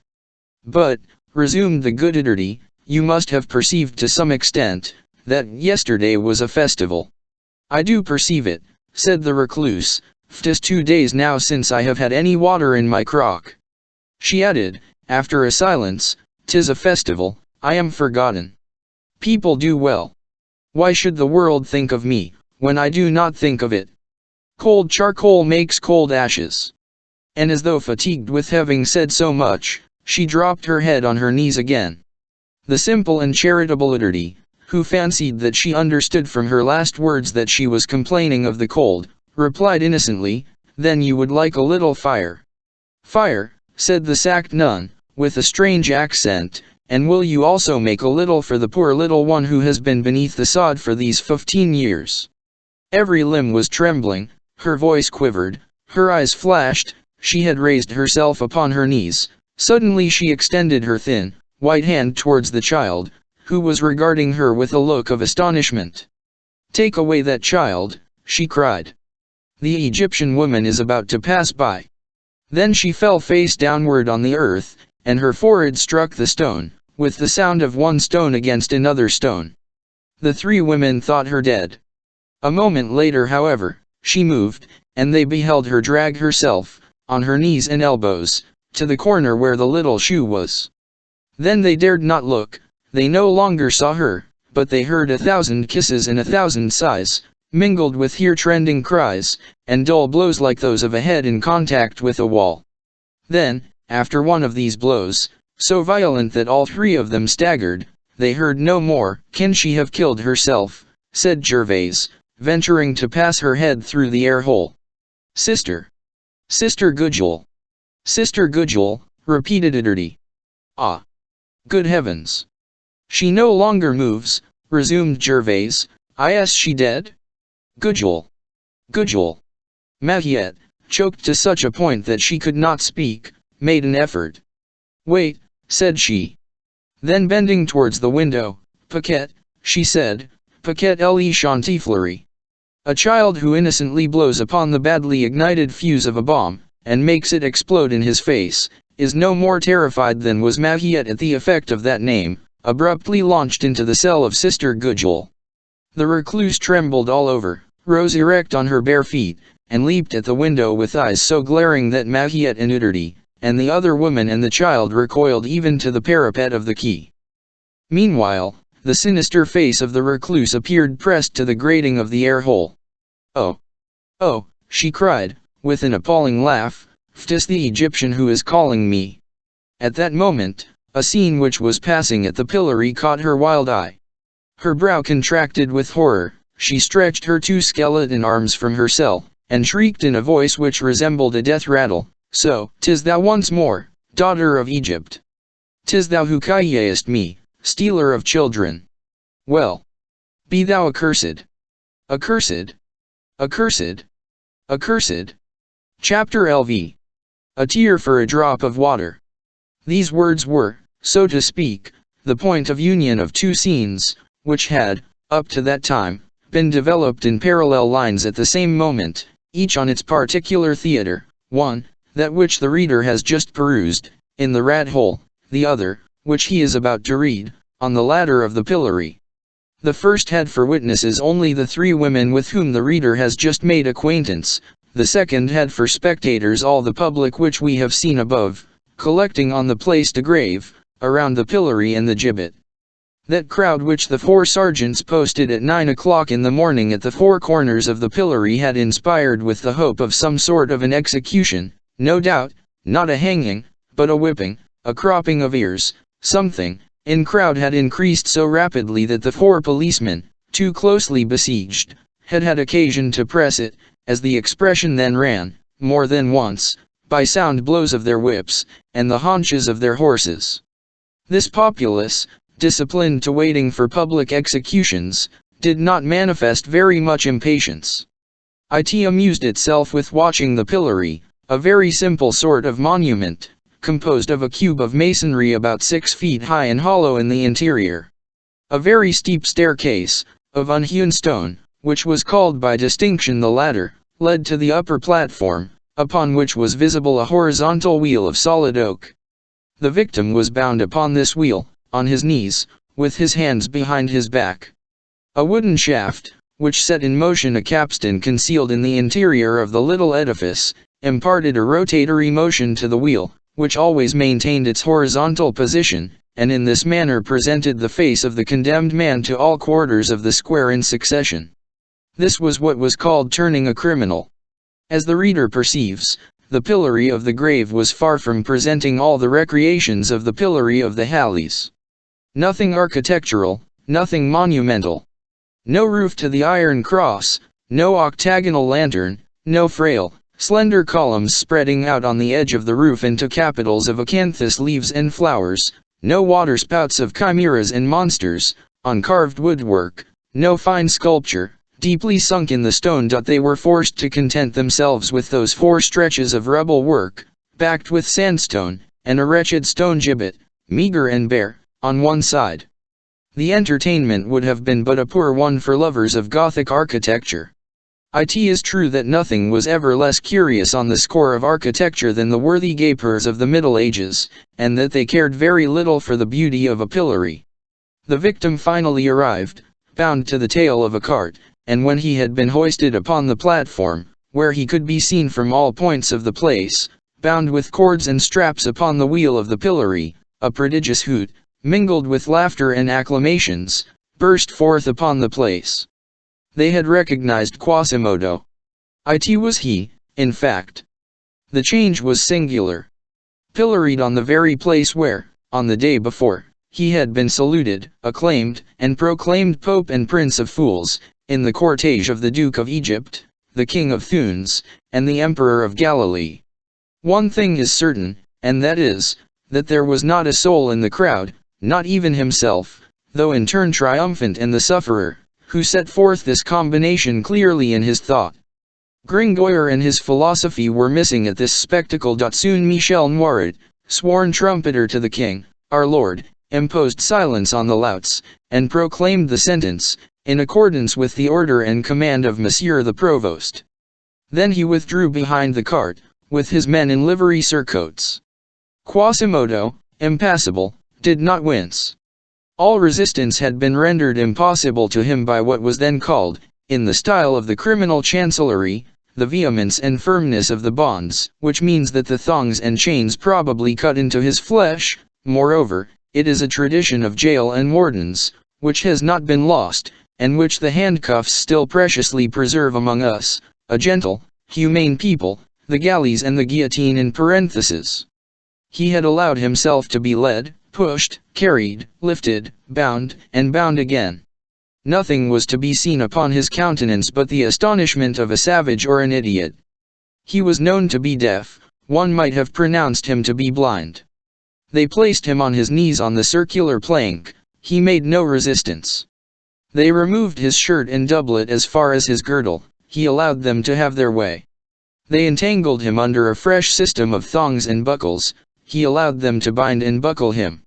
Only from time to time he snorted noisily, like a calf whose head is hanging and bumping over the edge of a butcher's cart. "The dolt," said Jehan Frollo of the mill, to his friend Robin Pausapane, for the two students had followed the culprit, as was to have been expected, "he understands no more than a cockchafer shut up in a box." There was wild laughter among the crowd when they beheld Quasimodo's hump, his camel's breast, his callous and hairy shoulders laid bare. During this gaiety, a man in the livery of the city, short of stature and robust of mien, mounted the platform and placed himself near the victim. His name speedily circulated among the spectators. It was Master Pierrot Torterue, official torturer to the Châtelet. He began by depositing on an angle of the pillory a black hourglass, the upper lobe of which was filled with red sand, which it allowed to glide into the lower receptacle. Then he removed his parti-colored surtout, and there became visible, suspended from his right hand, a thin and tapering whip of long, white, shining, knotted, plaited thongs, armed with metal nails. With his left hand, he negligently folded back his shirt around his right arm, to the very armpit. In the meantime, Jehan Frollo, elevating his curly blonde head above the crowd, he had mounted upon the shoulders of Robin Pausapane for the purpose, shouted, "Come and look, gentle ladies and men. They are going to peremptorily flagellate Master Quasimodo, the bell-ringer of my brother, Monsieur the Archdeacon of Jussieu, a knave of Oriental architecture, who has a back like a dome, and legs like twisted columns." And the crowd burst into a laugh, especially the boys and young girls. At length the torturer stamped his foot. The wheel began to turn. Quasimodo wavered beneath his bonds. The amazement which was suddenly depicted upon his deformed face caused the bursts of laughter to redouble around him. All at once, at the moment when the wheel in its revolution presented to Master Pierrat the humped back of Quasimodo, Master Pierrat raised his arm, the fine thongs whistled sharply through the air, like a handful of adders, and fell with fury upon the wretch's shoulders. Quasimodo leaped as though awakened with a start. He began to understand. He writhed in his bonds, a violent contraction of surprise and pain distorted the muscles of his face, but he uttered not a single sigh. He merely turned his head backward, to the right, then to the left, balancing it as a bull does who has been stung in the flanks by a gadfly. A second blow followed the first, then a third, and another, and still others. The wheel did not cease to turn, nor the blows to rain down. Soon the blood burst forth, and could be seen trickling in 1,000 threads down the hunchback's black shoulders, and the slender thongs, in their rotatory motion which rent the air, sprinkled drops of it upon the crowd. Quasimodo had resumed, to all appearance, his first imperturbability. He had at first tried, in a quiet way and without much outward movement, to break his bonds. His eye had been seen to light up, his muscles to stiffen, his members to concentrate their force, and the straps to stretch. The effort was powerful, prodigious, desperate, but the provost's seasoned bonds resisted. They cracked, and that was all. Quasimodo fell back exhausted. Amazement gave way, on his features, to a sentiment of profound and bitter discouragement. He closed his single eye, allowed his head to droop upon his breast, and feigned death. From that moment forth, he stirred no more. Nothing could force a movement from him. Neither his blood, which did not cease to flow, nor the blows which redoubled in fury, nor the wrath of the torturer, who grew excited himself and intoxicated with the execution, nor the sound of the horrible thongs, more sharp and whistling than the claws of scorpions. At length a bailiff from the Châtelet clad in black, mounted on a black horse, who had been stationed beside the ladder since the beginning of the execution, extended his ebony wand towards the hourglass. The torturer stopped. The wheel stopped. Quasimodo's eye opened slowly. The scourging was finished. Two lackeys of the official torturer bathed the bleeding shoulders of the patient, anointed them with some unguent which immediately closed all the wounds, and threw upon his back a sort of yellow vestment, cut like a chasuble. In the meanwhile, Pierrat Torturou allowed the thongs, red and gorged with blood, to drip upon the pavement. All was not over for Quasimodo. He had still to undergo that hour of pillory which Master Florian Barbedienne had so judiciously added to the sentence of Messire Robert d'Estouteville, all to the greater glory of the old physiological and psychological play upon words of Jean de Cumene, certus absurdus, a deaf man is absurd. So the hourglass was turned over once more, and they left the hunchback fastened to the plank, in order that justice might be accomplished to the very end. The populace, especially in the Middle Ages, is in society what the child is in the family. As long as it remains in its state of primitive ignorance, of moral and intellectual minority, it can be said of it as of the child, 'tis the pitiless age. We have already shown that Quasimodo was generally hated, for more than one good reason, it is true. There was hardly a spectator in that crowd who had not or who did not believe that he had reason to complain of the malevolent hunchback of Notre Dame. The joy at seeing him appear thus in the pillory had been universal, and the harsh punishment which he had just suffered, and the pitiful condition in which it had left him, far from softening the populace, had rendered its hatred more malicious by arming it with a touch of mirth. Hence, the public prosecution, satisfied, as the bigwigs of the law still express it in their jargon, the turn came of 1,000 private vengeances. Here, as in the Grand Hall, the women rendered themselves particularly prominent. All cherished some rancor against him, some for his malice, others for his ugliness. The latter were the most furious. "Oh! Mask of Antichrist," said one.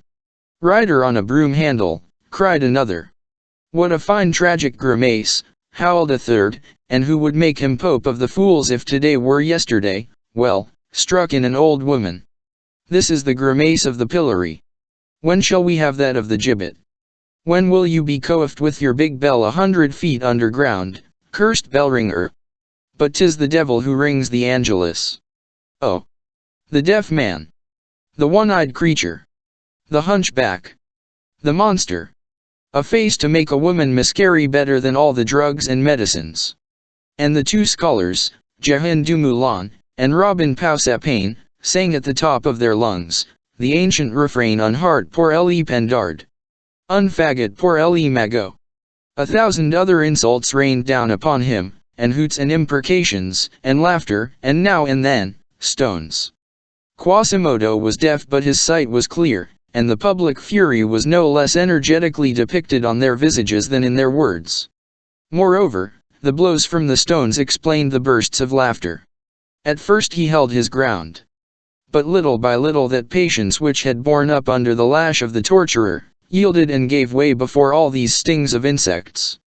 The bull of the Asturias, who has been but little moved by the attacks of the picador, grows irritated with the dogs and banderilleras. He first cast around a slow glance of hatred upon the crowd. But bound as he was, his glance was powerless to drive away those flies which were stinging his wound. Then he moved in his bonds, and his furious exertions made the ancient wheel of the pillory shriek on its axle. All this only increased the derision and hooting. Then the wretched man, unable to break his collar, like that of a chained wild beast, became tranquil once more. Only at intervals a sigh of rage heaved the hollows of his chest. There was neither shame nor redness on his face. He was too far from the state of society, and too near the state of nature to know what shame was. Moreover, with such a degree of deformity, is infamy a thing that can be felt? But wrath, hatred, despair, slowly lowered over that hideous visage a cloud which grew ever more and more somber, ever more and more charged with electricity, which burst forth in 1,000 lightning flashes from the eye of the Cyclops. Nevertheless, that cloud cleared away for a moment, at the passage of a mule which traversed the crowd, bearing a priest. As far away as he could see that mule and that priest, the poor victim's visage grew gentler. The fury which had contracted it was followed by a strange smile full of ineffable sweetness, gentleness, and tenderness. In proportion as the priest approached, that smile became more clear, more distinct, more radiant. It was like the arrival of a savior, which the unhappy man was greeting. But as soon as the mule was near enough to the pillory to allow of its rider recognizing the victim, the priest dropped his eyes, beat a hasty retreat, spurred on rigorously, as though in haste to rid himself of humiliating appeals, and not at all desirous of being saluted and recognized by a poor fellow in such a predicament. This priest was Archdeacon Dom Claude Frollo. The cloud descended more blackly than ever upon Quasimodo's brow. The smile was still mingled with it for a time, but was bitter, discouraged, profoundly sad. Time passed on. He had been there at least an hour and a half, lacerated, maltreated, mocked incessantly, and almost stoned. All at once he moved again in his chains with redoubled despair, which made the whole framework that bore him tremble, and, breaking the silence which he had obstinately preserved hitherto, he cried in a hoarse and furious voice, which resembled a bark rather than a human cry, and which was drowned in the noise of the hoots drink. This exclamation of distress, far from exciting compassion, only added amusement to the good Parisian populace who surrounded the latter, and who, it must be confessed, taken in the mass and as a multitude, was then no less cruel and brutal than that horrible tribe of robbers among whom we have already conducted the reader, and which was simply the lower stratum of the populace. Not a voice was raised around the unhappy victim, except to jeer at his thirst. It is certain that at that moment he was more grotesque and repulsive than pitiable, with his face purple and dripping, his eye wild, his mouth foaming with rage and pain, and his tongue lolling half out. It must also be stated that if a charitable soul of a bourgeois or bourgeoise, in the rabble, had attempted to carry a glass of water to that wretched creature in torment, there reigned around the infamous steps of the pillory such a prejudice of shame and ignominy, that it would have sufficed to repulse the good Samaritan. At the expiration of a few moments, Quasimodo cast a desperate glance upon the crowd, and repeated in a voice still more heart-rending, "Drink." And all began to laugh. "Drink this," cried Robin Pausapane, throwing in his face a sponge which had been soaked in the gutter. "There, you deaf villain, I'm your debtor." A woman hurled a stone at his head. "That will teach you to wake us up at night with your peal of a damned soul." "He, good, my son," howled a cripple, making an effort to reach him with his crutch. "Will you cast any more spells on us from the top of the towers of Notre Dame?" "Here's a drinking cup," chimed in a man, flinging a broken jug at his breast. "You that made my wife, simply because she passed near you, give birth to a child with 2 heads. And my cat bring forth a kitten with 6 paws," yelped an old crone, launching a brick at him. "Drink," repeated Quasimodo panting, and for the 3rd time. At that moment he beheld the crowd give way. A young girl, fantastically dressed, emerged from the throng. She was accompanied by a little white goat with gilded horns, and carried a tambourine in her hand. Quasimodo's eyes sparkled. It was the gypsy whom he had attempted to carry off on the preceding night, a misdeed for which he was dimly conscious that he was being punished at that very moment, which was not in the least the case, since he was being chastised only for the misfortune of being deaf, and of having been judged by a deaf man. He doubted not that she had come to wreak her vengeance also, and to deal her blow like the rest. He beheld her, in fact, mount the ladder rapidly. Wrath and spite suffocate him. He would have liked to make the pillory crumble into ruins, and if the lightning of his eye could have dealt death, the gypsy would have been reduced to powder before she reached the platform. She approached, without uttering a syllable, the victim who writhed in a vain effort to escape her, and detaching a gourd from her girdle, she raised it gently to the parched lips of the miserable man. Then, from that eye which had been, up to that moment, so dry and burning, a big tear was seen to fall, and roll slowly down that deformed visage so long contracted with despair. It was the first, in all probability, that the unfortunate man had ever shed. Meanwhile, he had forgotten to drink. The gypsy made her little pout, from impatience, and pressed the spout to the tusked month of Quasimodo, with a smile. He drank with deep draughts. His thirst was burning. When he had finished, the wretch protruded his black lips, no doubt, with the object of kissing the beautiful hand which had just succored him. But the young girl, who was, perhaps, somewhat distrustful, and who remembered the violent attempt of the night, withdrew her hand with the frightened gesture of a child who is afraid of being bitten by a beast.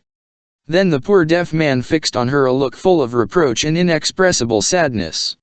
It would have been a touching spectacle anywhere this beautiful, fresh, pure, and charming girl, who was at the same time so weak, thus hastening to the relief of so much misery, deformity, and malevolence. On the pillory, the spectacle was sublime. The very populace were captivated by it, and began to clap their hands, crying Noel! Noel!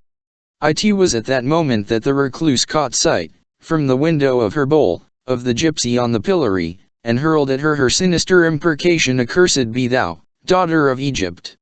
Accursed! Accursed! Chapter V. End of the story of the cake. La Esmeralda turned pale and descended from the pillory, staggering as she went. The voice of the recluse still pursued her. "Descend! Descend! Thief of Egypt! Thou shalt ascend it once more." "The sacked nun is in one of her tantrums," muttered the populace, and that was the end of it. For that sort of woman was feared, which rendered them sacred. People did not then willingly attack one who prayed day and night. The hour had arrived for removing Quasimodo. He was unbound, the crowd dispersed. Near the Grand Pont, Mariette, who was returning with her two companions, suddenly halted by the way. "Eustache, what did you do with that cake?" "Mother," said the child, "while you were talking with that lady in the bowl, a big dog took a bite of my cake, and then I bit it also." "What, sir, did you eat the whole of it?" she went on. "Mother, it was the dog. I told him, but he would not listen to me. Then I bit into it, also." "A terrible child," said the mother, smiling and scolding at one and the same time. "Do you see, Bitterty? He already eats all the fruit from the cherry tree in our orchard of Charles Range. So his grandfather says that he will be a captain. Just let me catch you at it again, Master Eustache. Come along, you greedy fellow." End of Volume 1. Volume 11. Book 7th Chapter. The danger of confiding one's secret to a goat. Many weeks had elapsed. The 1st of March had arrived. The sun, which Dubartas, that classic ancestor of Periphrase, had not yet dubbed the Grand Duke of Candles, was none the less radiant and joyous on that account. It was one of those spring days which possesses so much sweetness and beauty, that all Paris turns out into the squares and promenades and celebrates them as though they were Sundays. In those days of brilliancy, warmth, and serenity, there is a certain hour above all others, when the fagade of Notre Dame should be admired. It is the moment when the sun, already declining towards the west, looks the cathedral almost full in the face. Its rays, growing more and more horizontal, withdraw slowly from the pavement of the square, and mount up the perpendicular fagade, whose 1,000 bosses in high relief they cause to start out from the shadows, while the great central rose window flames like the eye of a cyclops, inflamed with the reflections of the forge. This was the hour. Opposite the lofty cathedral, reddened by the setting sun, on the stone balcony built above the porch of a rich Gothic house, which formed the angle of the square and the Rue du Parvis, several young girls were laughing and chatting with every sort of grace and mirth. From the length of the veil which fell from their pointed coif, twined with pearls, to their heels, from the fineness of the embroidered chemisette which covered their shoulders and allowed a glimpse, according to the pleasing custom of the time, of the swell of their fair virgin bosoms, from the opulence of their under petticoats still more precious than their overdress, marvelous refinement, from the gauze, the silk, the velvet, with which all this was composed, and, above all, from the whiteness of their hands, which certified to their leisure and idleness, it was easy to divine they were noble and wealthy heiresses. They were, in fact, Damoiselle Fleur-de-Lys de Gondelaurier and her companions, Diane de Christuel, Amélotte de Montmichel, Colombie de Gaillefontaine, and the little de Champchevrier maiden, all damsels of good birth, assembled at that moment at the house of the Dame Widow de Gondelaurier, on account of Monseigneur de Beaujeu and Madame his wife, who were to come to Paris in the month of April, there to choose maids of honor for the Dauphiness Marguerite, who was to be received in Picardy from the hands of the Flemings. Now, all the squires for 20 leagues around were intriguing for this favor for their daughters, and a goodly number of the latter had been already brought or sent to Paris. These 4 maidens had been confided to the discreet and venerable charge of Madame Aloïse de Gondelaurier, widow of a former commander of the King's crossbowmen, who had retired with her only daughter to her house in the Place du Parvis, Notre Dame, in Paris. The balcony on which these young girls stood opened from a chamber richly tapestried in fawn-colored Flanders leather, stamped with golden foliage. The beams, which cut the ceiling in parallel lines, diverted the eye with 1,000 eccentric painted and gilded carvings. Splendid enamels gleamed here and there on carved chests. A boar's head in faience crowned a magnificent dresser, whose 2 shelves announced that the mistress of the house was the wife or widow of a knight banneret.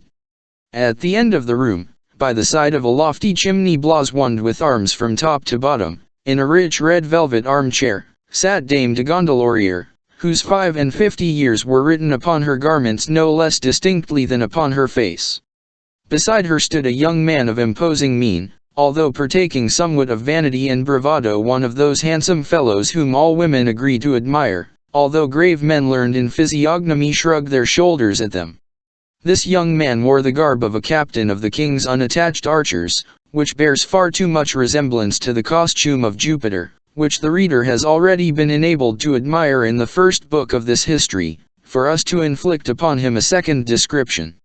The damosels were seated, a part in the chamber, a part in the balcony, some on square cushions of Utrecht velvet with golden corners, others on stools of oak carved in flowers and figures.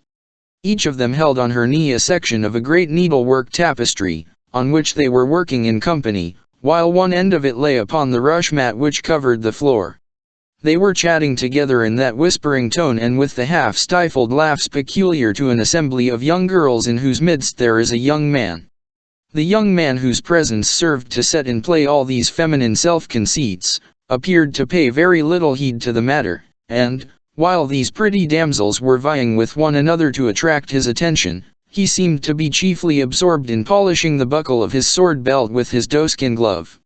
From time to time, the old lady addressed him in a very low tone, and he replied as well as he was able, with a sort of awkward and constrained politeness from the smiles and significant gestures of Dame Aloïse, from the glances which she threw towards her daughter, Fleur de Lis, as she spoke low to the captain. It was easy to see that there was here a question of some betrothal concluded, some marriage near at hand no doubt, between the young man and Fleur de Lis.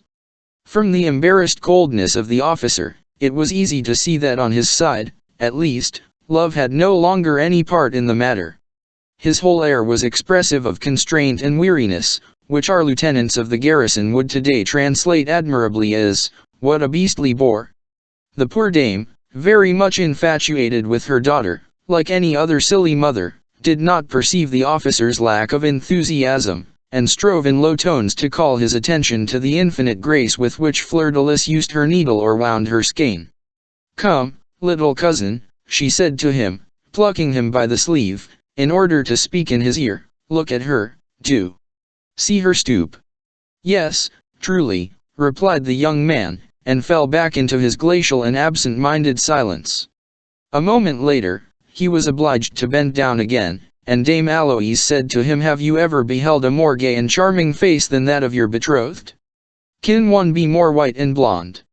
Are not her hands perfect? And that neck, does it not assume all the curves of the swan in ravishing fashion? How I envy you at times! And how happy you are to be a man, naughty libertine that you are! Is not my Fleur de Lis adorably beautiful, and are you not desperately in love with her?"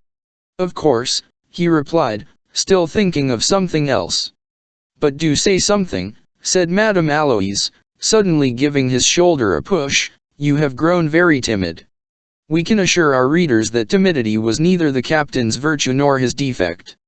But he made an effort to do what was demanded of him. "Fair cousin," he said, approaching Fleur de Lis, "what is the subject of this tapestry work which you are fashioning?" "Fair cousin," responded Fleur de Lis, in an offended tone, I have already told you 3 times. 'Tis the grotto of Neptune. It was evident that Fleur-de-Lis saw much more clearly than her mother through the captain's cold and absent-minded manner. He felt the necessity of making some conversation. And for whom is this Neptunery destined? For the Abbey of Saint Antoine de Champs, answered Fleur-de-Lis, without raising her eyes. The captain took up a corner of the tapestry.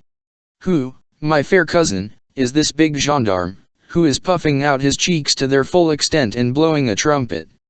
Triton, she replied. There was a rather pettish intonation in Fleur-de-Lis's laconic words.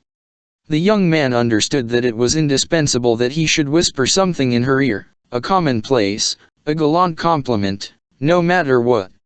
Accordingly he bent down, but he could find nothing in his imagination more tender and personal than this. Why does your mother always wear that surcoat with armorial designs, like our grandmothers of the time of Charles VII? Tell her, fair cousin, that 'tis no longer the fashion, and that the hinge, gond, and the laurel, laurier, embroidered on her robe give her the air of a walking mantelpiece. In truth, people no longer sit thus on their banners, I assure you.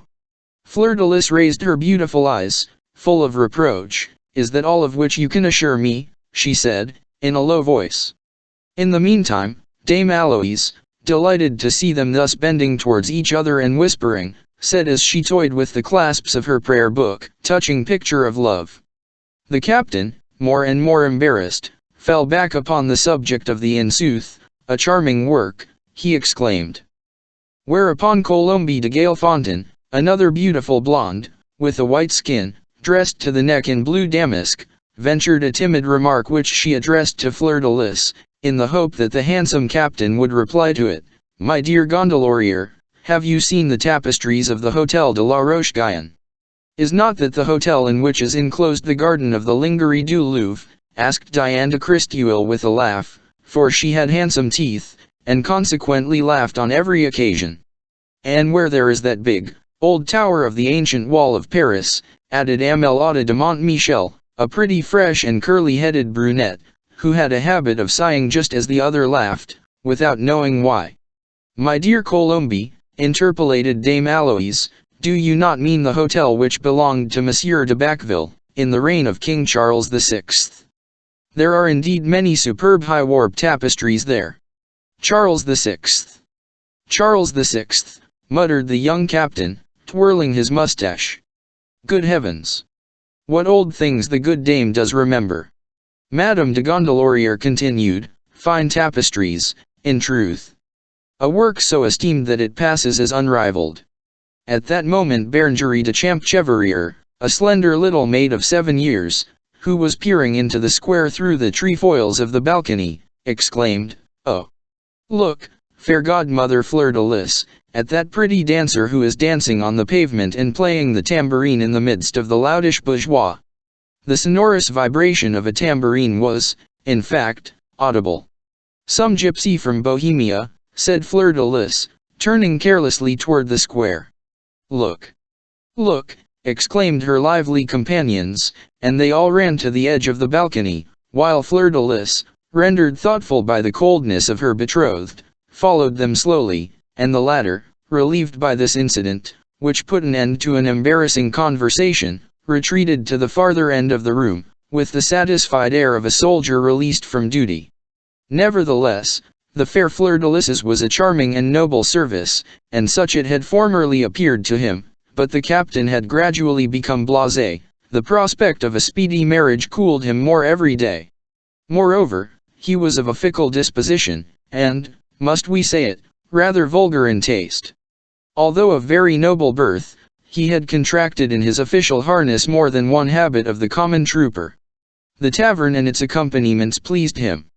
He was only at his ease amid gross language, military gallantries, facile beauties, and successes yet more easy. He had, nevertheless, received from his family some education and some politeness of manner. He had been thrown on the world too young, he had been in garrison at too early an age, and every day the polish of a gentleman became more and more effaced by the rough friction of his gendarme's cross belt. While still continuing to visit her from time to time, from a remnant of common respect, he felt doubly embarrassed with Fleur-de-Lis, in the first place, because, in consequence of having scattered his love in all sorts of places, he had reserved very little for her, in the next place, because, amid so many stiff, formal, and decent ladies, he was in constant fear lest his mouth, habituated to oaths, should suddenly take the bit in its teeth, and break out into the language of the tavern. The effect can be imagined. Moreover, all this was mingled in him, with great pretensions to elegance, toilet, and a fine appearance. Let the reader reconcile these things as best he can. I am simply the historian. He had remained, therefore, for several minutes, leaning in silence against the carved jamb of the chimney, and thinking or not thinking, when Fleur-de-Lis suddenly turned and addressed him. After all, the poor young girl was pouting against the dictates of her heart. "Fair cousin, did you not speak to us of a little Bohemian whom you saved a couple of months ago, while making the patrol with the watch at night, from the hands of a dozen robbers?" "I believe so, fair cousin," said the captain. "Well," she resumed, "perchance 'tis that same gypsy girl who is dancing yonder, on the church square. Come and see if you recognize her, fair cousin Phoebus." A secret desire for reconciliation was apparent in this gentle invitation which she gave him to approach her, and in the care which she took to call him by name. Captain Phoebus de Stopers, for it is he whom the reader has had before his eyes since the beginning of this chapter, slowly approached the balcony. "Stay," said Fleur-de-Lis, laying her hand tenderly on Phoebus's arm, "look at that little girl yonder, dancing in that circle. Is she your Bohemian?" Phoebus looked, and said, "Yes, I recognize her by her goat." "Oh! In fact, what a pretty little goat," said Amelotta, clasping her hands in admiration. "Are his horns of real gold?" inquired Berengarie. Without moving from her armchair, Dame Aloïse interposed, "Is she not one of those gypsy girls who arrived last year by the Gibbard Gate?" "Madam my mother," said Fleur-de-Lis gently, "that gate is now called the Porte d'Enfer." Mademoiselle de Gondelaurier knew how her mother's antiquated mode of speech shocked the captain. In fact, he began to sneer, and muttered between his teeth, "Port Gibbard! Port Gibbard! 'Tis enough to make King Charles VI pass by." "Godmother," exclaimed Berengarie, whose eyes, incessantly in motion, had suddenly been raised to the summit of the towers of Notre Dame, "who is that black man up yonder?" All the young girls raised their eyes. A man was, in truth, leaning on the balustrade which surmounted the northern tower, looking on the grave. He was a priest. His costume could be plainly discerned, and his face resting on both his hands. But he stirred no more than if he had been a statue. His eyes, intently fixed, gazed into the place. It was something like the immobility of a bird of prey, who has just discovered a nest of sparrows, and is gazing at it. "Monsieur the Archdeacon of Jussieu," said Fleur-de-Lis. "You have good eyes if you can recognize him from here," said the Galefontaine.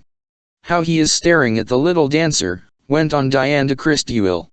"Let the gypsy beware," said Fleur-de-Lis, "for he loves not Egypt." "A great shame for that man to look upon her thus," added Amelotta de Montmichel, "for she dances delightfully." "Fair cousin Phoebus," said Fleur-de-Lis suddenly, "since you know this little gypsy, make her a sign to come up here. It will amuse us." "Oh, yes," exclaimed all the young girls, clapping their hands. "Why? 'Tis not worth while," replied Phoebus. "She has forgotten me, no doubt, and I know not so much as her name. Nevertheless, as you wish it, young ladies, I will make the trial." And leaning over the balustrade of the balcony, he began to shout, "Little one." The dancer was not beating her tambourine at the moment. She turned her head towards the point whence this call proceeded, her brilliant eyes rested on Phoebus, and she stopped short. "Little one," repeated the captain, and he beckoned her to approach. The young girl looked at him again, then she blushed as though a flame had mounted into her cheeks, and, taking her tambourine under her arm, she made her way through the astonished spectators towards the door of the house where Phoebus was calling her, with slow, tottering steps, and with the troubled look of a bird which is yielding to the fascination of a serpent.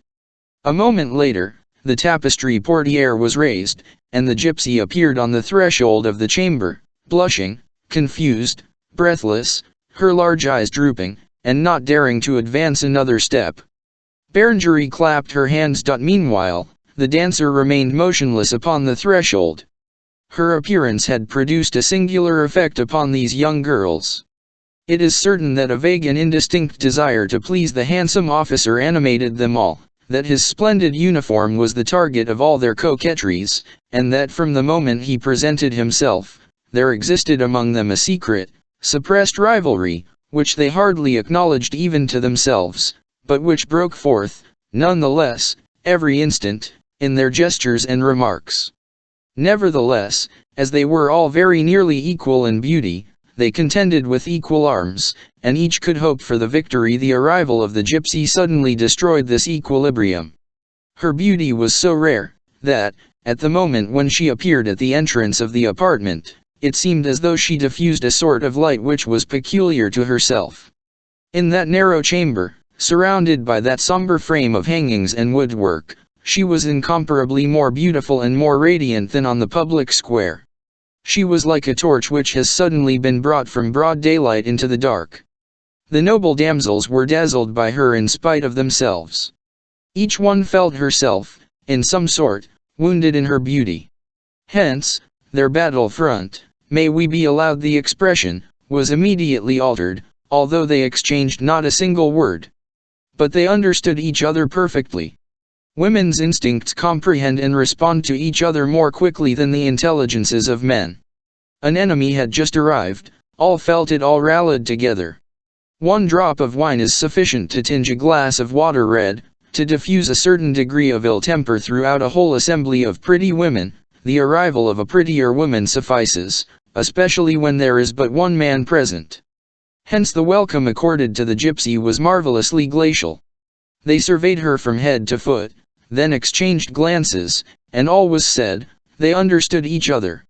Meanwhile, the young girl was waiting to be spoken to, in such emotion that she dared not raise her eyelids. The captain was the first to break the silence. "Upon my word," said he, in his tone of intrepid fatuity, "here is a charming creature. What think you of her, fair cousin?" This remark, which a more delicate admirer would have uttered in a lower tone, at least was not of a nature to dissipate the feminine jealousies which were on the alert before the gypsy. Fleur-de-Lis replied to the captain with a bland affectation of disdain, "Not bad." The others whispered. At length, Madame Aloïse, who was not the less jealous because she was so for her daughter, addressed the dancer. "Approach, little one." "Approach, little one," repeated, with comical dignity, little Berengarie, who would have reached about as high as her hips. The gypsy advanced towards the noble dame. "Fair child," said Phoebus, with emphasis, taking several steps towards her, "I do not know whether I have the supreme honor of being recognized by you." She interrupted him, with a smile and a look full of infinite sweetness. "Oh, yes," said she.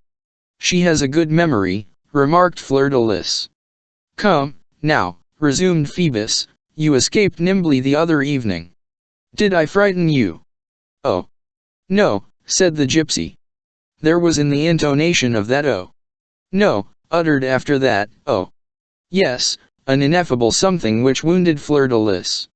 "You left me in your stead, my beauty," pursued the captain, whose tongue was unloosed when speaking to a girl out of the straet, "a crabbed knave, one-eyed and hunchbacked, the bishop's bell-ringer, I believe. I have been told that by birth he is the bastard of an archdeacon and a devil. He has a pleasant name. He is called Cotter Temps, Ember Days, Pax Fleries, Palm Sunday, Mardi Gras, Shrove Tuesday, I know not what. The name of some festival when the bells are pealed. So he took the liberty of carrying you off as though you were made for beetles. 'Tis too much. What the devil did that screech owl want with you? Hey, tell me." "I do not know," she replied. "The inconceivable impudence. A bell-ringer carrying off a wench, like a vicomte. Allowed poaching on the game of gentlemen. That is a rare piece of assurance. However, he paid dearly for it.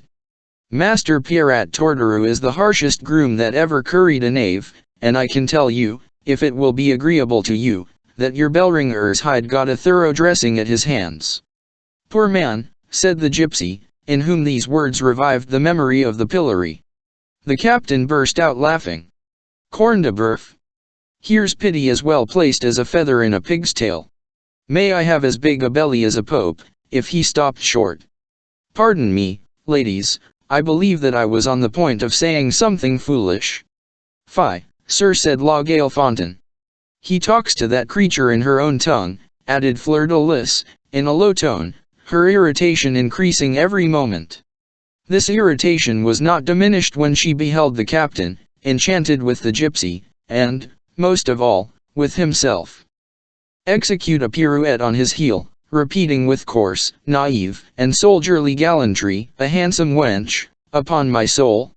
"Rather savagely dressed," said Diane de Christuil, laughing to show her fine teeth. This remark was a flash of light to the others.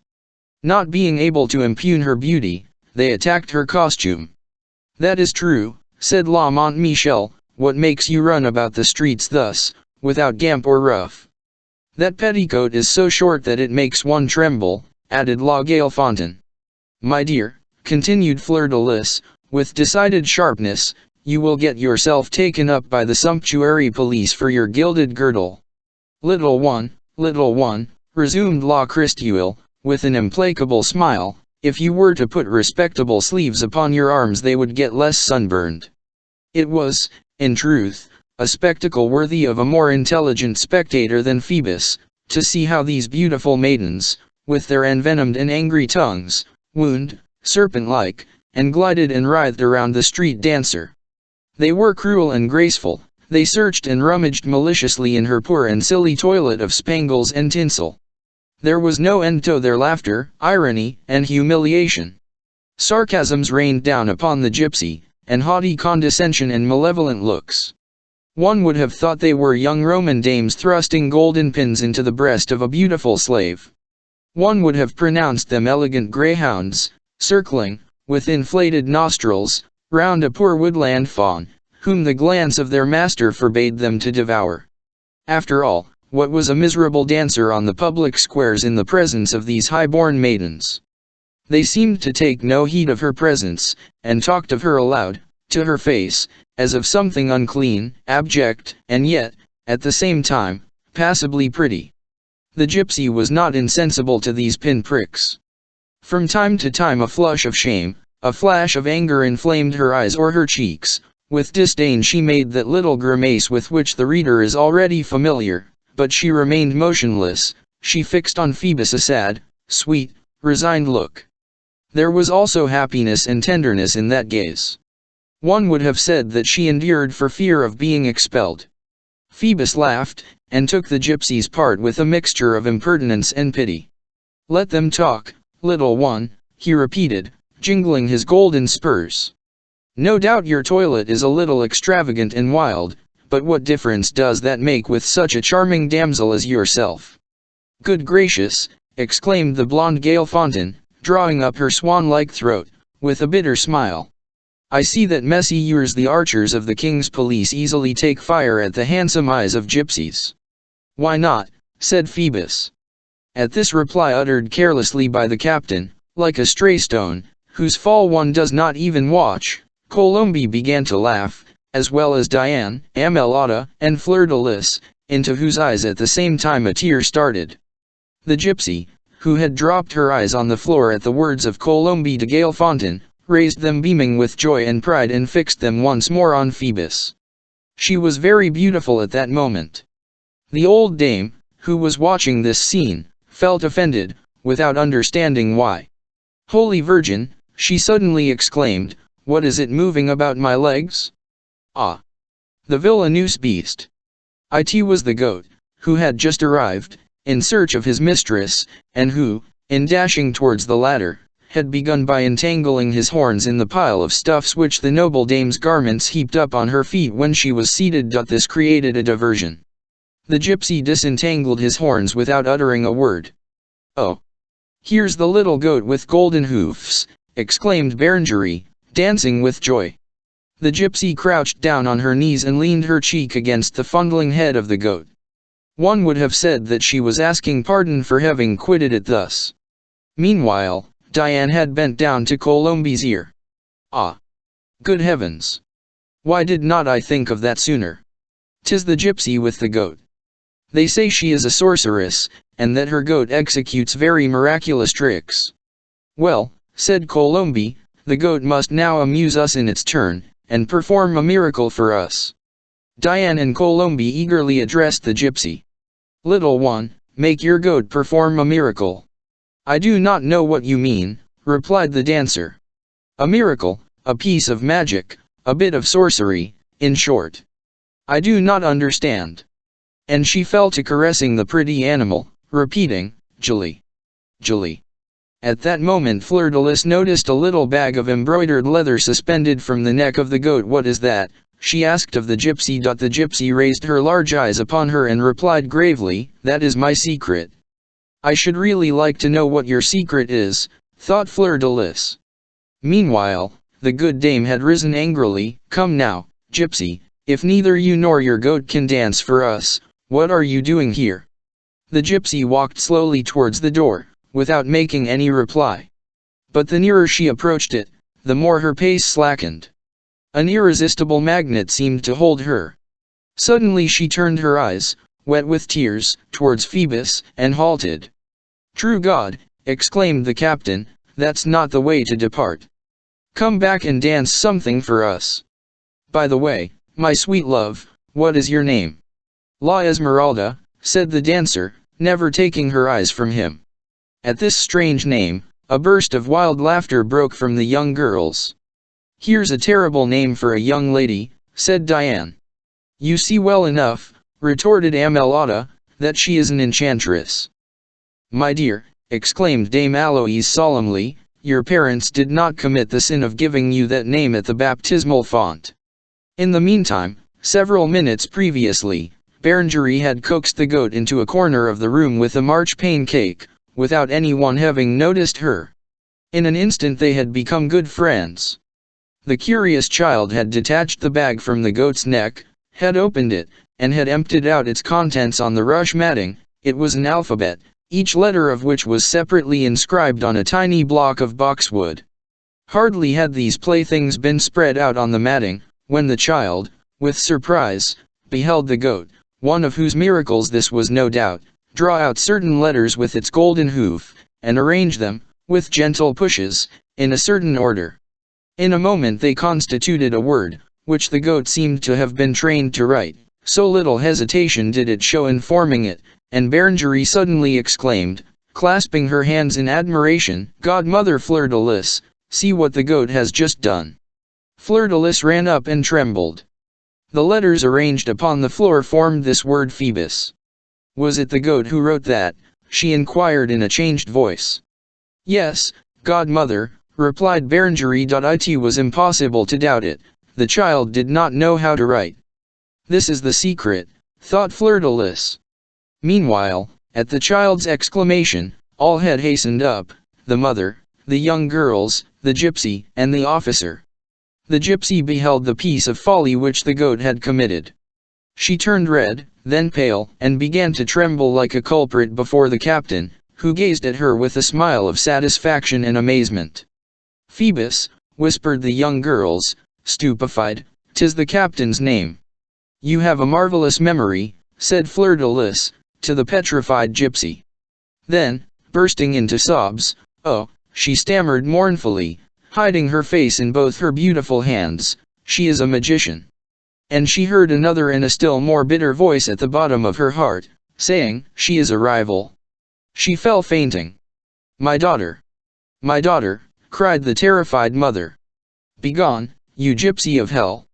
In a twinkling, La Esmeralda gathered up the unlucky letters, made a sign to Julie, and went out through one door, while Fleur-de-Lis was being carried out through the other. Captain Phoebus, on being left alone, hesitated for a moment between the two doors, then he followed the gypsy. Chapter 11. A priest and a philosopher are two different things. The priest whom the young girls had observed at the top of the north tower, leaning over the place and so attentive to the dance of the gypsy, was, in fact, Archdeacon Claude Frollo. Our readers have not forgotten the mysterious cell which the Archdeacon had reserved for himself in that tower. I do not know, by the way be it said, whether it be not the same, the interior of which can be seen today through a little square window, opening to the east at the height of a man above the platform from which the towers spring, a barren dilapidated den, whose badly plastered walls are ornamented here and there, at the present day, with some wretched yellow engravings representing the facades of cathedrals. I presume that this hole is jointly inhabited by bats and spiders, and that, consequently, it wages a double war of extermination on the flies. Every day, an hour before sunset, the Archdeacon ascended the staircase to the tower, and shut himself up in this cell, where he sometimes passed whole nights. That day, at the moment when, standing before the low door of his retreat, he was fitting into the lock the complicated little key which he always carried about him in the purse suspended to his side, a sound of tambourine and castanets had reached his ear. These sounds came from the Place du Parvis. The cell, as we have already said, had only one window opening upon the rear of the church. Claude Frollo had hastily withdrawn the key, and an instant later, he was on the top of the tower, in the gloomy and pensive attitude in which the maidens had seen him. There he stood, grave, motionless, absorbed in one look and one thought. All Paris lay at his feet, with the thousand spires of its edifices and its circular horizon of gentle hills with its river winding under its bridges, and its people moving to and fro through its streets with the clouds of its smoke with the mountainous chain of its roofs which presses Notre Dame in its doubled folds. But out of all the city, the Archdeacon gazed at one corner only of the pavement, the Place du Parvis, in all that throng at but one figure, the gypsy. It would have been difficult to say what was the nature of this look, and whence proceeded the flame that flashed from it. It was a fixed gaze, which was, nevertheless, full of trouble and tumult. And, from the profound immobility of his whole body, barely agitated at intervals by an involuntary shiver, as a tree is moved by the wind, from the stiffness of his elbows, more marble than the balustrade on which they leaned, or the sight of the petrified smile which contracted his face, one would have said that nothing living was left about Claude Frollo except his eyes. The gypsy was dancing. She was twirling her tambourine on the tip of her finger, and tossing it into the air as she danced Provençal sarabands, agile, light, joyous, and unconscious of the formidable gaze which descended perpendicularly upon her head. The crowd was swarming around her. From time to time, a man accoutred in red and yellow made them form into a circle, and then returned, seated himself on a chair a few paces from the dancer, and took the goat's head on his knees. This man seemed to be the gypsy's companion. Claude Frollo could not distinguish his features from his elevated post. From the moment when the Archdeacon caught sight of this stranger, his attention seemed divided between him and the dancer, and his face became more and more gloomy. All at once he rose upright, and a quiver ran through his whole body. "Who is that man?" he muttered between his teeth. "I have always seen her alone before." Then he plunged down beneath the tortuous vault of the spiral staircase, and once more descended. As he passed the door of the bell chamber, which was ajar, he saw something which struck him. He beheld Quasimodo, who, leaning through an opening of one of those slate penthouses which resemble enormous blinds, appeared also to be gazing at the place. He was engaged in so profound a contemplation, that he did not notice the passage of his adopted father. His savage eye had a singular expression. It was a charmed, tender look. "This is strange," murmured Claude. "Is it the gypsy at whom he is thus gazing?" He continued his descent. At the end of a few minutes, the anxious Archdeacon entered upon the place from the door at the base of the tower. "What has become of the gypsy girl?" he said, mingling with the group of spectators which the sound of the tambourine had collected. "I know not," replied one of his neighbors. "I think that she has gone to make some of her fandangos in the house opposite, whither they have called her." In the place of the gypsy, on the carpet, whose arabesques had seemed to vanish but a moment previously by the capricious figures of her dance, the Archdeacon no longer beheld any one but the red and yellow man, who, in order to earn a few testers in his turn, was walking round the circle, with his elbows on his hips, his head thrown back, his face red, his neck outstretched, with a chair between his teeth. To the chair he had fastened a cat, which a neighbor had lent, and which was spitting in great affright. "Notre Dame!" exclaimed the archdeacon, at the moment when the juggler, perspiring heavily, passed in front of him with his pyramid of chair and his cat. "What is Master Pierre Gringoire doing here?" The harsh voice of the archdeacon threw the poor fellow into such a commotion that he lost his equilibrium, together with his whole edifice, and the chair and the cat tumbled pell-mell upon the heads of the spectators, in the midst of inextinguishable hootings. It is probable that Master Pierre Gringoire, for it was indeed he, would have had a sorry account to settle with the neighbor who owned the cat, and all the bruised and scratched faces which surrounded him, if he had not hastened to profit by the tumult to take refuge in the church, whither Claude Frollo had made him a sign to follow him.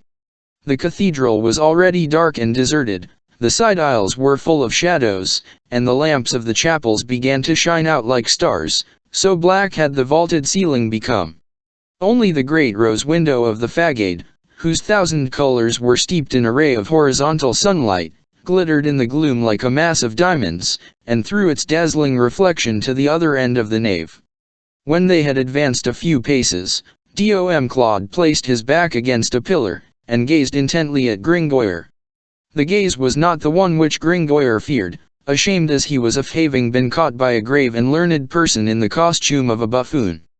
There was nothing mocking or ironical in the priest's glance, it was serious, tranquil, piercing. The archdeacon was the first to break the silence. "Come now, Master Pierre. You are to explain many things to me. And first of all, how comes it that you have not been seen for 2 months, and that now one finds you in the public squares, in a fine equipment in truth? Motley red and yellow, like a Caudebec apple." "Messire," said Gringoire, piteously, "it is, in fact, an amazing accoutrement. You see me no more comfortable in it than a cat coiffed with a calabash. 'Tis very ill done, I am conscious, to expose messieurs the sergeants of the watch to the liability of cudgeling beneath this cassock the humerus of a Pythagorean philosopher. But what would you have, my reverend master? 'Tis the fault of my ancient jerkin, which abandoned me in cowardly wise, at the beginning of the winter, under the pretext that it was falling into tatters, and that it required repose in the basket of a rag-picker. What is one to do? Civilization has not yet arrived at the point where one can go stark naked, as ancient Diogenes wished. Add that a very cold wind was blowing, and 'tis not in the month of January that one can successfully attempt to make humanity take this new step. This garment presented itself, I took it, and I left my ancient black smock, which, for a hermetic like myself, was far from being hermetically closed. Behold me then, in the garments of a stage player, like Saint Genest. What would you have? 'Tis an eclipse. Apollo himself tended the flocks of Admetus, a fine profession that you are engaged in, replied the archdeacon. I agree, my master, that 'tis better to philosophize and poetize, to blow the flame in the furnace, or to receive it from carry cats on a shield. So, when you addressed me, I was as foolish as an ass before a turnspit. But what would you have, messire? One must eat every day, and the finest Alexandrine verses are not worth a bit of brie cheese. Now, I made for Madame Marguerite of Flanders, that famous epithalamium, as you know, and the city will not pay me, under the pretext that it was not excellent, as though one could give a tragedy of Sophocles for 4 crowns. Hence, I was on the point of dying with hunger. Happily, I found that I was rather strong in the jaw, so I said to this jaw, perform some feats of strength and of equilibrium, nourish thyself. Alte ipsum.